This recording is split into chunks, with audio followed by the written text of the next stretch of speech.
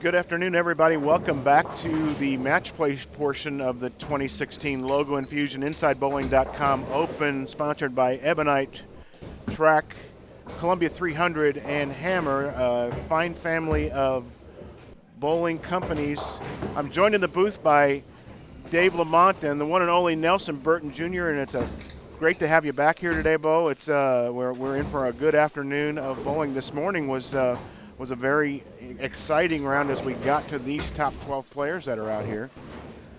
Well, I know that Dave and you were here earlier, and I just walked in to see who it's. I was surprised, Dave, that some of the players that we thought were locks to be maybe even on our telecast at 7 o'clock this evening are no longer around. There was a big shuffle in the top 32 this morning, and some of the top players didn't stay in. In fact, our sideline reporter, who I really like, Matt McNeil, I was hoping to do some stuff with him.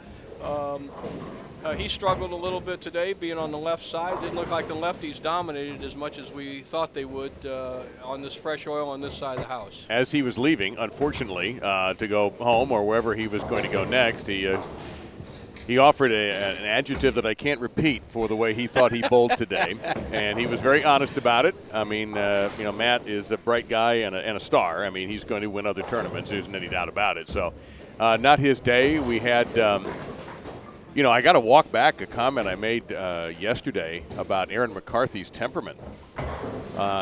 She came down to one shot to get 12th place, needed to strike, and left a 4.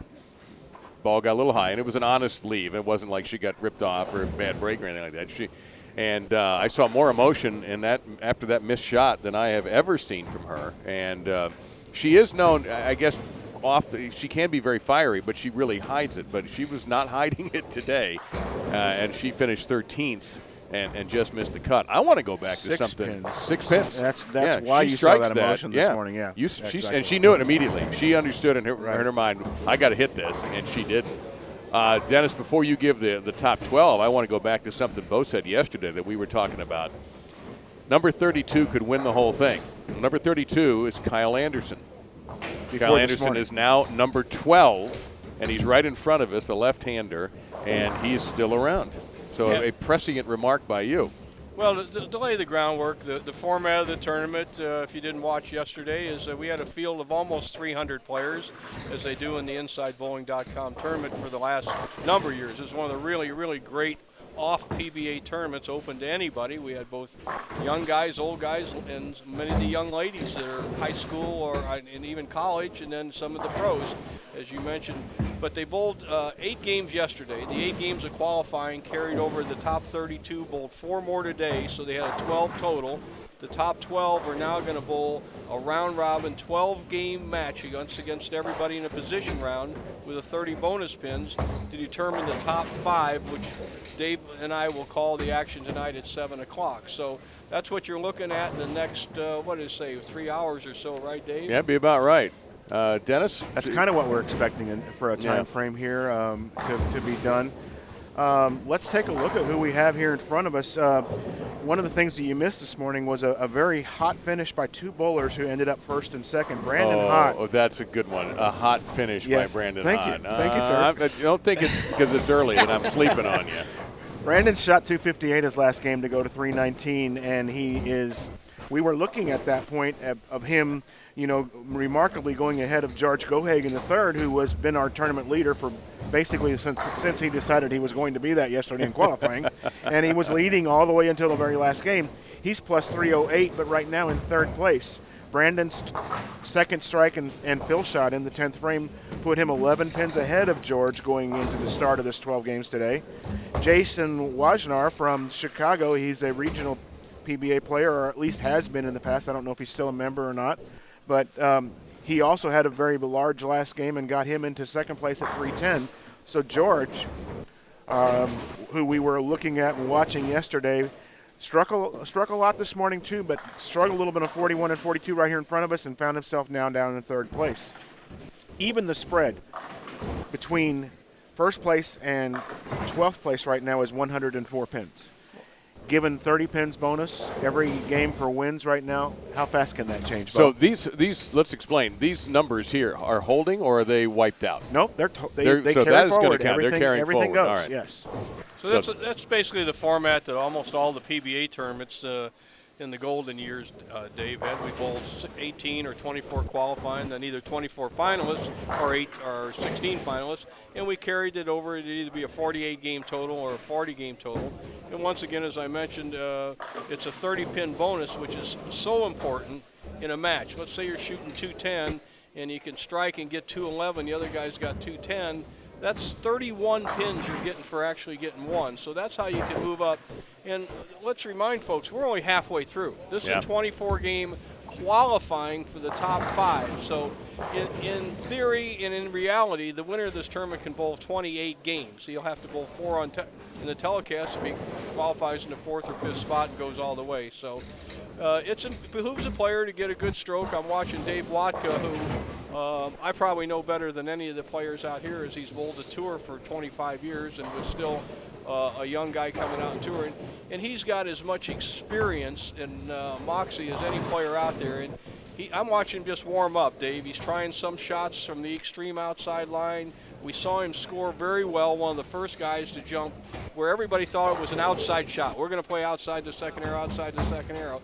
Dave got in between the second and third arrows as the oils dissipated a little bit, and he was as steady as anybody. So and he looks that way right now in practice. He's really it's a nice dichotomy here, because next to him on 41 and 42, you've got young Cameron Doyle here, who had 3 entries.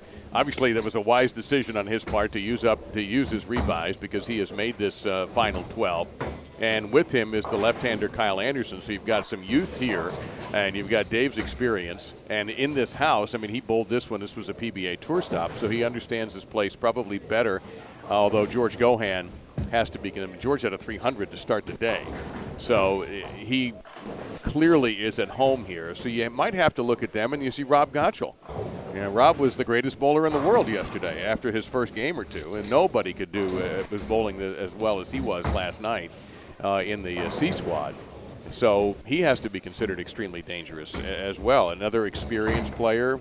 You mentioned moxie, savvy, whatever adjectives you want to assign to that. Rob certainly has that, and he has a similar look to what Dave was having success with. I want you guys go ahead, Bo. The thing to look for, and I see it with a lot of these young players watching Cameron Doyle warm up, is that when you have a long oil pattern, this is what, Dennis, 46 feet? 46 feet, Yep. that's 46 correct. feet. Obviously, the head pin's 60 feet down there, so you only have 14 feet to mess with at the back end. Normally, you don't play too far outside because there's not enough recovery area. But another thing, when your scoring environment is, I feel, very fair, and that it's not 240s and 50s for everybody, and yet you're not lost out there. The guys who stroke the ball, almost the old style, Dave, seem to prevail over a long period of time, as long as, and this is important for folks at home, as long as the transition of the lane, and I mean by that is the lane changes. There was transition even with rubber balls on wood lanes, and when I'm talking about, you're playing, let's say, the second arrow and the lane starts hooking you, do you move to the 11th board, the 12th board? Where do you go? And I asked a couple of players, Dave, that are experienced players, that the transition, the players that bowled the steadiest, their transition was very predictable. In other words, they leave a 4-pin, like you said Erin did on the last ball, so she has no adjustment for that. But let's say it happened earlier in the game. She could tweak it a half board with her feet, or maybe a half board at the arrows. And it's not that big move in getting over and under. So this is one of the fairest lane conditions I've seen in a long time. And credit Mike Flanagan and his crew for getting that. And that's one of the reasons, Dennis, I think that you have such a tremendous field. People want to bowl in it. They know they're not at a disadvantage. There's only going to be one winner. So, but everybody has a pretty equal bite at the apple here. And so we got a lot of games to go, and I think they'll enjoy the action today. Indulge me for just a second. I've never had the opportunity to say this before, but I just got a text. I felt my phone vibrate in my pocket, and my mom's watching me, so hi, Mom. There you go. That's fun. I want you guys to watch real carefully out here, because last night we were having folks predicting that today was going to hook more than yesterday did, especially on this side. And this morning, that's what really happened down here on the high end for us. guys who were trying to play right, the balls were jumping on them. They were leaving 4 pins. They were leaving 9 pins, sometimes splitting. When they moved in and tried to play the shot that the guys were being successful with yesterday, their balls wouldn't carry through the pins. It was flat 10 city all day down here this morning. Dennis, without being here, I can give you an excuse for that. I mean, the weather's about the same. The lane machine's about the same. However, yesterday we had 89 bowlers on one squad. This morning you only had 32 bowlers total on all the lanes, so there's much less wear. Right. The change, the breakdown, the transition, whatever you want to call it, is much different. And now the action's getting ready to start. First game, 12 games to determine the top 5 for the telecast at 7 o'clock. And it begins with Charles Easton leaving a 9-pin in front of us. Now, we have the ability, because we've shrunk this place down. There is no more dark side of the moon on behind us, and there's nothing more to the right of 41 and 42. We're prepping 47 and 48 for tonight's telecast, so we're working just from the left, 27-28, over to 41 and 42. The pair you're looking at now, 39 and 40, and it's Charles Easton against Dave Watka. But we have the ability, and I know Mike Flanagan grabbed a mic. He'll be walking around, and Matt will be walking around also to go to places, to keep an eye on things that might be out of our immediate vision. And we see a spare opening for Charles Easton. Charles qualified number 9, Dave number 10. So what we basically 1 and 2 left, and it works all the way over to 11 and 12 to the right. Starting out as a position round, and we're going to end that way on game number 12 after a brief pause to be able to verify that all the scores are correct. We're going to stay here with Dave Watka and watch him throw his first shot on lane 40, and then I'm going to switch over to 35 and 6 and take a look at Matt Gasson. And that's exactly how Dave practiced. He did. He tried another ball farther inside, Dave. We're sitting here watching him to see if he wants to hook it from inside. He took I would say just an average ball. It's not a shiny surface. And he's really stroking the ball. You can't muscle it when there's this much oil right now. If you zip it, it's going to sail by the head pin. If you get on it early and throw it too slow, it's going to hook high. I mean, the lanes aren't impossible, but you still got to execute the shots. And a big strike directly in front of us for the lefty, Kyle Anderson, the number 12 actually watch qualifier. Dave throw his next shot. I'm sorry, Dave. That's okay. I'm talking over you, but we're going to bring you here and then come back and watch. Oh, he got a break there. He knows it. You need those. Here's Matt Gasson throwing his second shot now on 35 and 6. And hey guys, sounding great up there. Little insight for you. We got 2 left-handers made the top 12 here. Kyle Anderson and George Gohagen III. Gohagen III finished second in our inaugural event back in 2011. Yeah, we have no defending champions in this final 12. Kyle Troop, the defending champion, did not enter this year. Matt McNeil, the 2014 champion, is already on the road after he did cash, make the final 32. Bill O'Neill, Danny Spink, who was here, and Jake Peters are not in this final 12. Yeah, Bo, I don't know if you saw that, but Matt Gasson missing a 10-pin there. Lots of missed single pins this morning, and I'm blaming it on hands, believe it or not. Guys are not able to get their spare balls off their hands, it seems like, and well, I'm a proponent of you don't need a spare ball. If I ever had my own tournament and have Dave as the announcer and you as the color analyst, and I'd be down there, it would have 2 rules. You have to use, this is one of the rules I would like to see in bowling, and I'm not here to change the game, is whatever ball you use for the first shot in a frame, you have to use it for the whole frame. In other words, if you want to use your spare ball, throw it for the first shot. Okay. Gotcha. Right, which that kind of speaks for itself. So you have to learn to change your hand positions. And once again, if you listen to Dave and I speak yesterday, one of the reasons that guys like Norm Duke, Walter Ray, Parker Bowler are still competitive, they've learned all those shots back in the days when you had a rubber ball and didn't have the luxury or needs for a spare ball. And missing spares, Dennis, if there's any one thing other than not being lined up or hitting them, but if you're bowling well, missing spares is the biggest no-no in match play bowling. I totally agree with you. Totally agree with you. You can preach forever on that as far as I'm concerned. I love it. I did and I'm a numbers type guy.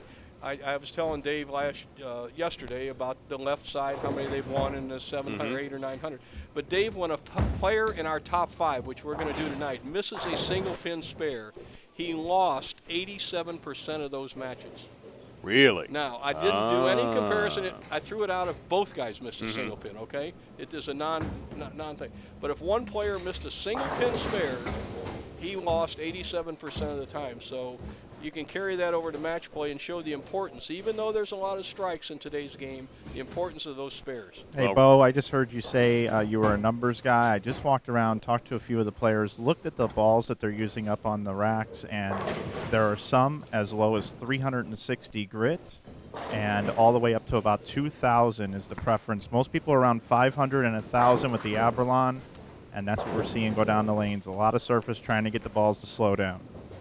Well, that's a good point. And once again, it'll make the lane transition faster, as you know, Mike, because 500 grit's going to suck up a lot more oil. I don't think that Dave Watka, who started with 4 in a row, is using 500 grit.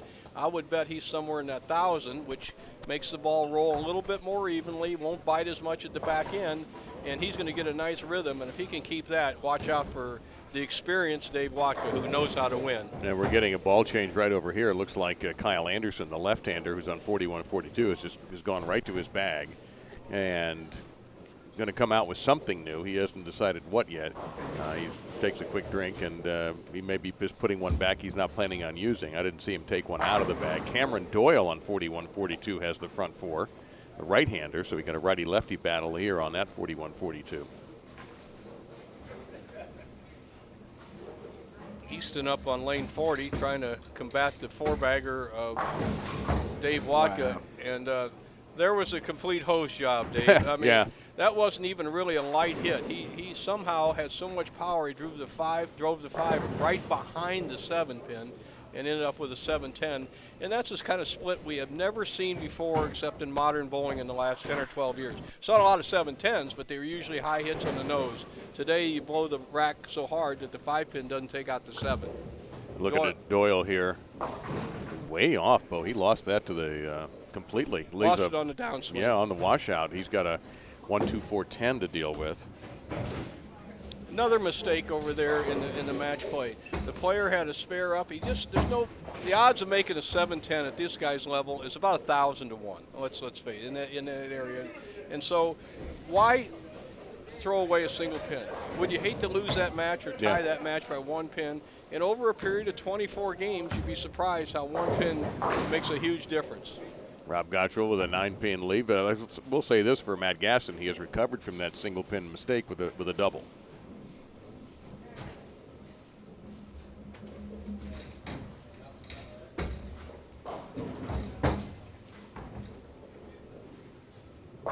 Easton will try to recover on 39. Got a ringer there, so he has had terrible luck on back-to-back shots. It's a long tournament. I mean, and your attitude can get set up in the first game or two, but players that have a real good concentration, know it's a long thing, can keep their emotions in check, are the ones that will prevail over a long period of time, because you'll have good times and bad times when you have a long match play day like today. I just put 41 and 2 also in play now for camera. We just saw Kyle Anderson throw that shot on lane 40 using that camera. Well, Dave observed something on 41 and 42 with Kyle. He had a double and then threw a bad shot. I mean, whether he knows it was a bad shot or not, and got a spare out of it. And if he changed balls, he knows something I don't know, because one of the golden rules of good bowling is never adjust for a bad shot. You tell yourself, okay, I went high, the lane's hooking more. But if you threw it poorly, you're just going to get in a lot of trouble. So he smothers that sleeper. As we take a look at Jacob Gens, 7th qualifier, plus 257. Jake bowled really good this morning. Leaves a sleeper there. Dave Watka disgusted with his shot as it crossed over, and his front four ends with a baby split. 310.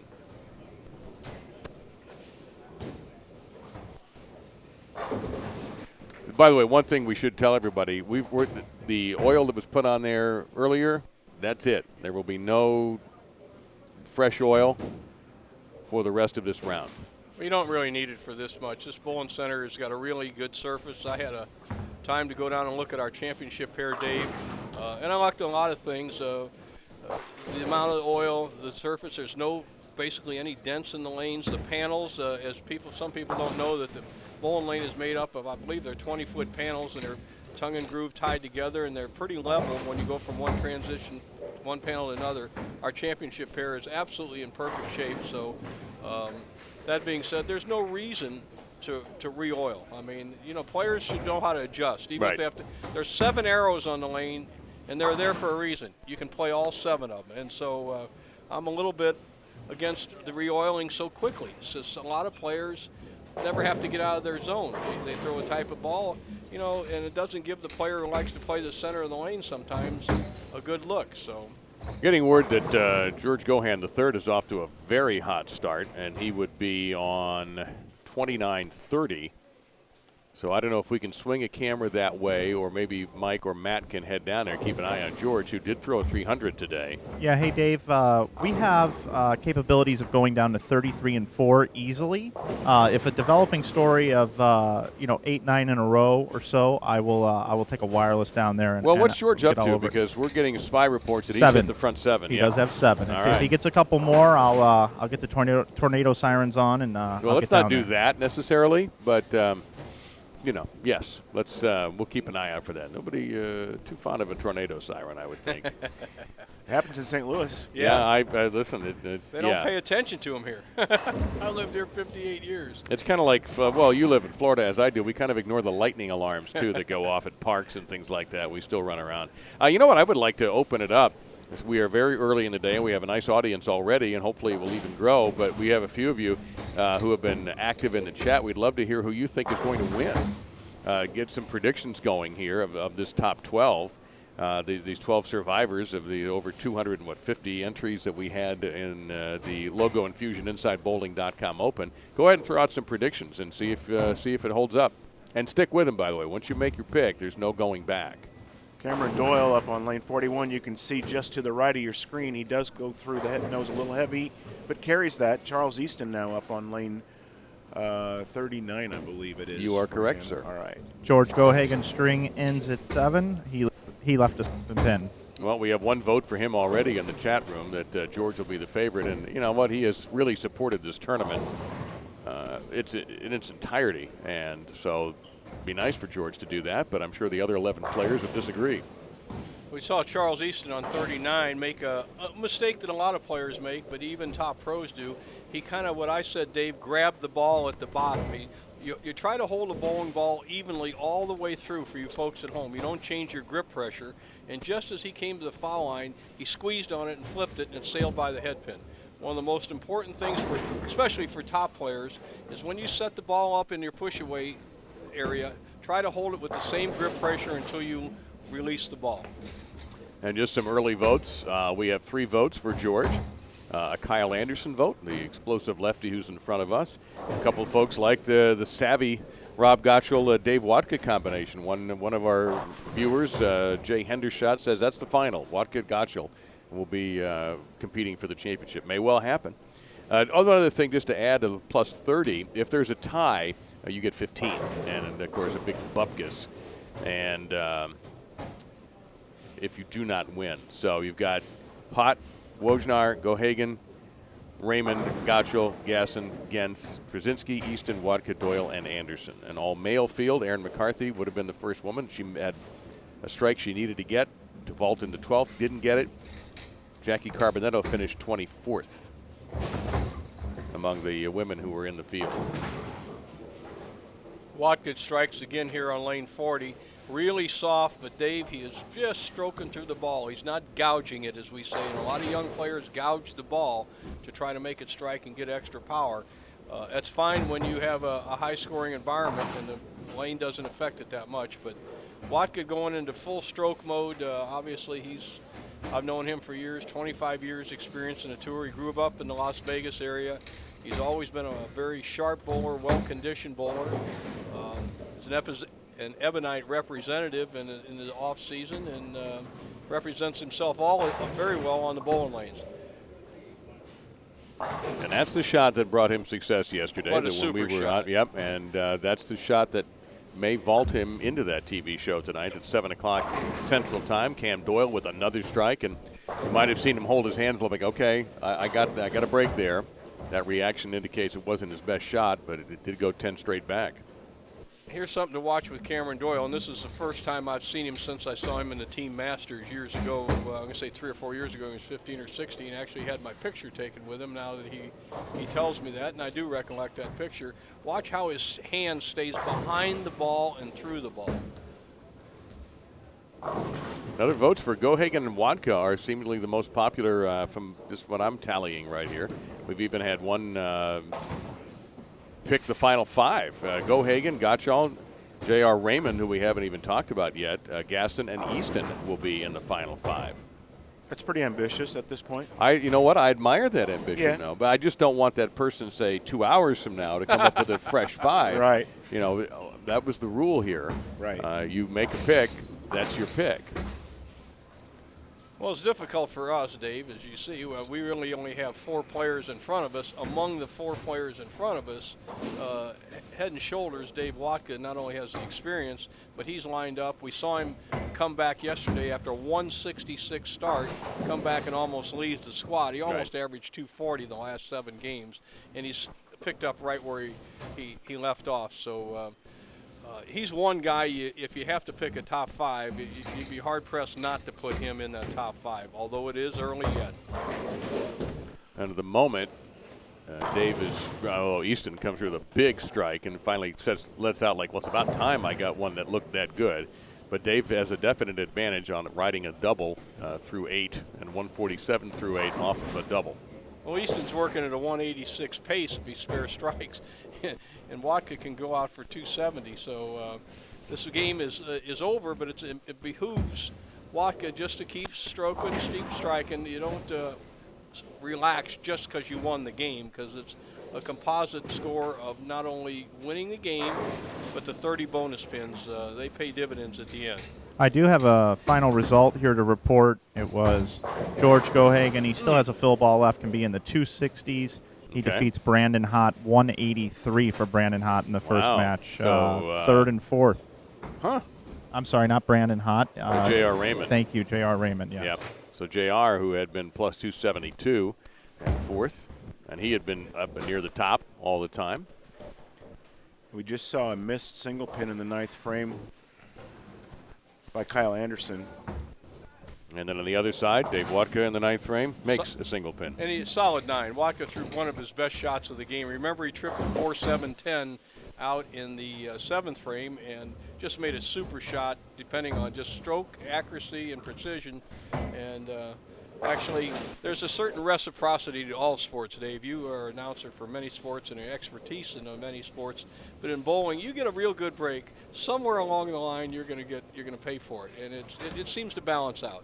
That's what everybody says, and I think that goes for most every sport. The only time it doesn't always work that way is in gambling, but in golf, tennis, and certainly in this sport where you feel like the forces are sometimes aligned against you as Watka strikes again. Watka looks like a machine right now. I mean, his game is sharp, his confidence is sharp. You watch his head movement. You see this young player, Kyle. Now, he's good, young, and strong, but watch how his head moves up and down at the point of release. The really great players, the Earl Anthony's, Don Carter's, Watka's doing it right now, have very little elevation in their head at the point of release. So let's watch Watka. We're right behind him, and see how much up and down he has at the point where he lifts through the ball. I'll bet you it's not more than 2 inches. Level, level, level, maybe an inch, right? Okay, did not throw a good shot, but it keeps your eyes focused on the target, and it keeps you well balanced when you can keep that head steady instead of pulling up. There was a good example of Kyle, what you were talking about a moment ago. A name from the past that neither one of you fellas know was a guy from Long Island named Johnny Myers, and he bowled much like Kyle did. And Johnny Myers won in the early 60s, I think he was only the second left-hander to ever win on tour. The first was Roy Lown in 1961, I say, at Paramus in the tournament that was a $75,000 tournament back then. So there's Kyle cranking one and getting a beautiful pocket hit.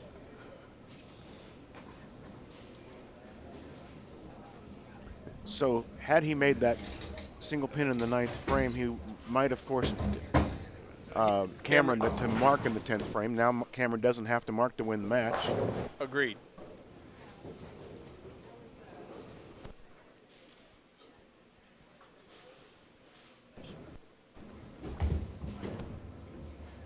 Ooh, flat 10. You know, to me, Dave, flat 10s at this level of bowling are not bad shots unless it was a poor release. He threw that ball pretty well, and he left it flat 10. So he's right there. He can tweak it with a little more wrist action, a little softer speed, maybe even move a half a board with his feet to the right to get a little more angle. That's actually a bowler's friend unless the lanes are really high scoring. The half 10 or weak 10, as you called it, are not bad at all. Hey, guys, 33 and 34 right now. We got a really tight match down here with Rob Gottschall and Matt Gasson. Gottschall needs a strike here to win the match. And he got a ringing 10. Matt Dave. Gasson has posted 223, and Rob Gottschall with that spare will be 218. So it's going to be a W for Matt Gasson, and those two guys work in the same office at Ebonite International. Oh, boy. Well, they'll be breaking up since that's the only time they'll face each other. Dave Watka with a comfortable, I believe that's a 256 to 171 win over Charles Easton. 256 is a pretty big game right now. Well, it's now 286 when you add those bonus 30 in there. So. And that was the big deal in the Gottschall match. If he carries that, not only is 10 more pins, man. but 30 more. It's a 40-pin flip-flop by not carrying that 10 pin. So shows you the importance of match play. Any of the people who are watching out there in our audience today have been exposed to PBA tournaments or even the women's tour. The 30-pin bonus carries forward just with your total score, so it's a composite score. But when you read the averages in the paper, they take out the 30 bonus pins. So if a guy says, like Dave said, there's a 286 here, it's actually a 256 game. His average won't show a 286. It shows 256. So. And 217 to 196 for Cameron Doyle over Kyle Anderson. Yeah, that's a solid effort from Doyle. 217 was the pace that we found, Dave, and you predicted it pretty well yesterday, of making the top 12. It came out 217 XX pins to qualify from the 250-some people that tried to get to 12th place after 12 games. And that's really a very, very fair scoring pace. So 217, he's right on the number. I have a report, guys, down here on lanes 27 and 28 with your leaders. Brandon Hott, with the conversion of this 4-pin, will bowl 210. Jason Wojnar, 194. Okay, so Hott over Wojnar. Hott, the number 1 seed, coming out of the top 12. Just take a minute here while we're transitioning and getting guys moving around the new assignments to thank our sponsors. The 2016 logo Infusion InsideBowling.com is brought to you by Ebonite International, makers of the Columbia 300, Ebonite Hammer, and Track Bowling Balls, the Sign Garage, and Kegel. And Kegel, of course, is the official lane maintenance provider for InsideBowling.com events. From Logo Infusion to Ken Keegan and his staff, continue to support the event. Brandon Allred, who was on the air earlier today with Dennis, is representing Logo Infusion. You can go to logoinfusion.com for more information. And until the end of April, this weekend, you can save 20% from now on to the end of April by using Logo20 as your coupon code. Ebonite International, all bowlers know Team EBI. We've got quite a few EBI representatives right here. You can try their products at a demo day near you. Go to ebibowling.com to find out more information on that. And Kegel is the official lane maintenance supplier of InsideBowling.com for the history of this event and for 6 years running. And thanks to Chris Chartrand and his team, the Floridians have their beautiful training center down there. And the Sign Garage from Ogden, Utah, with our screen printing, canvas prints, vehicle wrap, signs of any kind. They've got all the signs that you'll see tonight at our 7 o'clock Central Time. So we just want to thank all of the sponsors, plus everybody, Matt and Mike, for all their hard work for the broadcast, and everybody else in the tournament office who've been super helpful in getting us all the information that we need. Remind me somewhere when we get a little more of a break, because they're getting ready to start in there, to tell you a Ebonite story that even the people that work for Ebonite don't know. Nobody in this building knows except me, and it's a very fun story. It's a little bit of history of the Burton family. Obviously, that's me. And Ebonite International Bowling Company. All right, so, we'll pocket that. In fact, the CEO of Ebonite, Randy Schrichter, is here, and we'll let Randy know a little bit about it too. And we start right away on 41-42 with Dave Watka, who had a 256 in the first game and opens by pounding 10 straight back right away. So we're going to get a look here, Bo, at Brandon Hott on 39 and 40. And we're going to get Dave Watka versus John Trzynski on 41-42. And Brandon will be taking on Jacob Gens. And we'll get all of the results as fast as possible and get them out to you. They were doing a great job this morning. I mean, very fast. Brandon Hott opens up with a big 4. And you know what? He threw that ball very well. I think he's surprised that that happened. He has to make an adjustment. Whatever his adjustment is, moving left, throwing harder, or changing balls, he can't continue to throw that because he threw that ball very well. Trzynski, he pounds 10 back on lane 42. So Hott, let's see what he goes here, Bo. He went for it. He got 3 out of 4. Wow, I haven't seen the 4.6.710 has never been made on a telecast that I've been involved with, and that's definitely the closest that I've seen. Look at that. Here we go. New standings. Thank you so much. And George Gohagen is on top now at plus 405. Brandon Hott plus 359. Jacob Gens plus 339. So right now, second and third place competing directly in front of us as we watch on 41, a 7-pin for Trzynski. Matt Gasson fourth, Dave Watka plus 306 in fifth, Jason Wojnar plus 305 in sixth, Rob Gottschall, Cameron Doyle, J.R. Raymond, Charles Easton, John Trzynski, and Kyle Anderson. That is your top 12. And the range at the very top, Gohagen 405, Anderson plus 211. An unusual leave on lane 40, the 1-4. Basically, I have once again have never seen that on television among championship players, and it's officially called a washout because the headpin's still standing. It's not a split. So it's the old 1-4 washout. Of the 469 bowling tips the week I did, Dave, none of them were for the 1-4. I understand why, and it's covered nicely, by the way. Just a real quick, for one of our chat members, the coupon code is LOGO20. So if you want to go to Logo Infusion, LOGO20 will save you a little bit of money. Dave Watka up on the right-hand lane, lane 42. He's been around the pocket every shot today, and I'll tell you what, he's getting a good read on the lane. That 42 hooks maybe a half board more. He threw it well, tripped the 4, and he'll just make a slight move on that. Right now, the way Watka's bowling, it's going to take a big-type game, I believe. He's not going to give anything away. Anything under 220 would be surprising for me.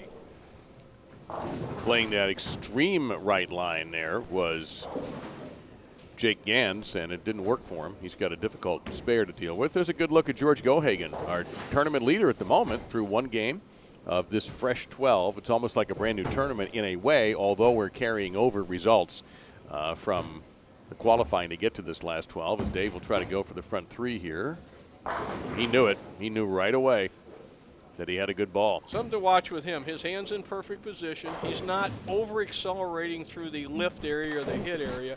And one thing that I really watch that a lot of young players don't do, especially crankers, they don't extend far enough through the ball. You want to keep the arm going down the line as long as you can. If you pick up on it early, the ball hooks early and hooks high, then you make a shot and you go all the way through it. It sails and you're lost. So there was a good extension right there. He's playing the wrong line. Now that should just tell him, hey, I'm in the wrong place. I got to make a move. Well, that was Trzynski. And obviously his opponent's doing him a favor. Watka's showing him where it is. So there's a lot of games left. It's up to Trzynski to say, okay, maybe I'm going to lose this game, but I'm going to figure something out. That's the attitude he has to have. Here's Brandon Hott. We got to punish that 7-pin for daring to show up. And well, off the big 4, Dave, what we just said, he made a move. He made a move left on the lane. He didn't change ball. He didn't change angle. That's my favorite move. I mean, my first move ever when I'm crossing lanes, and I think you could take it with you, is that you make the adjustment on the lane. If that doesn't work, you make the adjustment with the ball. I think ball is always second choice, in my opinion, of most good bowlers. Do bowlers wait sometimes too long to make a choice? Definitely. To make a move, I should say. Make a move. To make a move, well, sometimes you got to know how well you're bowling. See, he moved deeper. Let's see if this ball reacts. Not bad at all. So there was the lane he got the big 4 on. It looked like he moved 4 left with his feet, 1 left with his eyes. So left and go left. Obviously, the old saying is if you go high, you move left. If you go, if you miss left, you move left. If you miss right, move right. And that's what he's doing. And that's why I think this is such a good competitive shot. Your adjustments seem to work. You don't get any weird reactions. Well, Trzynski showed an adjustment he made right there, and also Cameron Doyle with a big split. I couldn't see exactly what the pins were, but they were not together. I can promise you that. 3, 6, 7, 10. Okay, so that's a huge get for Cameron Doyle. And against that messenger is going to drop harmlessly into the channel. Here's Gohagen as we're switching quickly back and forth, and that's pretty much been George, I'd say, the last 24 hours. If you want to, here's Doyle off of that big make on the spare. But it was a split, and he about as unhappy as you can look after a strike. He's had that look on his face all morning. Yeah, and he's still here. Yes, he has. You know what I'm saying? Yes, he is. So he must be doing something right.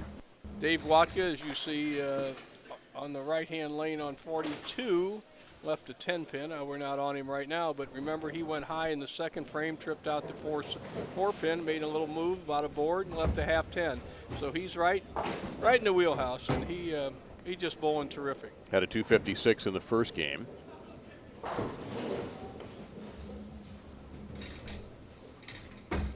There's Charles Easton, who did not have a great first game, but is bouncing back here and gets 10.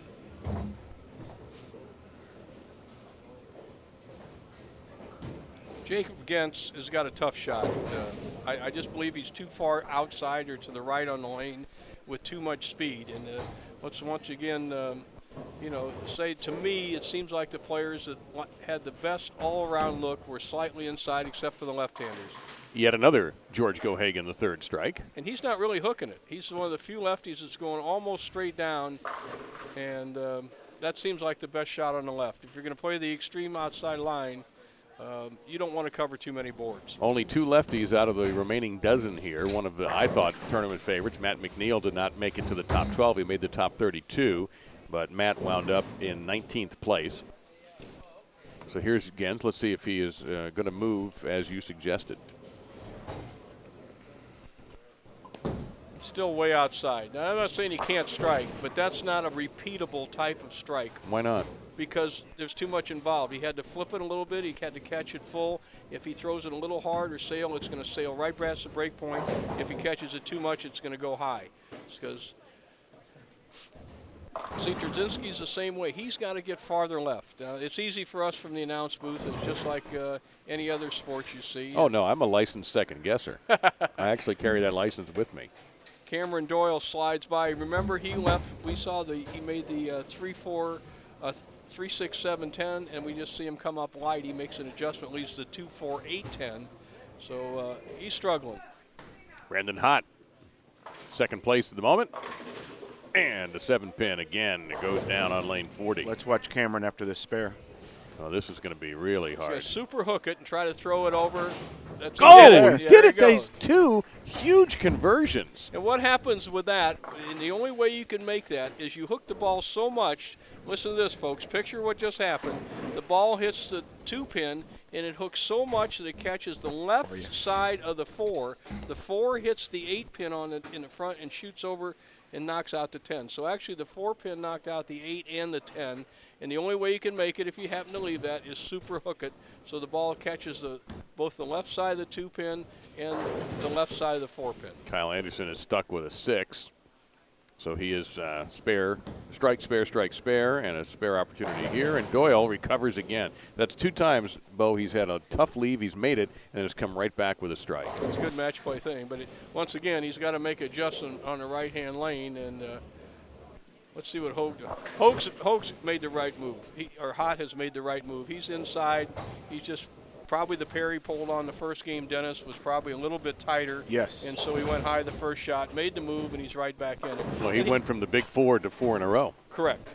And he made a move, I'd say, Dave, just looking real quick, maybe 4 or 5 left with his feet and maybe 1 left with his eye, which gives him a wider pocket. He's playing a bigger hook. And fundamentally, he's almost doing the same thing as we're watching Dave Watka, although Watka's not using as much surface. Let's see what Gens does here. He went well right. That looks like the same line he used on the other lane, but on this lane, it bites him. Well, you could tell when he stood up. He knew what the shot was going to be right there. Well, he's playing the wrong spot. I mean, I'm not saying you can't strike. He's just in the wrong spot, and he almost has to make a mistake to strike. So that time he flipped it a little bit. 2-8-10 now. This is different than what we just saw Cameron make, because the 4-pin's not in there. The only two ways you can make this is hit the 2-8 dead on and hope it bounces out, or get real lucky and slide the 2-pin off the sideboard. He's doing neither one. So it's a low percentage, so really you don't have to go for it. I think he did the best he could with Yes. that. You know, he knows he took his punishment. He bogeyed the hole, and he kept it from being worse. We show Dave Watka. Watka's been 4-pin in the second frame, 10-pin in the fourth frame. He went a little deeper. He pulled that ball. Yeah, he knows it. You know what? Oh, my. Holy cow. You know, Dave, you and I live in highlight country, and that's a chula. That's Chula. He trips the 6 into the 3. Now, one of the key things. just like he planned it. Well, luck is a residue of design. He's playing the lanes correctly, so he got lucky. If that makes any sense, does it, Dennis? Yeah, it makes sense. Yeah. You sure? Well, that makes sense to me, but for I just me, said it. For me, that goes along with part of what I teach some of the folks, and that is to get in the part of the lane where you can make a mistake and not pay the full price. Well, that's reading the lanes. Yeah. Exactly right. Yeah. But that was truly a fortuitous break. A big strike there for the lefty Anderson. Well, Watka now, that gave him a double, so he's working 5 strikes out of 6 frames. Well, one of the things that one of the greatest players of all times ever did, and I always admire him, was Dick Weber. When he got a lucky strike, I don't care how tough they were, Dave, he capitalized on it. Exactly. Let's see if Dave Watka can do that. All right, he's on the left lane here, 41. Make it a 40-pin flip-flop with a good strike here. You got a 40-pin break. Boy. That's what champions and Turek's players do. If he opens there, there's approximately 40-pin difference in his score, and all of a sudden it isn't so easy. Now he's got the game just about won. His opponent's in the wrong spot. Now just roll for score. And a good start. I mean, he's had 2 opponents that really didn't have a clue on what's going on at the beginning here, and he's going to have 2 good wins with fairly big scores, too. Yeah, and you know what? He knows his opponents are lost. You know, an experienced player like that, he almost wouldn't care if Trzynski. Now Trzynski's made the move. Oh, Look what happened. Look well, what do I you found. know? Yeah. Look what I found. Huh. Okay. So that was his best looking shot of this match, but he is in a definite hole. Although, you know what? He's clean. It's just that he is not. He can go out for 236. Yeah. Watka's going at 239 pace. So it's still an opportunity for Trzynski to right this thing and take over. Needs a strike right here. Can't hardly win the game. You can't gamble on Watka, who's in the zone, getting 2 open frames. Let's see if Brandon Hott can make it 5 straight.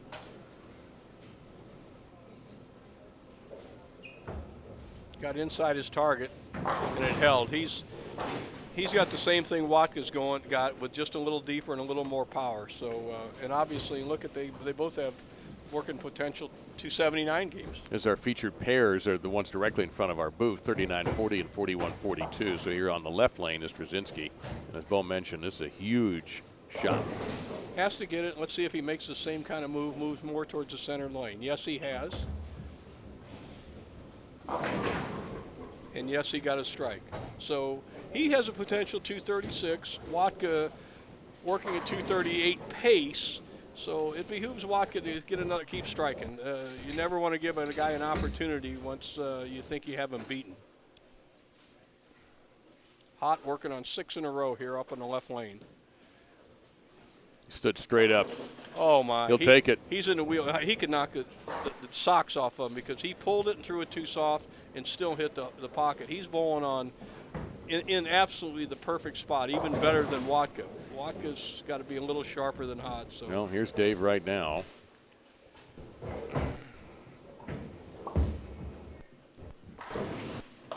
Chopped it a little bit. Okay. Needs to make the spare to keep.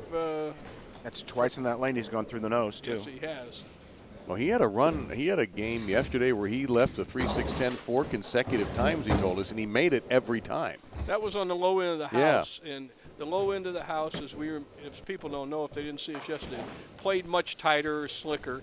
And what he did is he tried to move outside to accommodate the tighter lanes, and that just doesn't work in this house. He moved in and threw actually even slower and played the same line he's playing here. He did convert that. We take a look now at Gohagen. Speaking of having a good look, although he leaves a quiet 7-pin, and that ends his run of 5 straight strikes. Nonetheless, if he stays clean, he's going to put up a nice number again, and he is the tournament leader right now, plus 405.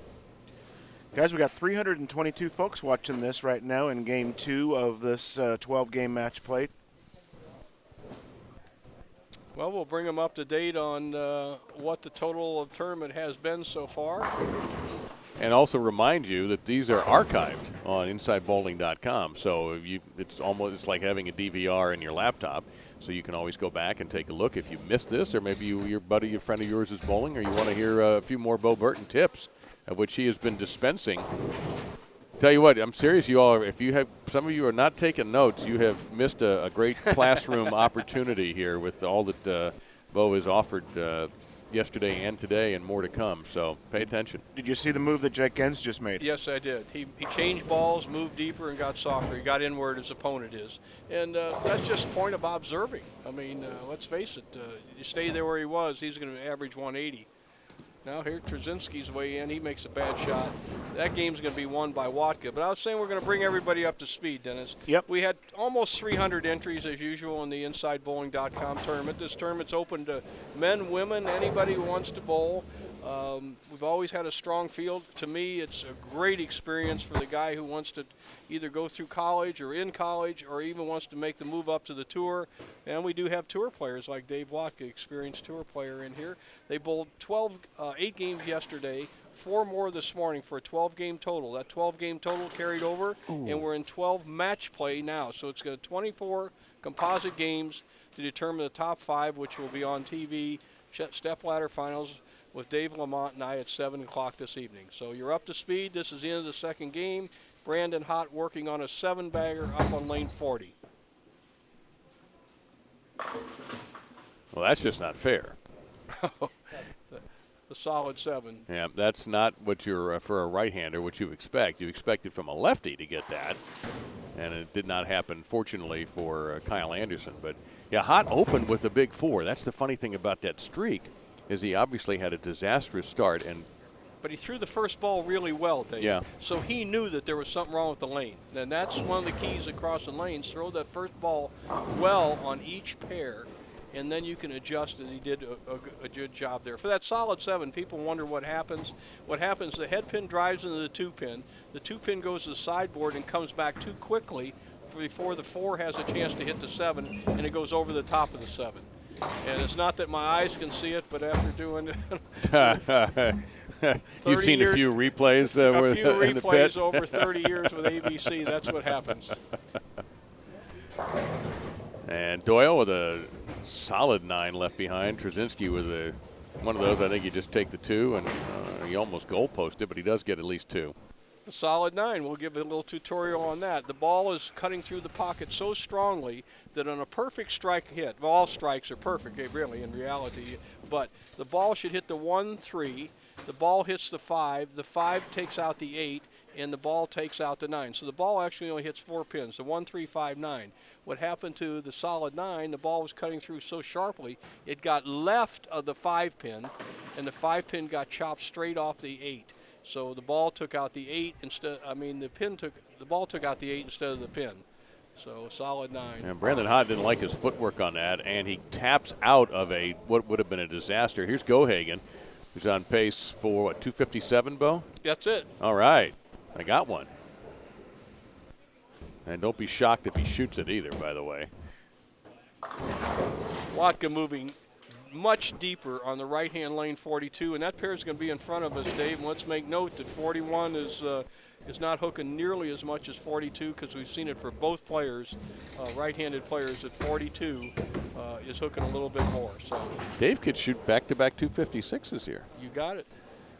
And he's easily won this match, so he has had 2 impressive victories on the far right here. Now he's going to bail out of our sight and he made a move that works. That's all a good pro bowler wants. He's in dead stroke. He's sharp. He knows it. Now all of his adjustments, they have to work, and then he can shoot some big numbers. He's much farther in, straighter down, bang. Look out for Dave Watka. That was fantastic adjustment. Where do you buy the betting tickets right now? Well, he is in 5th, and he's going to pick up another, well, possibly plus 56, plus the additional 30. So 86? Yep, 86. I've got to think. Gohagen, however, it looks like he's still going to be in the lead. He's going to put up a big number, and he was already a plus 405, and the additional bonus 30. Let's see if Dave can punch out for that 256, which I'm pretty sure was his first game score. And we don't have a schedule of the match plays, but it'll be interesting to see when our tournament leader bowls against Watka. That's a very pivotal match because when you're bowling your opponent, that's the key. You're not going to hit 30 pins off of him and adding 30 to you. It's a 60-pin flip-flop.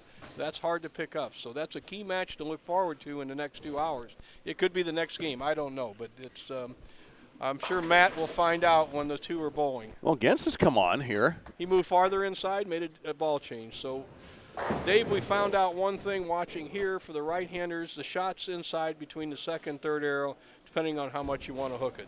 There's you mess around outside the second arrow, it's going to be spotty. This was our lefty-lefty matchup. The only time we will see this. The two left-handers hooked up, and it was Gohagen who won comfortably with a 257, so he's in a groove right now. Kyle Anderson struggling just a touch. Will lose a little bit here. He'll go under 200. Let's see if Gens can continue his good fortune with a third straight strike. Yep. He's in the right spot. I mean, there's no doubt about it. And the only analogy, and I don't like to use a lot of golf, but Dave, you're expert in all sports.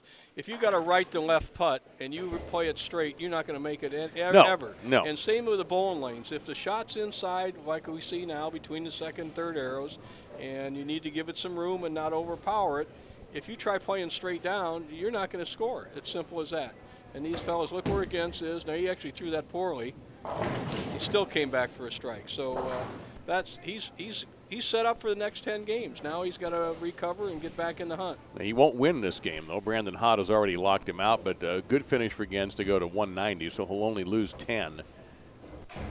But Hott here, that's, I believe, a 205, so let's see if he can. Did you say hot in here? Keep on your clothes. I'm just going to give you that right now. I just want to know, did Bo get that at all? Bo, are you familiar with Nelly's Hot in Here rap song? No, I am not. He's from Good. St. Louis. I could get Nelly here later for you if you'd like, Bo. I do know Nelly is a good bowler, and I have 4 children that are all Nelly fans, and I'll give you one trivia question. Nelly, not a question, I'm going to give you a trivia about Nelly. Nelly ordered a special Jaguar made in 1997 from England, and there was only one other one made, and it was my next door neighbor at Forest Hills. If you live in St. Louis area, Clarkson Valley, Bob Elkin got the other one. So there are 2 special Jaguars in the St. Louis area, one owned by Nelly. Bo, before the end of this broadcast, I'm going to stump you on something.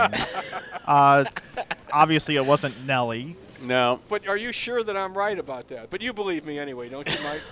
Well, that was so. You don't have to answer that. I'm just glad we're still talking about him. You know what? So is he. Guess what? You can't make that up. That had to be true. Meantime, Brandon Hott, feel free to jump in with any sort of pun you're you'd fine. like, You're you guys. fine. Is You're fine. on his way to a 234.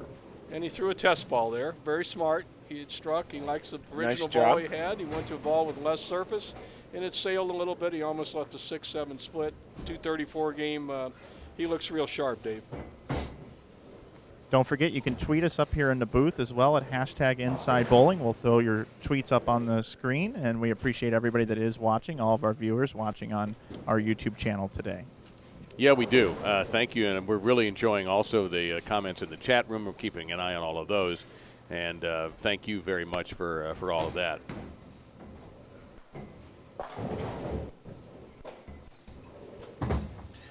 Just addressing a couple of the comments in the chat while we have a moment here. What was the entry fee and what does first place pay for this tournament? The entry fee with a bowling ball is $295. How much does a new bowling ball cost if you bought it? Close to $200, correct? I would imagine, yeah. So your entry fee is $95. Basically, yep. And if you didn't want the bowling ball, if let's say you were a staffer from a different company, you had an opportunity to enter your first time for $225 instead of $295. So there was that. Re-entries are $195, and first place in this tournament is $10,000, and it has been for the last 3 years. Well, that's good. We are starting game 3, guys. All right. So let's see who joins us here now. Well, I can make anybody join us. So you get That's true. 50 to 1 back on your money if you win. That's as an odds person. I know Dave Lamont is an expert mathematician. But, Possibly. But $10,000 for a $200 investment. That's pretty close to 50 to 1. And John Krasinski opens up on our featured pair 3940 with a 3-6-10. Matt Gaston is also in front of us. That's J.R. Raymond, I believe. First time we've had a look at him, and he leaves a quiet 10-pin over on 33 and 34. Can't see his opponent just yet, but whoever that is. J.R. actually got off to a bad start. With an open in the first, his opponent struck. So we'll get an idea who that is in just a moment. For those just joining us, this is the third game, match game, in a composite 24 games, 12 qualifying, 12 match play to determine the top 5 for our championship round with Bo Burton and Dave Lamont at 7 o'clock this evening. This is game 3 of the match plays. Oh, boy, I see that Cam Doyle is the opponent on 34. And I believe he started out with 2 wins. We'll find out for sure here shortly, and we're going to find out right now. George Gohagen remains your leader. Brandon Hott is in second place, so that has not changed. Dave Watka has moved up to third, though, at plus 391. Matt Gasson, who's in front of us against Jacob Gens on 41.42, is in fourth, and Jacob Gens is in fifth. So Gens dropping from 3 to 5. Basically, he and Dave Watka just traded places. Jason Wojnar still sixth. Cameron Doyle up to 7th. J.R. Raymond number 8th. Rob Gottsel dropping to 9th. Kyle Anderson 10. John Krasinski 11. And Charles Easton is at 12. We got a big change here up in the booth as well. I am going to go on assignment, and Matt Turek is going to step in and be your sideline guy. If you need any reported scores from around the center, Matt Turek is going to take care of that.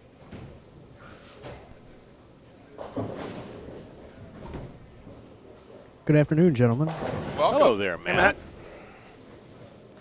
Jacob Gens opted to play farther inside and really super crank it. Let's see if it works.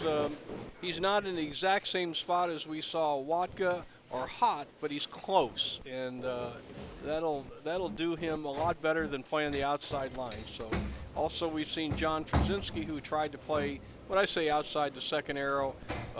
He was getting his lunch handed to him by Watka, so he decided to move inside, and so I think he'll fare a little bit better too. He's not as deep as the other guys, but that worked very well.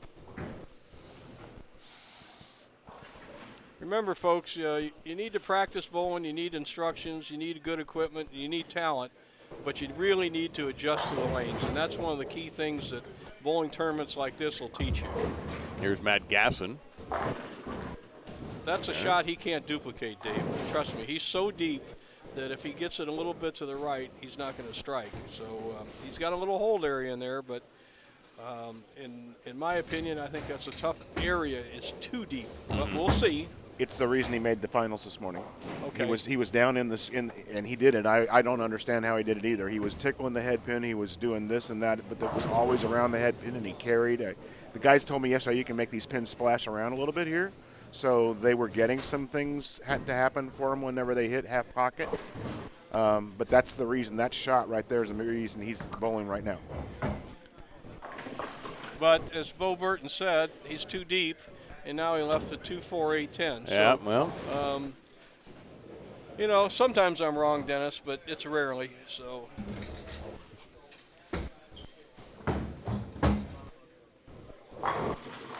Ringer there on lane 40. And there's the 2-4-8-10. We saw Cameron Doyle make this earlier. Once again, you got to hit the 2-pin on the left with a big hook, have the 4 bounce into the 8, and then into the 10. Not going to happen here. So, good try, though.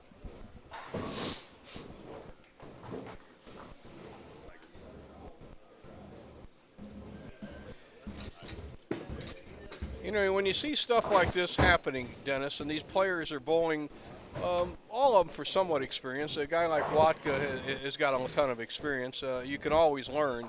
But this is where the college program comes into Right. such play, where Right. even though these players, some of them are older than college stuff, if they have college training, they have a coach that'll be telling them exactly what I'm saying up here or what you and I observe. And so that being said, it's almost better you learn it on yourself. Ben Hogan, how do you learn golf? You learn it in the dirt, and that's from just experience and trying different things. So it does help, though, to have a coach to straighten you out a little bit and put you on the right zone. It saves a lot of time of figuring out. So none of these guys in front of us exactly have the right shot. One of the top 3 lady finishers just walked in the building, Shelley Goodwin, who's a sophomore at Lindenwood University, finished in the top 3 among Diana finished, I think she finished first, and then Erin McCarthy just missed the cut, didn't she, Dave? 6 pins. She had it on her hand. She had an opportunity. If she struck, she would have made it. She left a 4-pin and did not make it. Rarely have you seen somebody look more disgusted at making a spare than she did, but she knew she was out. And the women bowled very well. I mean, the college program and the women's tour is really making the. Wow. Goschel just got a sad break on 36 there. Well, the women's tour starts next week. In fact, she and Diana Zavialova have already hit the road. They're on a 24-hour odyssey to Vegas from St. Louis in a car with a couple of friends.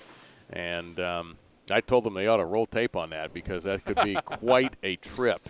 They were already having a discussion about, one wanted to have the hotels booked in advance on the way. The other was just like, let's just wing it when we get there. So already there was an odd couple vibe to that. I like the winging it stuff. Yeah, I like the planning, see? So, yeah, you were on the Diana side. I'm more the Aaron side. Diana from Latvia originally said, oh, you Americans, you have to plan everything. And so we'll see. That if you follow either of them on the social medias, I would keep up with that trip because that's going to be something.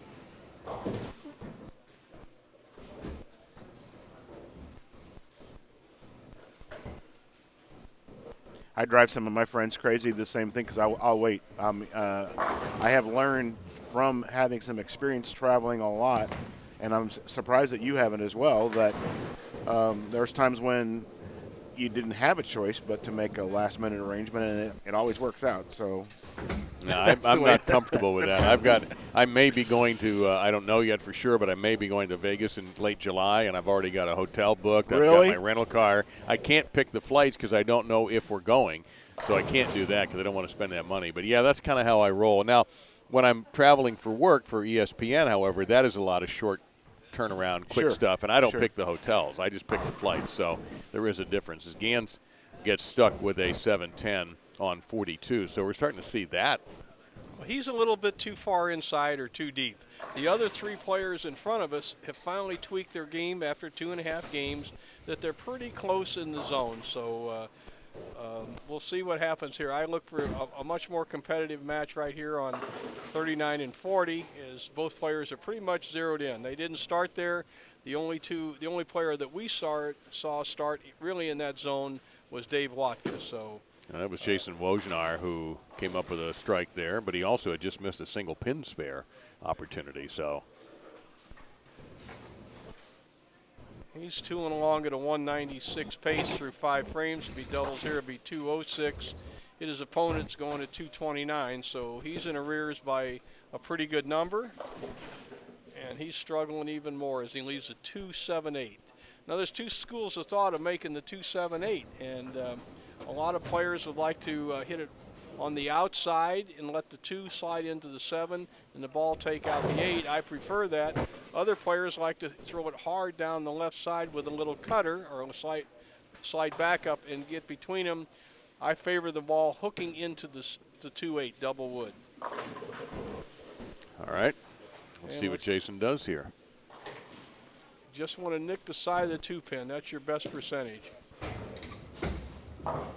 Chopped it. Too much. You almost got to tell yourself, Dave, that I'm going to miss it on the right. Okay. Almost psychologically. I said, I'm going to miss the 2-pin on the right because even if you just nick it, the ball will take out the 8. The 2 will come off the sideboard and take out the 7. So just a little tip. Well, now that really opens it up for John Trzynski, who after a 7 spare has nailed the last 4, and he's up on the right-hand lane on 40. We'll get to that in a moment. If we take a look at J.R. Raymond, and he'll drive it down in his match with Rob Gottschall.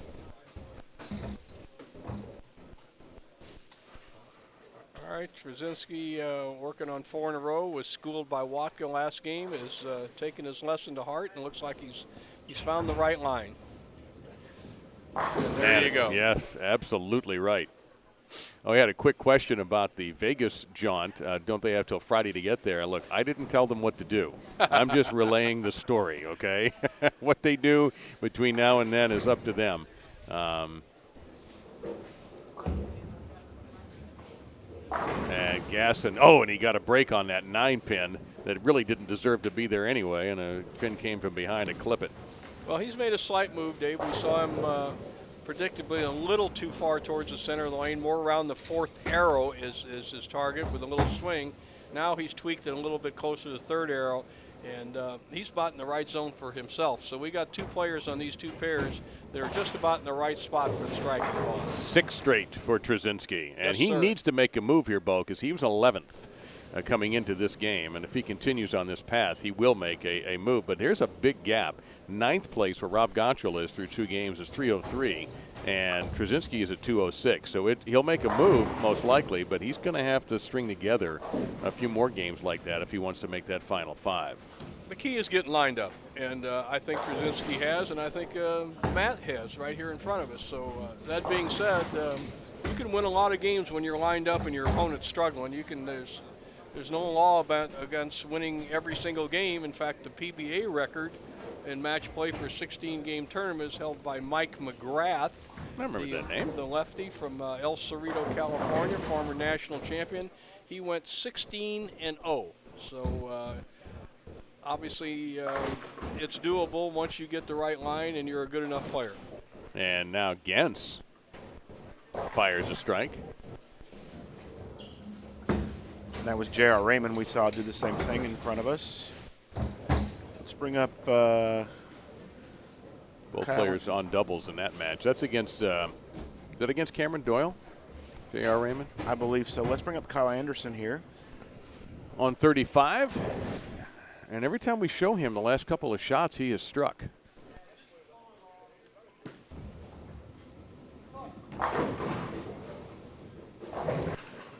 There you go. Back to JR here for his 2nd shot of the pair. Didn't like it. And understandably.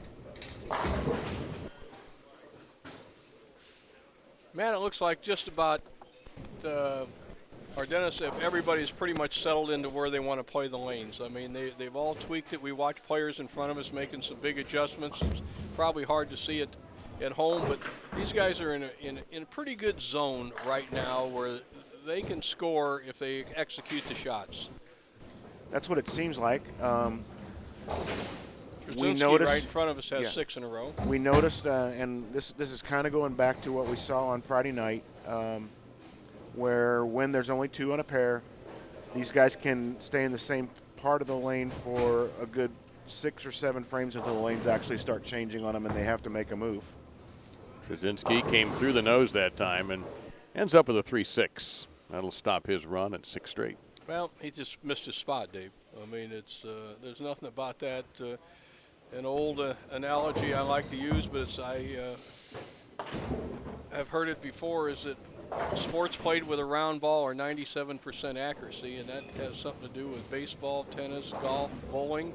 And Trzynski just played and missed where he was looking. So lucky he didn't get a split. Cameron Doyle for 3 in a row, and he got stiffed with a solid 7-pin as Trzynski covers his spare on lane 40. And we take a look directly in front of our location. Here's Matt Gasson.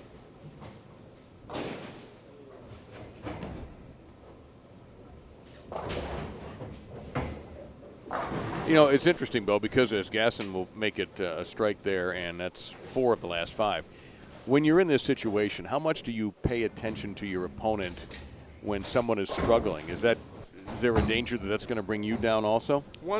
That's a very good match play point, Dave. And my personal opinion, and I think that you have to stay focused, and so it's hard for 3 or 4 hours. Even players who are not used to it can't do it. They try to, but tour players who are used to concentrating that long have the mentality to do it.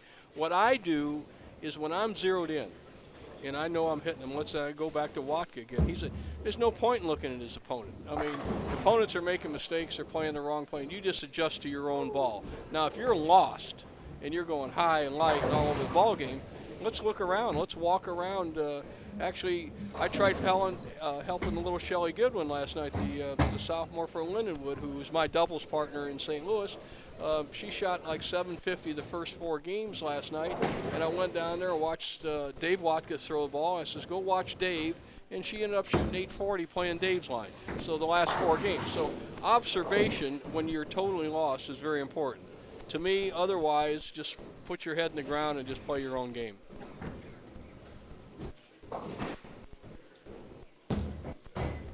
Let's look at a hit from Jacob Gans. He can get that 10 out. No, he not can't. quite. That thing just turned away. Quite. As if it smelled something foul. It just turned right away and said, nah, I'm not going here.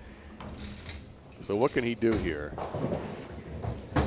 Bo, when the new guys bought the PBA, they're technology guys. They had visions of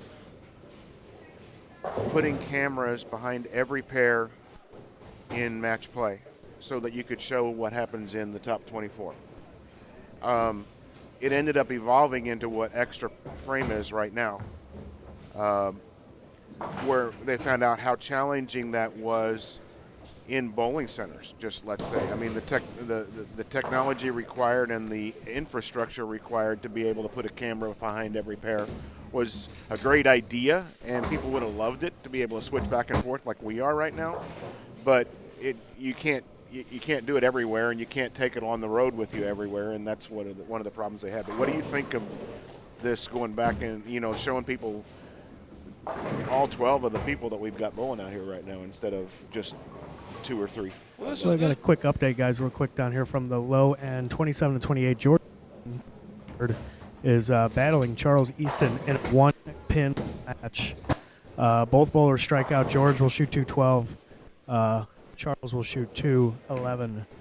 Charles needs those. Charles is, and this is actually a 112 match, Matt, and Charles really desperately needs that bonus 30, so he's got to punch out and put the pressure on Gohagen. George is going to finish first. Okay. He's up now, second ball at the 10th. As our viewers see Rob Gottschall, and he got a kick on the 7. Dennis, I'm not going to forget your question, That's and fine. I will answer it, but let's watch the conclusion of this match. Right. And what Matt was just talking about, too, is a place where we don't have a camera. So that's why we got Matt down there taking a look at what's going on and letting us know. Trzynski looking very smooth here in front of us. Matt, you ready? Yeah, George got the second hit in the 10th, and he's taking time. He's got one more for 212, and Charles is just sitting on the bench. Yep, he can lock him out, right? By 1 pin if he gets a strike. 9 to tie if Charles strikes out. And that means Gohagen will just add to his lead most likely. Not most likely, he will add to his lead. Our viewers get a look at Doyle. And he got a break with his opponent, not able to convert a split. John Trzynski for the big finish. Crossed over. Oh, boy. Yeah. George wrapped a 7, and we have the possibility of a tie. All right. We'll keep us posted on that because so Easton must punch out just to get those 15 points. Yes. Okay. If he strikes out, they will Right. split 15 points. That's the best that they can do. On the other pair, 29 and 30, it's a 4-pin match between Dave Watka and Brandon Holt. I'm sorry. Well, that's a high Pin deal. That's 2 versus match. 3 right there. 6-pin match, I'm sorry. That's a key match, in fact. Yep. Dave, as we, the two of us have both picked as possibly 2 of our TV finalists tonight is those 2 players. Well, it's going to be a big move here for John Trzynski. He's going to put up a 256 and then gain 30, so that's going to be 86 to the good. That'll move him to plus 292. Now, he's still going to be I would think he'll get out of 11th, but he still needs a lot of help. Charles got the first strike in the 10th. Nice. As we watch Cameron Doyle. Late reaction, but he got the strike. And he's in a tight match right now with J.R. Raymond. Raymond, however, did make a mistake in the 8th and left it open for Doyle. And J.R. in 8th and Doyle in 7th. And they're only 11 apart, so that extra 30 is really going to weigh heavily here. Charles, second ball of the 10th. And gets all 10. Well, that sounded like it. You know, it got real quiet here for just a second because about every other match is over, and we can hear it all the way down here, Matt. Dave Watka now up in his fill ball. He can strike here for 2-0-2. His opponent, Brandon Holt. Did Dave get that? Sounded high. No. Okay. 10 pin. He shot 201. So he picks up one more, and that's below his 255.5 average that he had as Raymond gets a nice strike. Yep, Brandon Holt can strike for 216, it looks like. Okay, so Brandon Hott would pick up and push Dave away from him a little bit. And they tie on 27 and 8. All right. They tie. 15 pins. They tie at 211, is that correct? 211. So that'll put George at about 518, I think. And Charles will now get over 200 to about 221. Brandon Hott just threw a messenger into the 10 to carry for 3 in a row. So he'll beat Dave? It's looking that way. All right, so if that happens, Dave will go to 392, and he'll actually pick up a pin, but he won't pick up the bonus, and so Hott will stay in second place most likely. Matt Gasson and his match with Jacob Gens is over. It's Gasson who won that, right, Dennis? 216 to 181? I didn't see a score. Well, we have a score right here. I'm just trying to Okay. remember if the 216 to 181, who had what. And our camera at the moment is showing the Doyle-Raymond match, and another mistake for Raymond, and that's, I don't know, Bo, does that pretty much wrap it up here for Doyle? That's it. He's Looks like definitely out of it now. It's a free reign for run for Cameron Doyle, and just pound in those extra pins. Sometimes players will have a letdown, Dennis, when they have a match won instead of maximizing the score. It's fine to get the 30-pin bonus, but don't give away those free pins at the end of the game too. They're Exactly. really, the bottom line comes to, if you look at most of the time, the players that make the top 5 to the telecast are the players that knock down the most composite pins. And obviously match play kind of falls where it is. Every once in a while you'll have somebody knock down the 10th most amount of pins but win a bunch of games.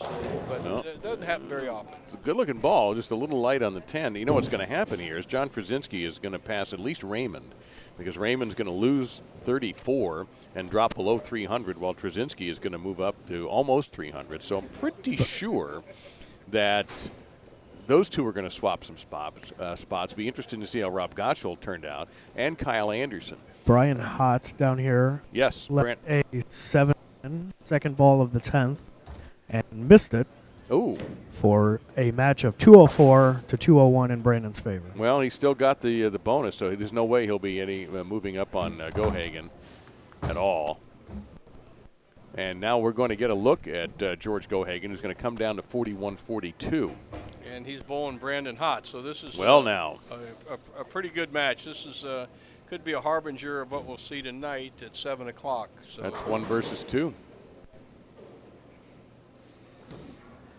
At least, and I think that's how it's going to stay with Dave Watka not winning. There was a chance that Dave could have swapped spots with Brandon Hott, but did not. So I'll be really curious to see how this all turns out. Cameron Doyle finishes 197, so he'll lose 3, but he'll gain 30. So it's a plus 27 for Cameron overall. He'll go to plus 342. Down here in the low bay on 27 and 28, we're going to have Jacob Gens versus Kyle Anderson. And on 29 and 30, we have Rob Gottschall versus Joe Trzynski. Well, I'll tell you what, Cameron Doyle may move into the top 5. And Trzynski's kind of getting lined up, Dave. We watched him 2 games in front of us, so That could be a pretty solid match. Trzynski, when he catches a pair, he's got a great strike ball, so he could give that could be another very tight and pivotal match. Well, Bo, you're going to get a good look at Cameron Doyle right here because he's going to be on our featured 39-40 pair. I want the folks at home to watch Cameron's release. It's one of the ones that I like to teach, and it's where he starts his hand. We talked about it yesterday. His hand or finger position, as you look at a clock, is around 7 or 8 o'clock, so it's under the underside of the equator, and he lifts almost straight through the ball, which keeps your arm moving straight to the target. When you get past the 6 o'clock, 5 o'clock movement as you rotate around the ball, your elbow starts to rotate, and it does affect your leverage and your power. So let's watch Cameron Doyle, and it's a good lesson to learn. We just see Dave Watka open up his match on 35-36 with a strike. So directly in front of us, we'll have 1 versus 2 most likely, Gohagen versus Hot. That's a righty-lefty matchup. And Cameron Doyle and Matt Gasson. Now, again, my prediction is that Doyle is going to be either 5th or right with him breathing on somebody's neck for 5th place. Even though he did not pick up any bonus pins, any pins against 200. He lost 3, but he gained the 30 for the win.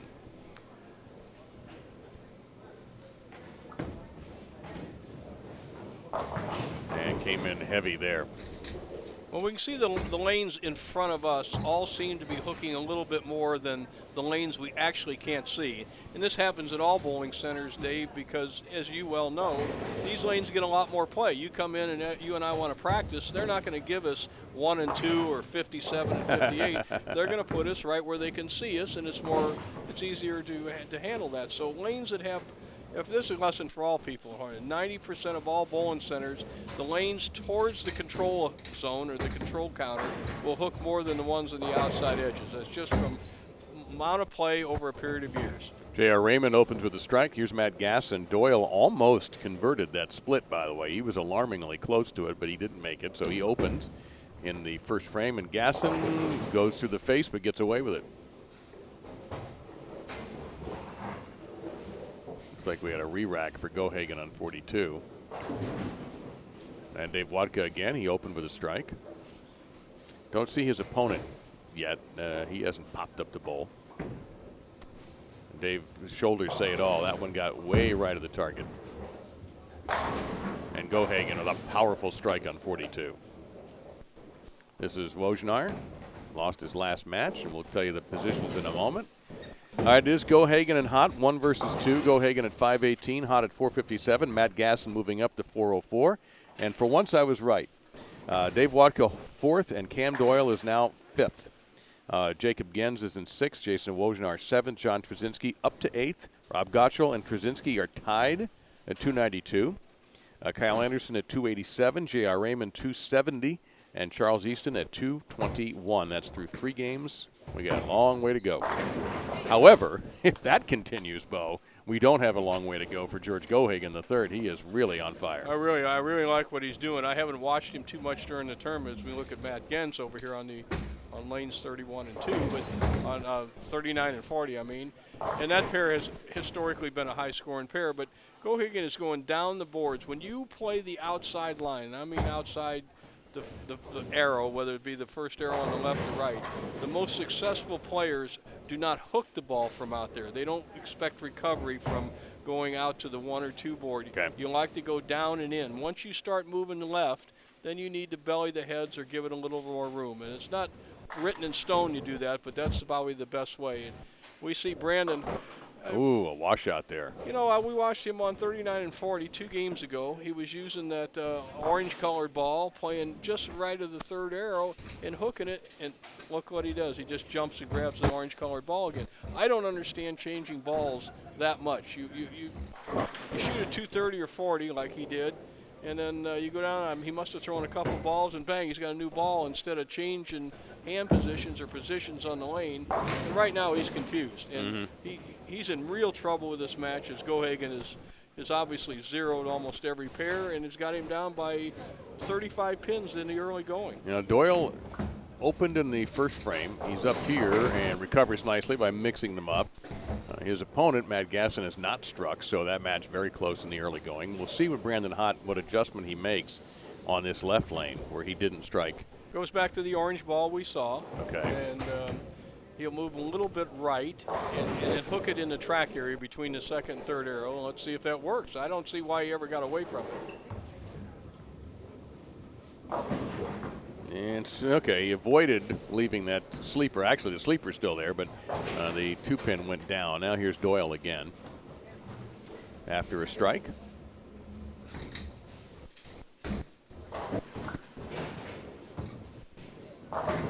And again, it looked like pretty much the same strike on back-to-back. So his ability, one thing you have to like, the mental part of his game seems strong, Bo, that he makes a mistake, but it doesn't drag him down. Strong player, really, really good release. As we see Brandon almost thought he lost that, Brandon Hot, the 8-pin, and barely nicked it. I don't think he knew he made it until somebody told him he did.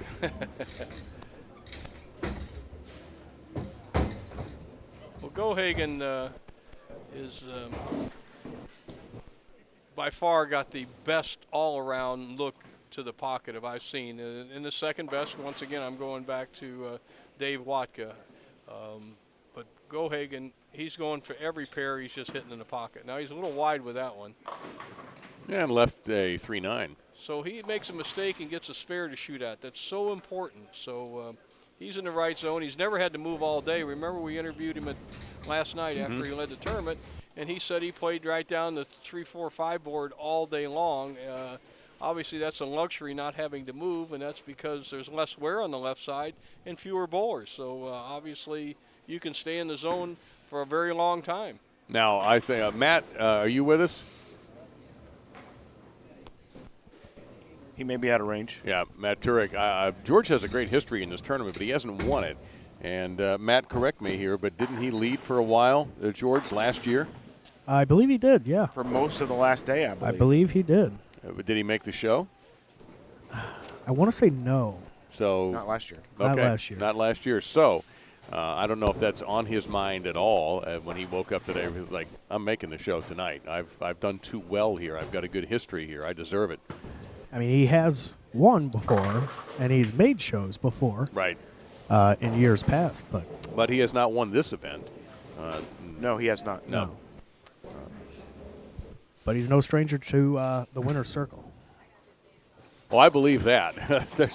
I don't doubt that for 1 second.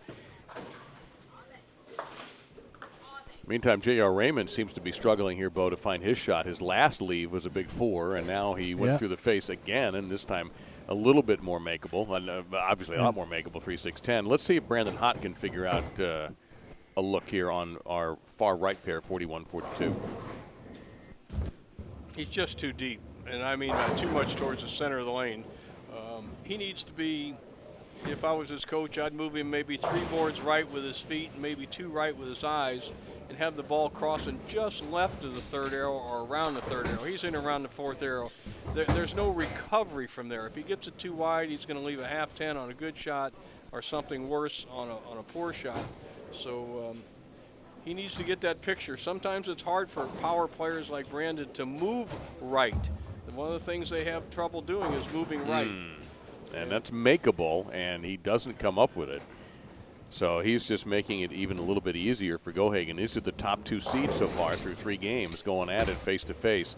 And right next to him is the Matt Gaston, who's in 3rd place. And looks like we have a lane issue there. We have a pin that's riding out a little early, written out in the gutter a little bit on 40. So Matt Gaston waiting for that to be cleaned up. The scores down here in the Watka J.R. Raymond match. Watka has got 280 max through 5 frames. J.R. Raymond started out first 3 strikes, then the split you talked about, the 3-6-10 spare, and then he struck on 35 now and sat down. Good. Yeah, he has had the ultimate. Meantime, Wajnar has settled in there a little bit, hasn't he?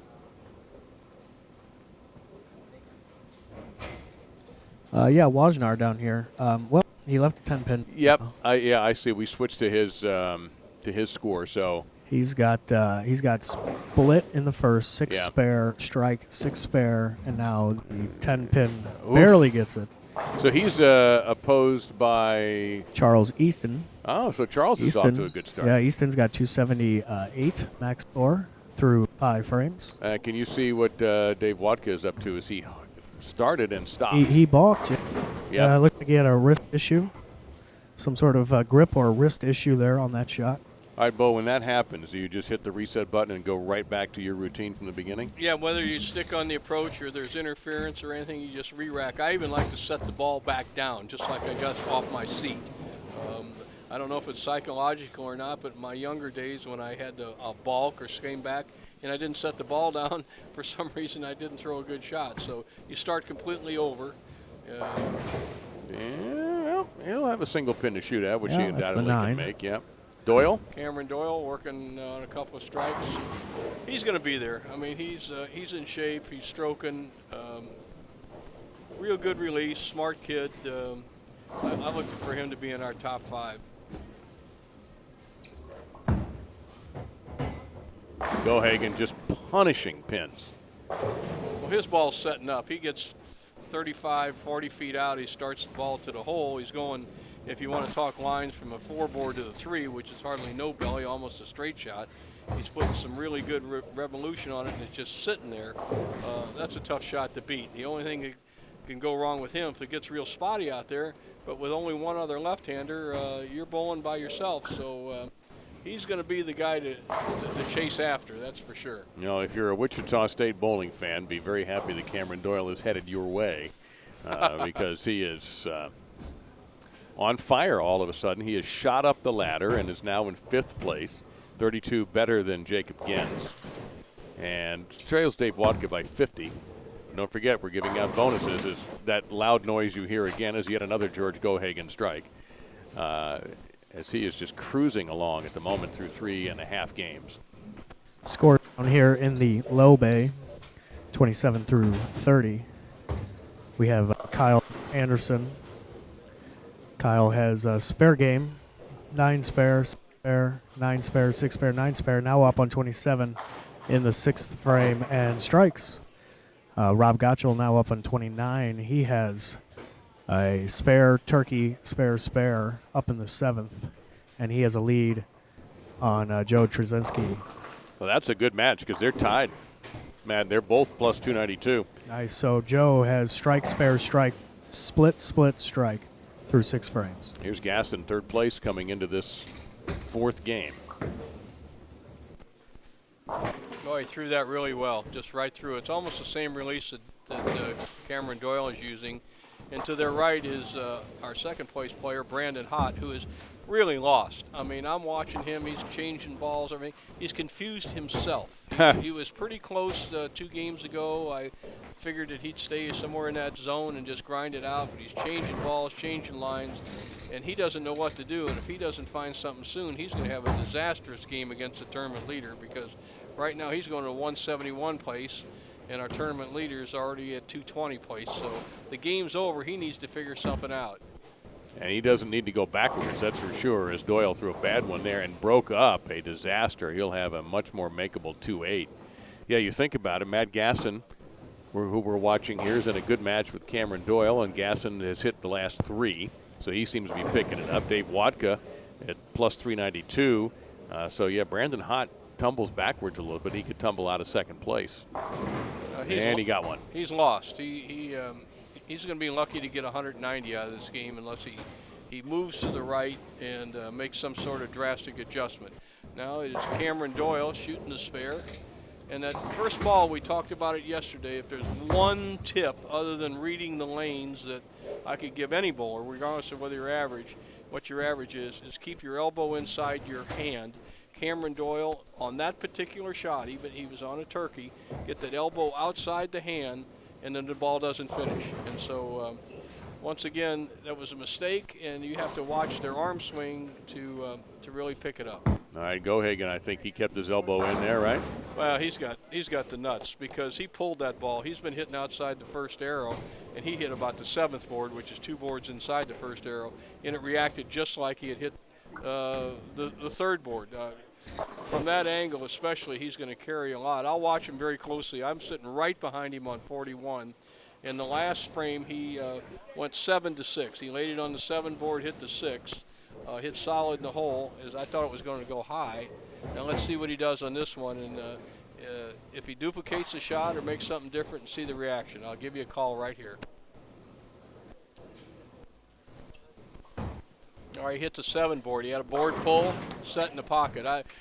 He's just going to run away if he keeps that going, because you give a player that capability with that power and that angle a couple of boards to fiddle with, it's all she wrote, because his opponents, the right-handers, are changing the lanes and mushing the oil down and all that, and Gohagen doesn't have to worry about that. So, no, and he's dominating right here, Bo. 7 strikes and 8 frames, including the last 5.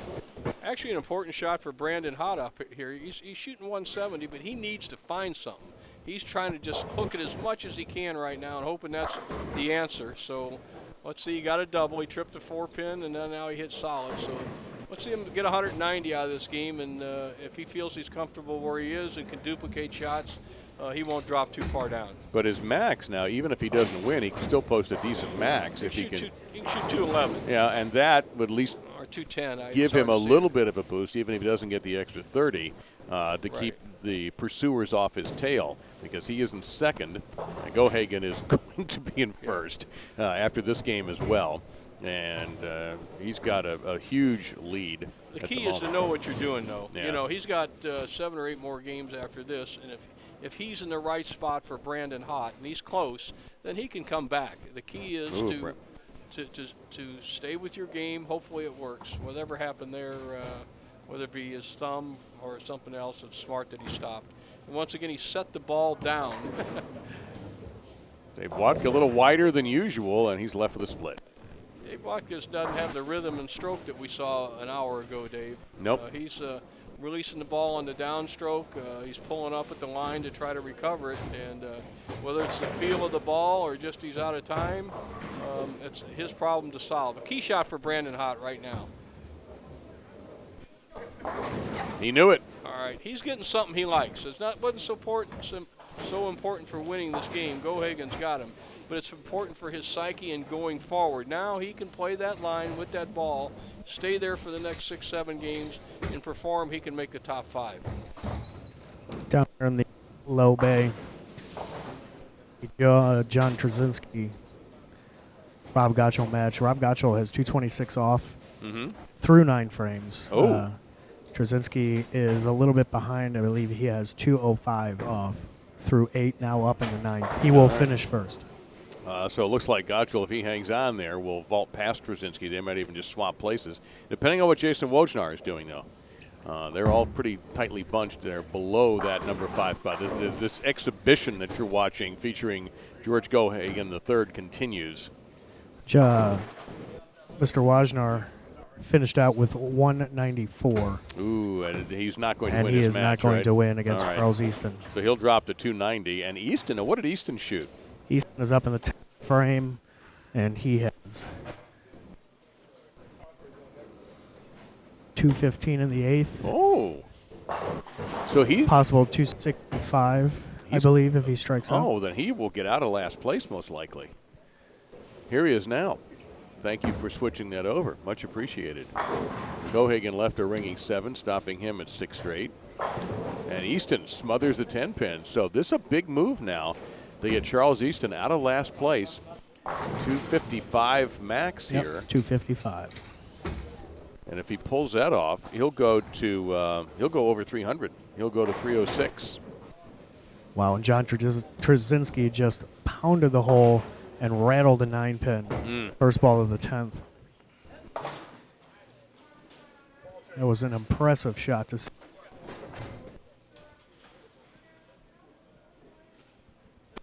Well, did you hear that? I did. Interesting. Yes, it is. I'm just more kind of watching Cameron Doyle and Gohagen right in front of us. Cameron Doyle, he's doing something that I didn't know he could do, and it's very professional. When the lanes were tighter, he was going straight up the back of the ball, almost from 7 to 6 with his release. Now that he has to move in, there's more dry. He's starting from 8 o'clock and getting more spin or tilt, and that's more important. You have to spin the ball a little bit more as lanes dry up. So that's really impressive. I don't see that ever really hardly in a young guy with that much talent. Now, Brandon Hott fighting for position here. He's not going to win this match, but Now that's going to cost him big time, obviously. Let's go back to Cameron Doyle. Down on 27 and 8, Kyle Anderson has got 242 with 2 more strikes left here in the 10th. No way. And oh, he gets the second one. He has got a commanding lead on Jacob Gens. Jacob will strike out for 180. Jacob was going to he may drop out of the top 10 at 6th. If he goes to 180, he'll lose 20, drop to 290. Anderson's going to shoot by him. Easton may shoot by him. Although Easton did not punch out. Be curious to see what Dave Watka is up to. As Bo mentioned, he doesn't seem to be as smooth as he was earlier on. Dave in 4th place. Had 50 on Cameron Doyle. Doyle smothering a 10-pin there. In a key match right here, Gohagen picks up 118 pins on Hot. I mean, Hot drops 32, Bo. That's big. J.R. Raymond finished out with 187. And Dave Watka spared him the 10th to beat him. Oh, okay. He will strike for 193. So Dave will pick up 27 there. Correction, 203. I'm sorry. Oh, he picks up 3. If he still picks up 30. If he strikes. If he strikes. Well, if he does, he'll tie Brandon Hott. And we've got Matt Gasson here and Cam Doyle, and that is too close to call at this point. Gasson working a double. Doyle has not had a strike in a while. Dave Watka, 203. All right. So if I'm going to do a little of my own math, that's 33 to the good for him. Yeah, he's tied with Gasson, Hot, at 425. Now, these are extraordinarily unofficial. This is just me. So, a strike for Gasson, that gives him 3 in a row. And that just about puts, if I have scorekeeping is correct, that just puts him in position for 9 Sparrow shutout Cameron Doyle. Cameron Doyle, best he can shoot is 224. The scoreboard's a little bit away from me, but I think no, you're right. You're right. And right now with Matt's at 230 pace, he can punch out for 246. So this match is over. That was a key shot. Well, here's what's interesting here, Bo, is that if Gasson doesn't do, it looks like to me that Gasson's going to move into 2nd place. Shoots 246, so give him 76 more with a strike. Yeah. He's definitely in 2nd place. You keep the numbers pretty well, and then once again, Gohagen we didn't see the whole game, but he was could have shot 300 that game. He left a solid 8 and a solid 9, and other than that, 257. So 256, I guess, in front of us. He experimented on his last ball. I mean, the modern player is a little different than me. When I got a 250 game, I want to hammer that last ball, Dennis. But I get it. He's got a coach, it seems like, behind it, just signaled him over here and said, hey, try this other ball. And when you have a shot as good as he has, obviously almost everything's going to end up in the pocket. Well, I've got him unofficially at plus 604.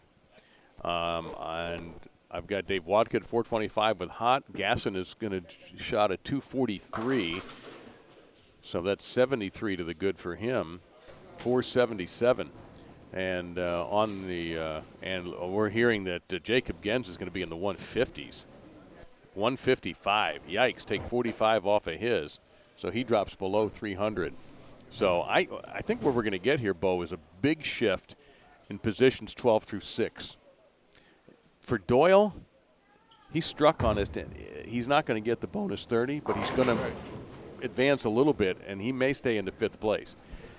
Well, we're coming down to it, Dave, and you alluded to it. The field, as they always do, and this is still a little bit early because there's a lot of games left, but they're separating. There are 4 or 5 guys out here near the bottom that Easton, Raymond, Anderson, I haven't seen Rob Gottschall throw it, but Gaston, Gens, and all that, they're somewhat playing the wrong line, and they're going to struggle. So the field is just going to open up and open up and open up. And we have 4 or 5 guys up near the top who are just going to keep rolling along. So well, some guys have already started Game 5, J.R. Raymond being one of them, while Doyle finishes with a 214, so he'll pick up 14. My guess is he's going to stay in the top 5, but I really think what's happened is Easton is going to make a move. Raymond may be dropping into 12th. Gens is going to drop down. I think Anderson's making a move up. So I really think that the under 5, what I would call the guys under 5th place, are really going to shuffle from the sheet that we're holding now. Down here on our lower bays, There is a camera on at 33-34. It's Yes, Rob sir. Gottschall versus Brandon Hott. Oh, okay. That'll be interesting to see. And John Trzynski moves down to 27-8. He's awaiting an opponent, as well as Charles Eaton. He will be on. Oh no, I'm sorry. John will be battling Charles Eaton on 29-30. Well, the mystery guy with me is Dave is Rob Gottschall. I mean, he bowled so well yesterday. He was playing the kind of style that basically he could hit almost anything that was out there, and yet he's struggling today. And he's bowling an opponent who was right near the top, who's really struggling. Hot is really struggling. He's got to make a change, or he will not be so hot. That's for sure. I'd like to correct myself one last time. John Trzynski will battle Cameron Doyle. All right, Trzynski and Doyle. So it looks like you got J.R. Raymond in front of us, and I don't see J.R.'s opponent. Oh, there he is, right there. He's hiding off to the side. We got Watka back on the pair he started on. Remember, he bowled his first game on this pair. Yep, 39-40. It's been historically a good scoring pair if you can get lined up, and he's almost back to the same line he played back then. And gets a strike. So we're seeing guys move around for whatever reason, but keep your stroke. I watched Watka throw a few shots down on the low end, Dave, down around 25, 26, 27, 20, and he wasn't maintaining his form. And when you get out of your form, it doesn't make any difference if you got the right or the wrong. You're not gonna score. That shot he just played there against Kyle was really the same shot we saw an hour and a half ago when he was really stroking. It's Jason Wojnar who will be up against J.R. Raymond. And there's Wojnar right now. And a solid start for him in that match. And Watka will be opposing the one of the two lefties in the field, Kyle Anderson, who I believe is going to be, when the new standings are released, certainly out of 10th place. Down here, Charles Easton's opponent will be Jacob Gens on 29-30. Who is the unfortunate person who has to play Gohagen? Gohagen is taking on Matt Gasson. Oh, that's a big one there. Matt Gasson that's a started top with five pair. matchup. Yep. And J.R. Raymond, Bo, has brought the ball bag out off to our right here. And he's going to be searching for something. His opponent opens with a double. Well, the two pairs we see in front of us, 39 and 40, hook a little bit more, and they're good scoring. And 41 and 42, we found for the right-handers, 42 definitely hooks a little more than 41. So we have two righties going at it on that pair, and two righties, a righty and a lefty on 39 and 40. So Kyle's working on a strike. Let's see if he can double up. Soft 7. And here is George Gohagen.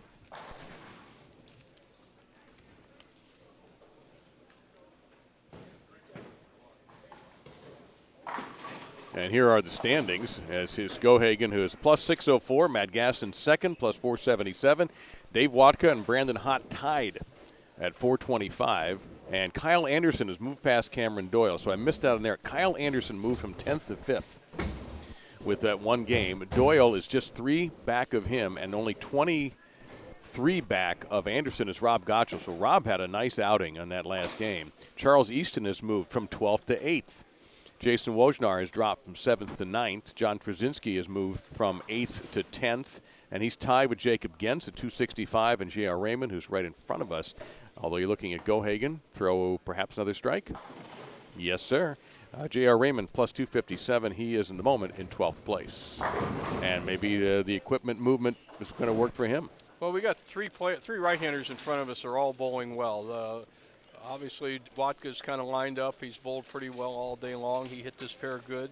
And the fellows bowling on 41 and 42 both are throwing the ball really well and pretty much in the right zone. So Watka back to where he started. Maybe he'll re-rack and get his game back on. It's amazing when you have confidence in a pair how your timing gets a little bit better. Your balance gets better and whatnot. And both our players on 42 both starting to string a strike. What a nice roll on this ball. He goes high. Remember, 42, Dave, just our audience at home, has hooked more for everybody all the time. So it's up to the players to adjust.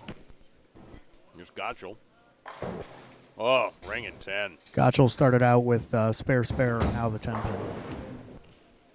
His opponent, Brandon Hott, strike, 9 spare strike. Watka with a really good shot. What a unbelievable! I'll tell you what, if you're gonna do a book, Dave, and you want to get some frames to show the proper positions all the way through, you could have taken that shot that Watka just threw right there.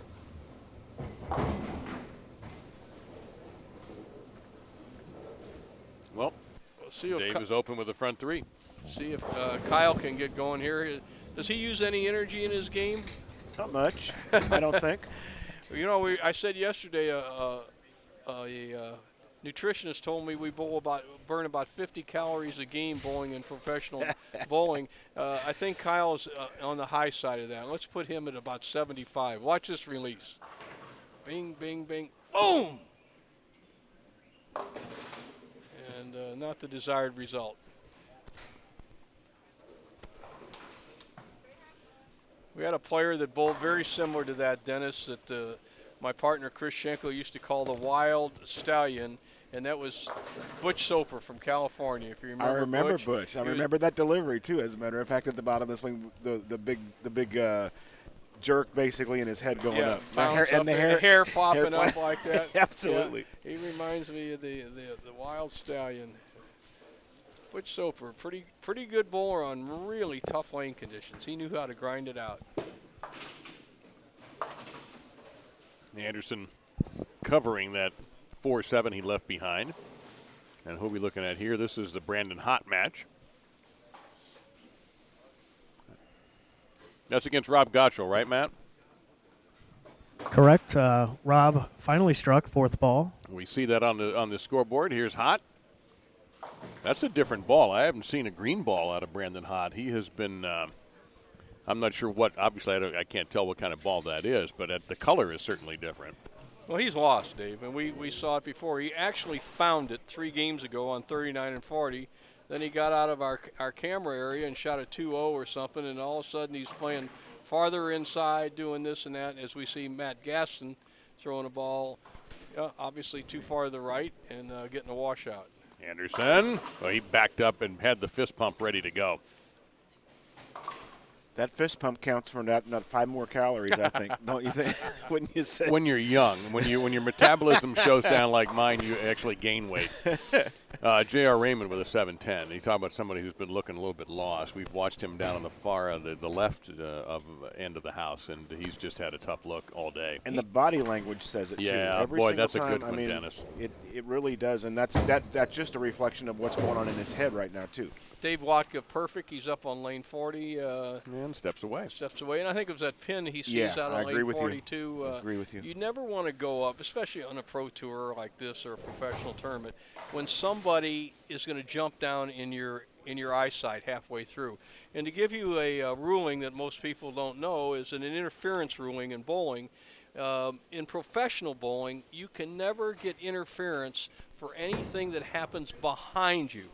In other words, a gun could go off behind Dave Watka, and he still has to play. But if something happens in front of him, like a pin drops down or a guy jumps out there unbeknownst to him to grab that pin, now he knows that somebody's going to get it, he should wait. He couldn't call interference now, Dave, because there's a harbinger of a guy jumping down in there and doing it. And there goes the pin. Now, Watka's going to go ahead and bowl. Another example is if a pin setter just drops all the pins in the middle of your thing, and you have to be pretty honest with it. It's like calling a foul on yourself. Right. Did it really affect your game or didn't it? So Watka resets himself 3 in a row, going for 4. Came in high, left a 3-6-10, a leave he has had frequently, as Raymond will just blast one of these off the back, and he almost brought that out outside the arm. J.R. Raymond's really close. He got a bad break on that 7-10, and part of the bad breaks you get in bowling is when you're playing slightly the wrong line. He's a little bit too far left and biting off a little too much oil. As we see Watka make a very poor shot at the 3-6-10. Yeah, he left it behind. Yep, he left the 10-pin behind. Meantime, we just saw Rob Gottschall triple. So that match down there getting very interesting. And here's another strike for Gohagen. You called that before he left his hand. At this point, it's a pretty safe bet. Well, he's the only one that's whacking him out there, and he's got a lot of things going for him. Talent. He's got that outside line. He's got nobody on the left side to change his shot. unless his alarm clock goes off, he's going to run away with this tournament. And they're really shooting for 2, 3, and 4, 5 spot right now. Now let's see how Watka recovers from that sloppy spare effort, and he doesn't. He leaves an even worse look. He's just getting too soft. You know, there comes a point where you just, what we used to call, feather the ball a little too much, and that's where you make the motion but you don't have any snap in it. Okay. You know that from calling your baseball. A guy throws a curveball, and if it doesn't snap, it's going to leave the ballpark from a bat. But if it snaps, it's going to, it's a possible strike. And the same here. Dave is actually getting what I call pretty bowling. He's almost bowling like you're going to film it something. You got to put some snap in it. That was a better shot to 3-6-10. And he didn't get the break. Yeah, he rang it around. Well, the analogy to me is in golf when you don't accelerate through a chip shot. Yes. And you think, I'm just going to feather this thing over the trap, and 3 seconds later you're standing in that trap hitting your next shot instead of accelerating through the shot. And I think for an average golfer like me, that's a very common mistake. You're fearful of overhitting it. You're usually better off long than short and when it comes to those kinds of shots. And I think that's a little bit analogous to what you were talking about. You must accelerate even on spares, and I think even more on spares because you don't want to aim. People have a tendency to aim spares because they're not putting any power on it, to actually throw them a little harder. I try to coach it, throw it harder, which causes you to accelerate a little bit more. Now, Kyle, he never decelerates. Scores down here on 29 and 30. Charles Easton, 280 max score through 6. Whoa, another big move for Charles. Jacob Gens is trying to stay with him. Double, spare, strike? No. Open frame. In other news, water is wet, the sky is blue, and George Gohagen III just struck. You got them both. All right, Kyle. Is Kyle going to throw this hard at the 7-pin? Let's see. Oh, yeah. Boom, boom, boom, boom. Oh! For folks, if you just guess the miles per hour, I know they have computers on a lot of the machines, but the computer that reads your ball speed is about 12 feet from the pocket. And so really off his hand, Kyle threw that ball probably around 20 or 21. And by the time it gets to the back of the lane, a ball will slow down approximately 2 miles an hour. So if you're reading at home on the computers and it says you threw the ball 15 miles an hour, off your hand you were 17 and a half. So we used to read it, Dave, with one of those old jugs guns that they gave you a bunch of speeding tickets in Florida with, and after... Wow. No Guys, comment. Real quick here, down on 27 and 8. Trzynski just blasted the pocket. The 10-pin was at almost a 45-degree angle. Something came back, stood it back up when it hit it. The computer swept it off, and he's playing Cameron Doyle right now, who has the first 5 strikes. Oh, really? You know what? Doyle had dropped out of the top 5, but he's so close to Kyle Anderson. But Kyle Anderson is throwing the ball very well right here in front of us in this match with Dave Watka, who is struggling now with back-to-back open frames. So Anderson kind of has the advantage there, and we'll see how Dave can finish. Watka up on the right-hand lane, 94 in the 5th with back-to-back opens. He moves a little deeper inside, still makes a bad shot. He's not going all the way through the ball. You must follow through and have that ball go long off your hand. So you cut it short, it's going to hook early, and he's done it 3 times in a row. Here's J.R. Raymond. Let's see how he recovers. That's a beautiful-looking ball, one of the best he's thrown in a while. And just to answer Larry Harris's question in the chat room, no two-handers made the final 12. We did have a half a dozen or so, didn't we, Dennis? Yeah. Yes. Two-handers in the tournament, as we had about 5, 6, 7 women bowl in the tournament too. So we had a pretty diversified field, and we didn't have any of the two-handers off the tour, the Jason Belmontes or whatnot. But there's a lot of young players turning that two-handed style, and as long as they keep enough oil in the lanes, that seems like it works pretty well. If I'm Matt Gasson going up against Gohagen, I'm just thinking, give me above 200. Just I don't want to lose anything here if I can't beat him. Well, once again, lane 42, we see it go high. I mean, let's face it, guys are going high. Let's see what Watka does. I mean, he's got a lot of experience. He's just throwing 3 bad balls. He's too soft and he's too far right. So well, here we go. That's a little firmer. And as close as they. No, Messenger won't get there.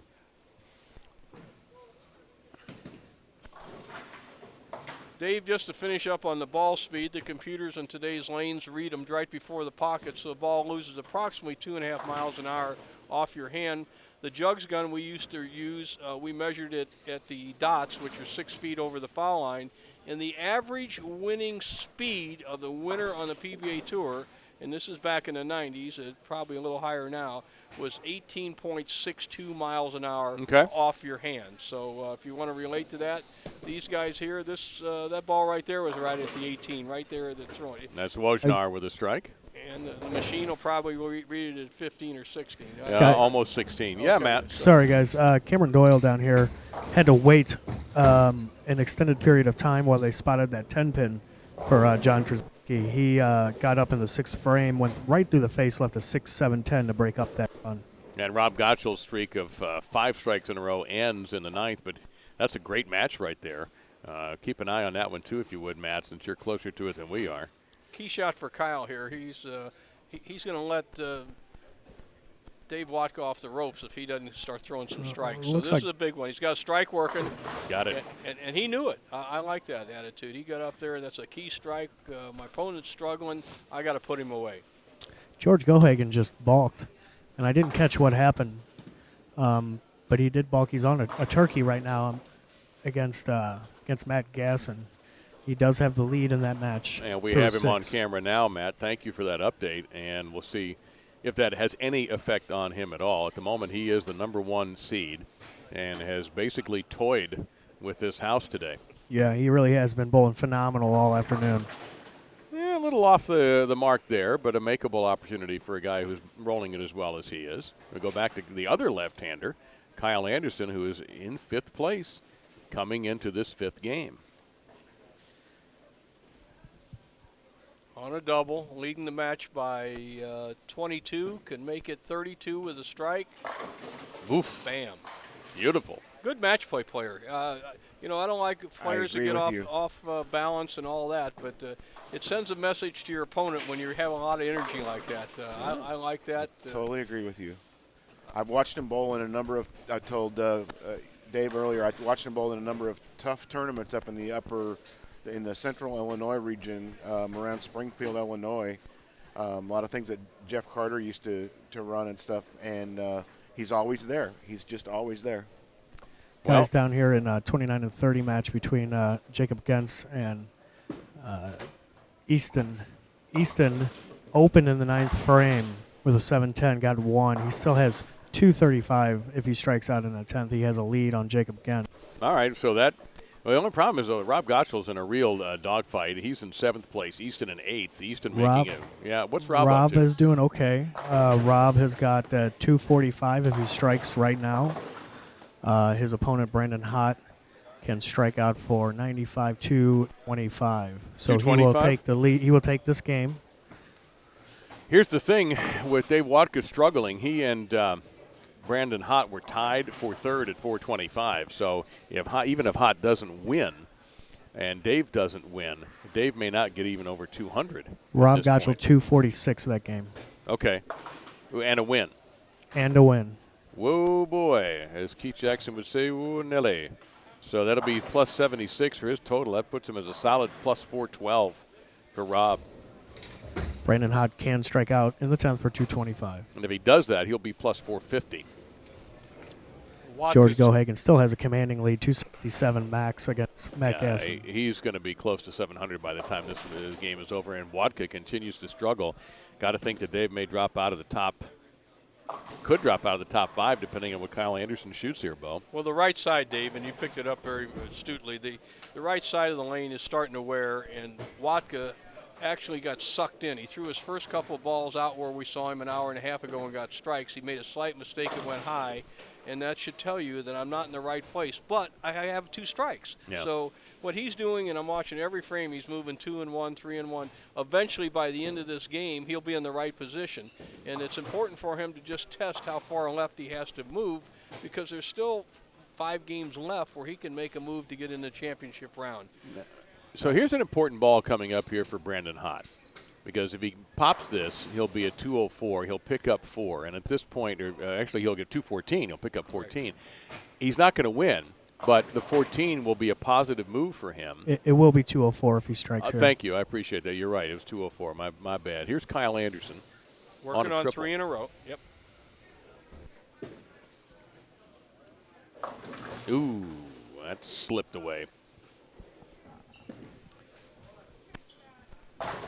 Hot switched back to that. I think it's a Primal Rage, and struck there. Okay. For 214. What color is it? I can tell you. It's green. That's the one. So is it 04 or 14? Straighten me out here. Well, no, For wait Brandon. a minute. Because Gohagen just continues to strike. This It's is 214. It is 214. Yeah, I was okay. right the first time. Yeah, Yay so me. I was wrong. All right, 439. Oh, that goes on the whiteboard. Rob Gottschall just congratulated me on a good game, thinking I was Brandon Hot. Take it, man. Take it. So an open frame for Kyle Anderson slows him down a little. He's going to 204, and his opponent, Dave Watka, is really struggling. The best he can finish out with looks like a 186. Yeah. 186. All right. Well, Rob Gottschall could well crash the top 5. George Gohagen is just annihilating it. Yeah, he'll be over 700 here before I sneeze next. He's gone. He's going to lead the tournament. I Yeah. mean, the way he's bowling, the shot he's got, he's Ooh. going to lead it. Anderson, that's a terrible break. George needs 2 strikes for 267. Oh, is that all? Terrible.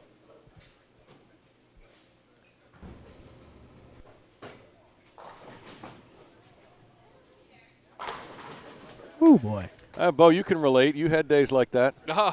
That's the ideal angle. He's got no jump, no over and under. He's got a little pull area, and he's got the right angle to strike, and he's a real good bowler. So that's a combination. And he's so far ahead, he's actually getting loose now, Dave. So all he has to do is pay attention, and it's going to be 240 all day long.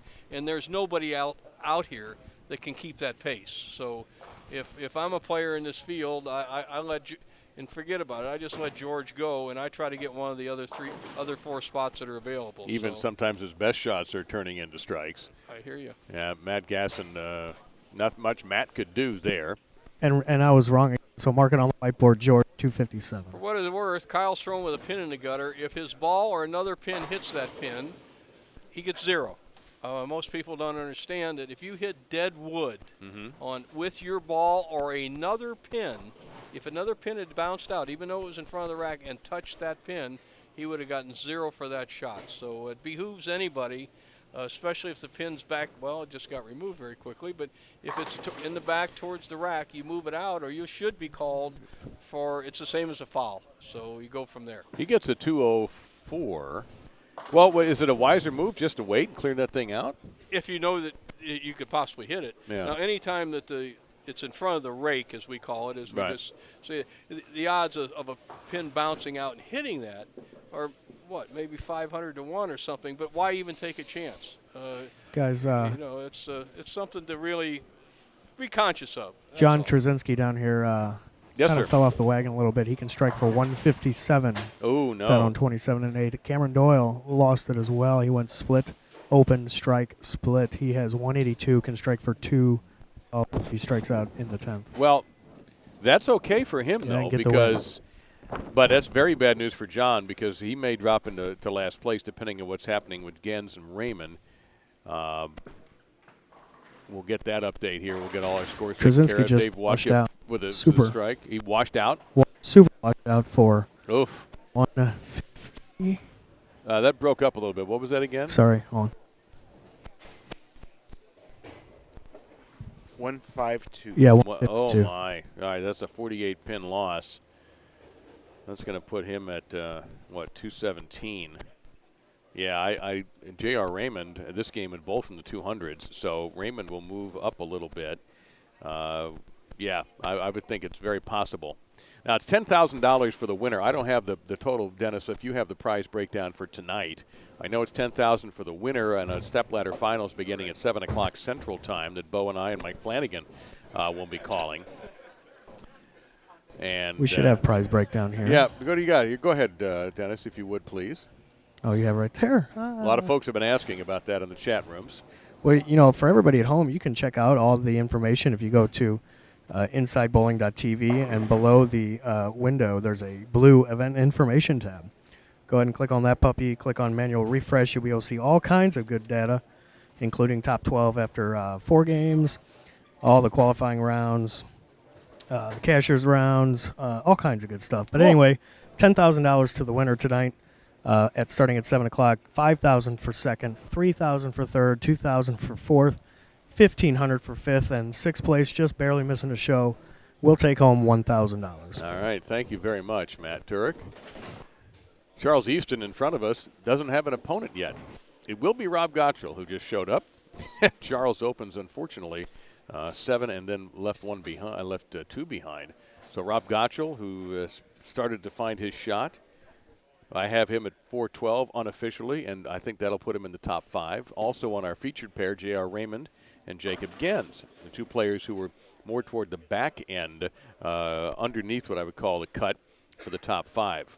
And the top 5, it'll be the way it should be on televised bowling, step ladder final. I'm very old-fashioned about that. That's what I grew up on, and I think that's the way they should all be.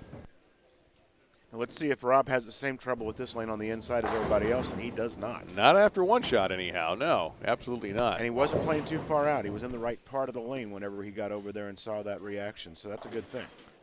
George Gohagen III will be right around 700 plus, and Matt Gasson, I ended up looking away for a second while we were adjusting ourselves, so I don't know what Matt's final score was, whether he'll at least pick up a little bit, even though he didn't get the 30. Dave Watka, that was a tough game for Dave, so his position in the top 5 is threatened. He may keep it, but not by much. Brandon Hott should still be in the top 5. So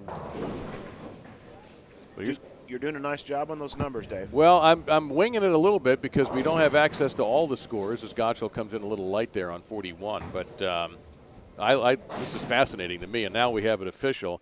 George Gohagen is at 691, Matt Gasson 474. He only lost 3 pins. Brandon Hott is 3rd. Rob Gottschall is 4th. And Dave Watka hanging on to 5th at plus 401. Kyle Anderson's on his tail. He made up a lot of ground in defeating Watka at 393. Cam Doyle is at 377. Charles Easton is improving, but he has got a lot of guys to leapfrog past at 350. We have J.R. Raymond in 9th. Jason Wojnar, who's in front of us, or wasn't actually on your screen right now, everybody. In 10th, Jason with a big tiger paw on his shirt there. Jacob Gens 11th, and John Krasinski is 12th. And there's John right there. And he's at 217. He's got to make a big move just to get to 11th and catch a break. So he's got work to do. And that's the kind of way you put in your work.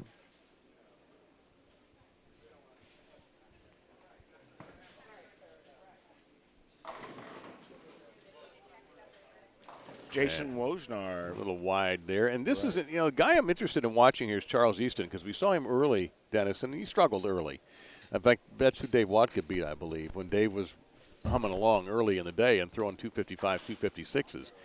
Now, Easton has started to come on. At one point, he was 12th, made a big move to get up to 8th, and at plus 350, he is an arm's length of the show. So let's watch him a few times. Yep, there he is right there, ebonite shirt and the specs.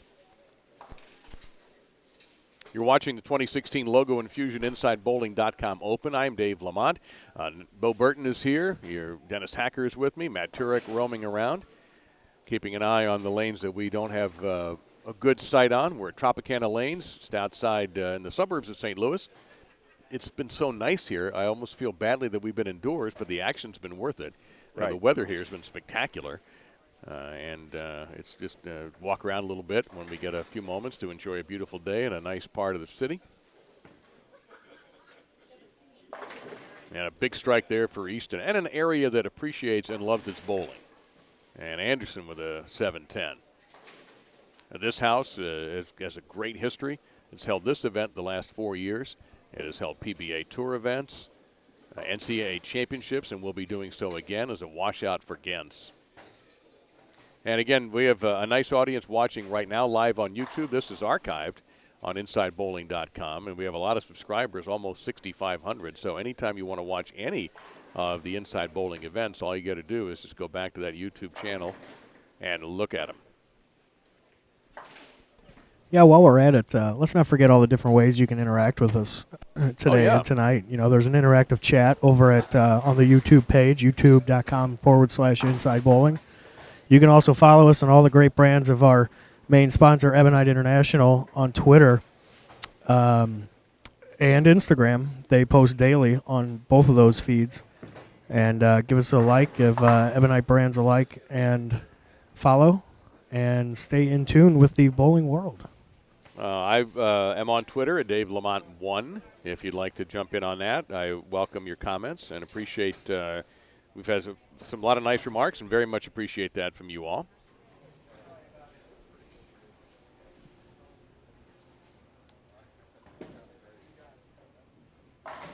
And if you're in the area, as was pointed out by one of our chatters, you can come here. As John Belushi said so eloquently in Animal House, don't cost nothing. Yeah, we encourage that tonight. We want to get the stands filled, and if you're in the St. Louis area, come on out. We're going to get started hopefully about 7 o'clock for our televised-style finals, top 5 stepladder here at Tropicana Lanes, and you'll get a front row seat to some of the great amateur bowling in the country right now. Raymond at 40. Well, he's had enough 7-10s to look at for a lifetime, and he breaks one up there and gets a good break.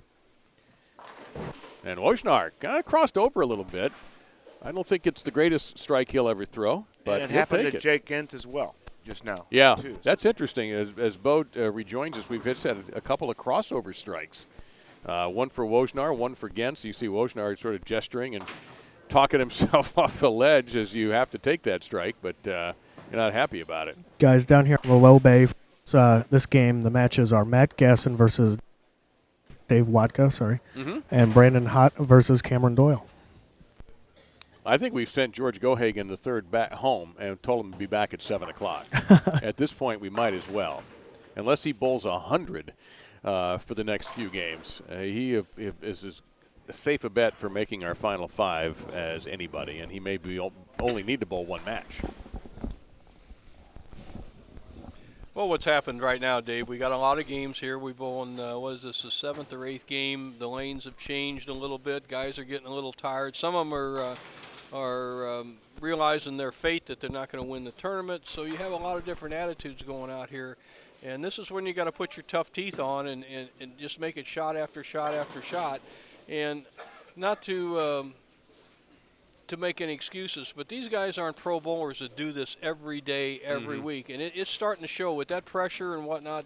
It's starting to show in their concentration and their shot making. Just like that ball we just saw there. You saw him signal on lane 41. He turned it early. I mean, you just can't do that against the big boys out there, and that's why they're here. They're here to make some money, and they're here to learn.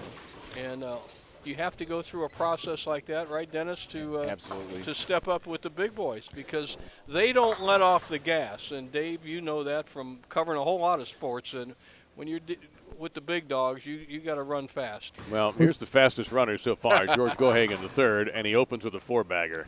We got quite the. Just send him out to the mall. Give him a couple of bucks. Let him buy some clothes or do some shopping at Brookstone or whatever. Get something nice. I think his mother might be here. Get something nice for Mom. Mother's Day's coming soon. And we'll tell him to come back about 6 to start practicing for the show. We got quite the match brewing down here with that Cameron Doyle, Brandon Hott. Brandon Hott has got a 277 max. Really? Cameron Doyle started out with a 290 max, just left a 4-pin, though. Well, so we can no longer say, I guess, that Hott is lost because he's in 3rd place. Doyle in 7th place. So that's a huge match for Cameron to try to make a move. And Rob Gottschall, come on, man. What the heck? Well, at least he broke up the split. Almost got the ripping 410. That's a result of today's modern bowling ball. Just once it makes a move with the big weight box they got in there, Dave, in the surface, they blow the pins on top of each other. And what happened, the 5-pin normally should hit the 4 and go into the 7. It went over the top and behind the 4-pin, and the 10-pin was just a late arriver. So it could have been a very bad break. It's even a bad break to have to shoot the 4-pin. That's normally a strike. Rob managed the 4-pin handily. Well, So Gotcho has probably as much experience, I think, out here, other than maybe Dave Watka, as any player. Cameron Doyle, let's not count him out as a teenager. He's still bowled all over the world. And yeah, you're right. That's a great point. And he really has a style. I mean, Cameron Doyle is going to make the next move into the pros. He'll get through college, and his talent is worthy of giving the PBA Tour a try. So he's got some to learn, and He's going to Wichita State. He'll learn. It just takes time. Yeah. You just have to bowl. You're not the best player in the world you are when you're 18 or 19. It still takes a number of years, and you find, especially in women's bowling, Dennis, that I've looked at, the women's stars, very few of them get to be really, really good players till they get into their 30s. Agree. Yeah. And yet men, in a lot of sports, bowling being one of them, the super talents can be winners by the time they're in their mid-20s. I mean, you can still win when you're 21 or 2, but to be really a accomplished player and get enough experience, you got to be really play the tour and get 4 or 5 years under your belt.